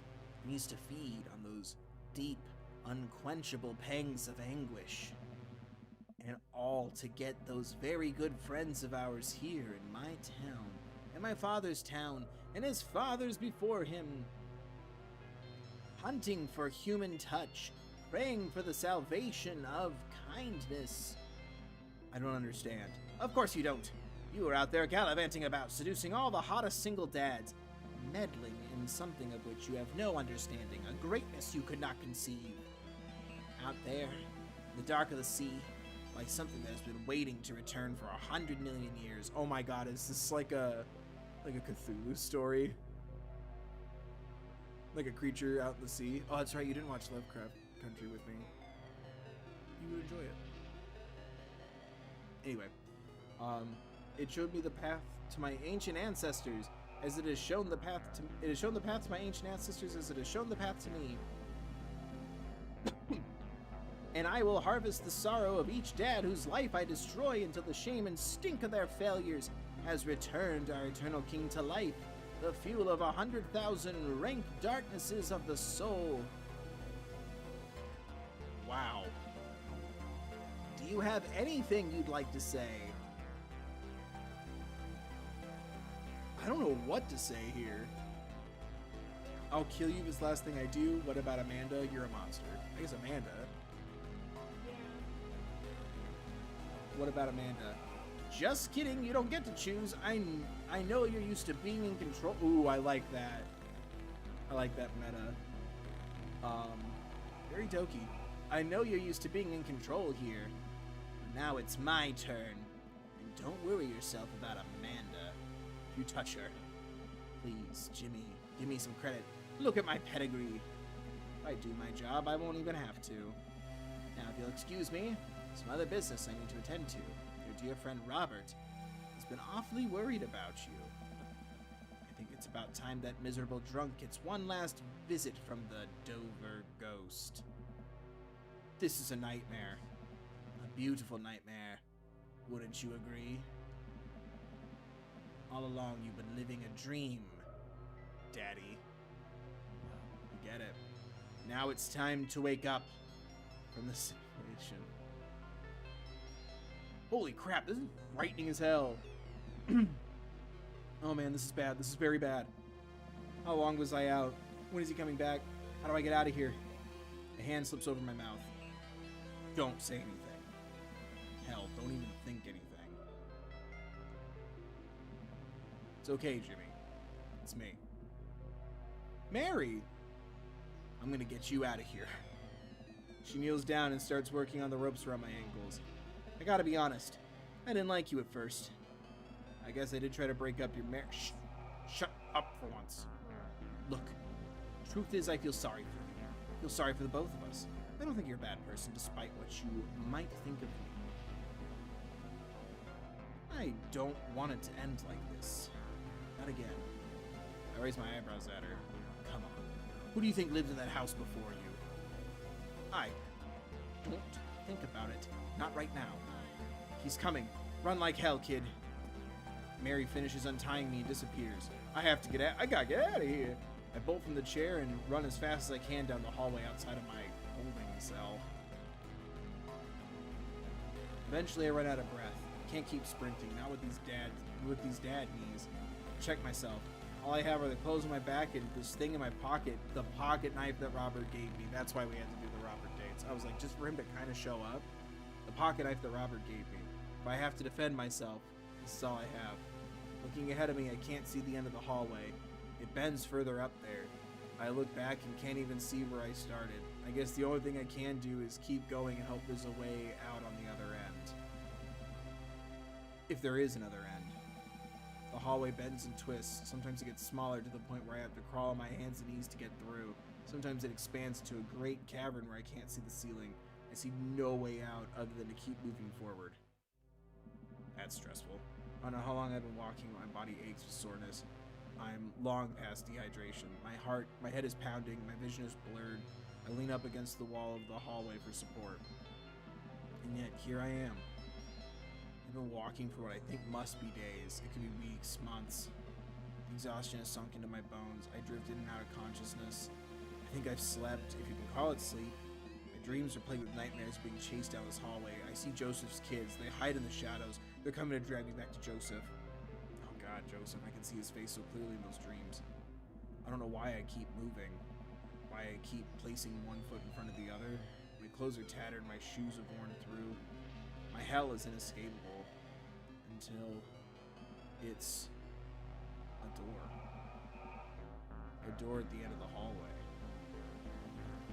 I place my hand on the knob, seeing for the first time my gnarled fingernails and stretched papery skin. I open the door and walk through. Whoa!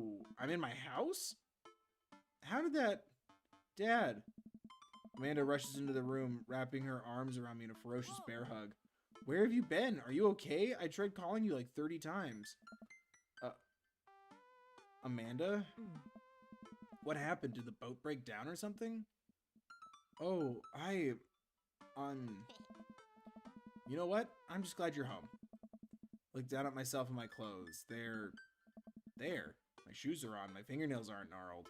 I feel fine. I hug Amanda again. Nothing has ever felt as good in my entire life. I have to choke back tears of relief. Amanda, I'm so glad to see you. You have no idea. Wow, one night at sea. You didn't see a whale, did you? You poor thing. No whale could keep me from my daughter. Damn right. You know what? You need breakfast. Very greasy breakfast. That sounds amazing. Amanda skips out of the room. This is all so confusing. Was it a dream? By the way, is it okay if Emma P comes over tonight? Emma P. You know, my best friend. Oh, sure. Wait. I thought... Uh-oh. Isn't Emma R your best friend? She has red hair, you do art together, you pooped in her bed during that sleepover one time? Oh, right, my mistake. Teenager brain, you know? Sits down on the couch, suddenly very exhausted. That's not Amanda. All I want is to have a big plate of hash browns with my daughter by my side while I quietly work on my word jumbles. I reach over to the coffee table and grab my trusty book of jumbles. This is a crossword puzzle. Are you in another reality?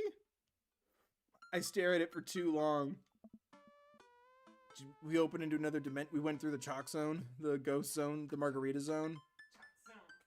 Hey, Amanda. Amanda pops her head in from the kitchen. Working hard on these eggs, Dadtron. If you want the perfect over medium, I gotta be in the zone. When's your birthday?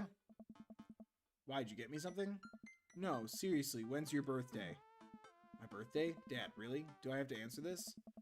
I've seen a lot of weird stuff today, Amanda. Humor me. My birthday is... It's... Oh. Nothing gets past you, huh? Oh, God! You know, I almost had you going there for a sec. Was it the crossword puzzle that gave it away? You know, I try so hard to nail the Jesus, I don't like looking at this. Like, cooking you breakfast over medium eggs with hash browns? Come on. That's so you. And my Amanda impression? I really think I stuck the landing on her irreverent yet wholesome tone. The whole manic pixie dream daughter thing. Should have been on Broadway with these chops. I feel like you're not appreciating how much work I've put in here. Cracks begin to form along the walls around me. I look down and see the floor collapsing in tiles. As the walls crumble, I see where I truly am. Almost got away, huh? Dunno how you got out of those ropes. You're a crafty one, aren't you? See people freaking out in chat because of the delay. Amanda's freaky. Mary. Oh, right. Mary. She's rocking the tag team with you, isn't she? Funny. Here I was thinking marriage was about trust. No, I thought I was gonna take care of Robert, but now here you are trying to make your little escape, and honestly, Jimmy, you're just killing my whole timeline here. Wait. Robert. As quick as I can, I pull out his folding knife out of my pocket and lunge for Joseph, throwing all my force into him. Joseph knocks the knife out of my hand. It skitters across the room. Aw, man. Jimmy, I thought we were cool. I thought we had a thing here. What happened to Margarita Zone? Welp, sorry, bud. I guess I'm gonna have to do you dirty. Doing you dirty means I have to kill you.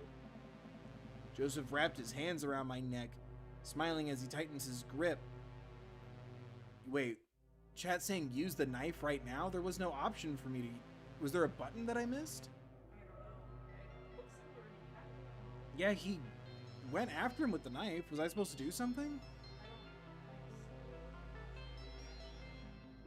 Joseph wraps his hands around my neck, smiling as he tightens his grip.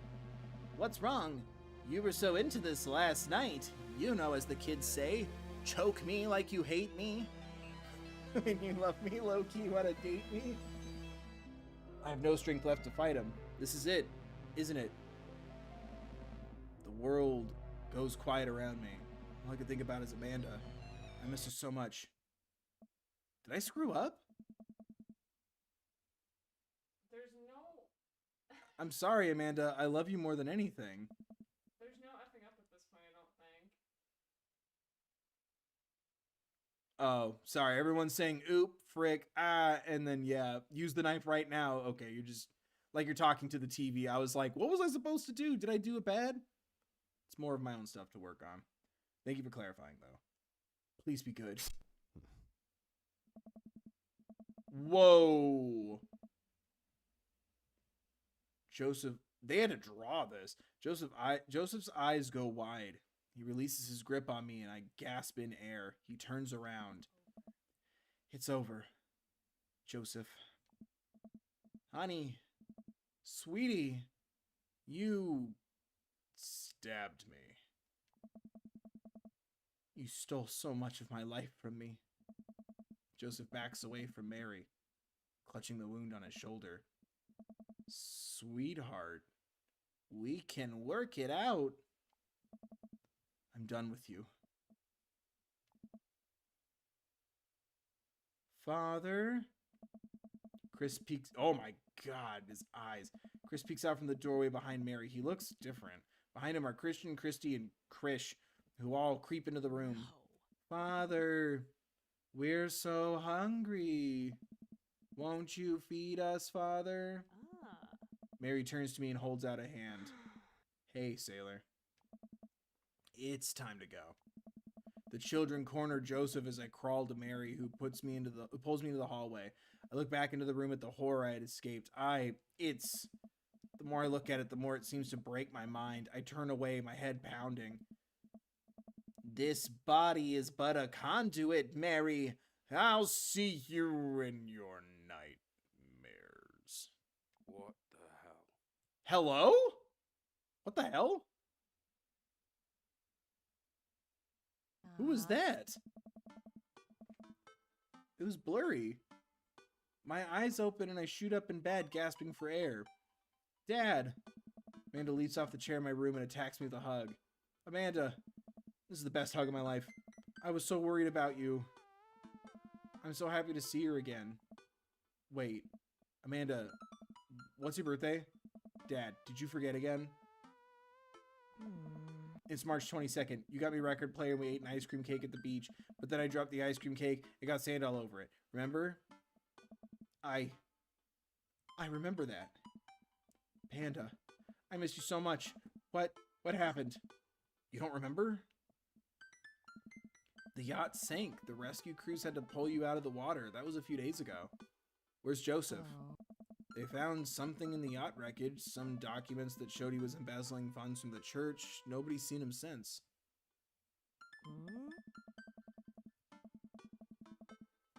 Wow, so, okay. Was it real? I think so. Well, it's all non-canon. So I was about to actually say, in my head, this is canon. There's a detective here who's been waiting to talk to you. He's nice, but he's drinking all of our coffee. Let me go grab him. Wait. Yeah? Amanda, I love you so much. I love you too, Dad. Amanda skips out of the room, and in a moment, Mary enters with...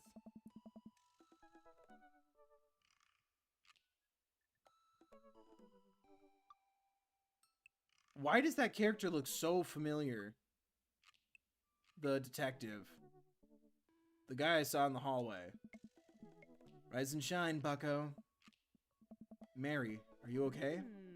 You know, it was a real shame what happened to Joseph. I had no idea he was doing what he was doing to the church, and I can't believe he ran once the feds showed up, leaving me to take care of our 4 beautiful children on my own. But don't worry, they're staying with my parents out in the Midwest till this all blows over. Mary stares at me, waiting for me to say something. Good answer. Glad to see you both got your stories straight. I'm happy you're okay. I was worried about you. Thanks, Mary. Mary cracks a smile before turning and leaving my room. Take it sleazy, fellas. Right? Am I nuts? Like, did they base that detective character off of from a show or another game or something? Am I nuts? Maybe I've just seen the drawing before. Like, maybe I've seen references to this character before. Once the door closes, the man pulls up a chair and sits next to my bed. You don't know me. I know a lot about you, Jimmy. Been keeping tabs on this for a while. Who are you? Graves. Detective Saul Graves. There's strange and mysterious forces at work here in Maple Bay. What you saw down there, what we both saw down there, I don't know if I'll ever be able to forget it. And I get the feeling that you won't be able to either. But it's my job to get to the bottom of it. So what does this mean for me? It means to live your life like none of this ever happened. Go be happy. Go raise your daughter. Go fall in love. Be well, Jimmy. Saul walks to the door of my bedroom but stops. He turns to me. And I know it's hard to raise a kid as a single parent. Even I lost my wife under mysterious circumstances. Barry and I have been on our own for a while now. There's one thing I've learned through all of this. Is that us dads have to help each other out. Give me a call if you're ever in Get some rest. But if you're not doing anything later, maybe you give me a call. I was hoping we were going to get some be quiet about what you just saw money. That was spooky. I like that a lot. I wish I wish we could have gotten, since it was like taken out and then brought back in for this is the dad rector's cut. I wish that there was something we could have, like, I wish it could have been expanded on a little more or something. But I really liked that. I thought that was really fun. Ooh, that that was a lot of steps. If I had known that it didn't really matter what we did on the dates, I would have just loaded that up. I'm sorry, this is, I think, probably the longest stream we've done.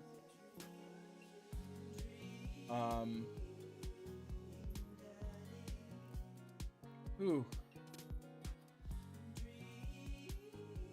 I liked the, like, you know, like the meta stuff, breaking the game's reality a little bit, like even saying like you don't have control over your choices here and stuff like that. I thought it was really cool. I wish that they had, like I said, like if you're gonna put it back in after taking it out, like I feel like you could have done a little more with it. Like I wish I could have seen the hallway or something. But I thought that was really cool. Like it was very spooky. And I like that it's yeah, I'm glad it wasn't the canon ending too. But I guess oh, I had a thought and it's dead now. But I do also like that it's like, oh, it's spooky, and yeah, like it tears the fabric of the reality of like the whole game. So it's like, we just got you invested in these characters. We just, you know, did a bunch of stuff, like you raised your daughter right or poorly, found love or not, like, and then we're just gonna tell you, ha ha ha, like it was all this weird Doki Cthulhu experience. You know what I mean? Like it just, I appreciate it being something to the side. But yeah, I would love the ability to, without giving anything away, like you just, do you want the, like, would you like your story canon or non-canon? Like, I wish you could just yes or no at the beginning.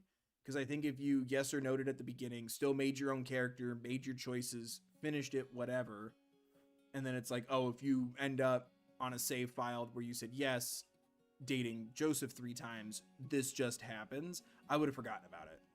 Like, make it the most inconsequential, like, do you, like, your option is scary or, like, not canon or canon, scary or not scary. One simple question for it, right? And, I think that would have,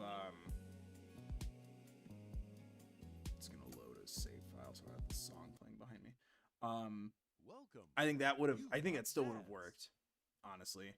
But I like that a lot, and I think this is a really solid spot to end the Dream Daddy streams, at least for now. If people seem really into these, maybe I'll revisit some more endings later on. I'll still have that save file where it's just like I can just plop into the dad book stuff, do the dates and go. Holy crap. Thanks everyone who's been sticking around this long. This is a long stream. I didn't intend for any of them to go this long, but I hope you guys enjoyed. I hope you didn't get sick of me. Hope everyone's staying safe and well. Drink some water. I know I'm going to drink a ton more water as soon as I get off of this. Don't forget, guys, to like the video and subscribe, ring the bell, check the settings. Don't forget to check out videos I'm doing on the main channel. Those are all ways to help support me. Share videos that you like around with people. Spread the word. Grow our lovely community. As always, guys, there are links in the description for education and resources on social injustices in the world. There's an Issues in the World card, as well as Trevor Project resources, mental health, crisis lines, should you or someone you know need them. Yeah, thanks for hanging out, guys. Hope everybody else had fun too. So it was really interesting. And yeah, like I said earlier, if I can get my hands on a copy of Skyward Sword, and I can get my streaming equipment to work with my Switch, then I'll be doing that next. And if not, I will be diving straight into The Walking Dead Season 2. But yeah, either it'll be Skyward Sword and The Walking Dead Season 2, or straight into The Walking Dead Season 2. Because I've been really enjoying taking a little bit of a break from like sad and heavy games, but also not like I'm not getting rid of them completely. It's just been nice. Ironically, this one had like an alternate horror ending. It was really nice to take a little time these last couple weeks away from, you know, meaty, heavy, emotional stories and topics and stuff. So I appreciate everyone for that. everyone say thank you, Alana, for helping me mod, and thank you, Alana, for modding. I'm sorry this took longer than we anticipated, but I hope everyone's having fun. Hope everyone's staying safe. Like I said, drink tons of water, guys. Be safe. Be mindful of others. Thank you for just hanging out. This went super long. I can't believe it. But yeah, thanks for watching, guys. Stay safe. Remember to take care of yourselves, please.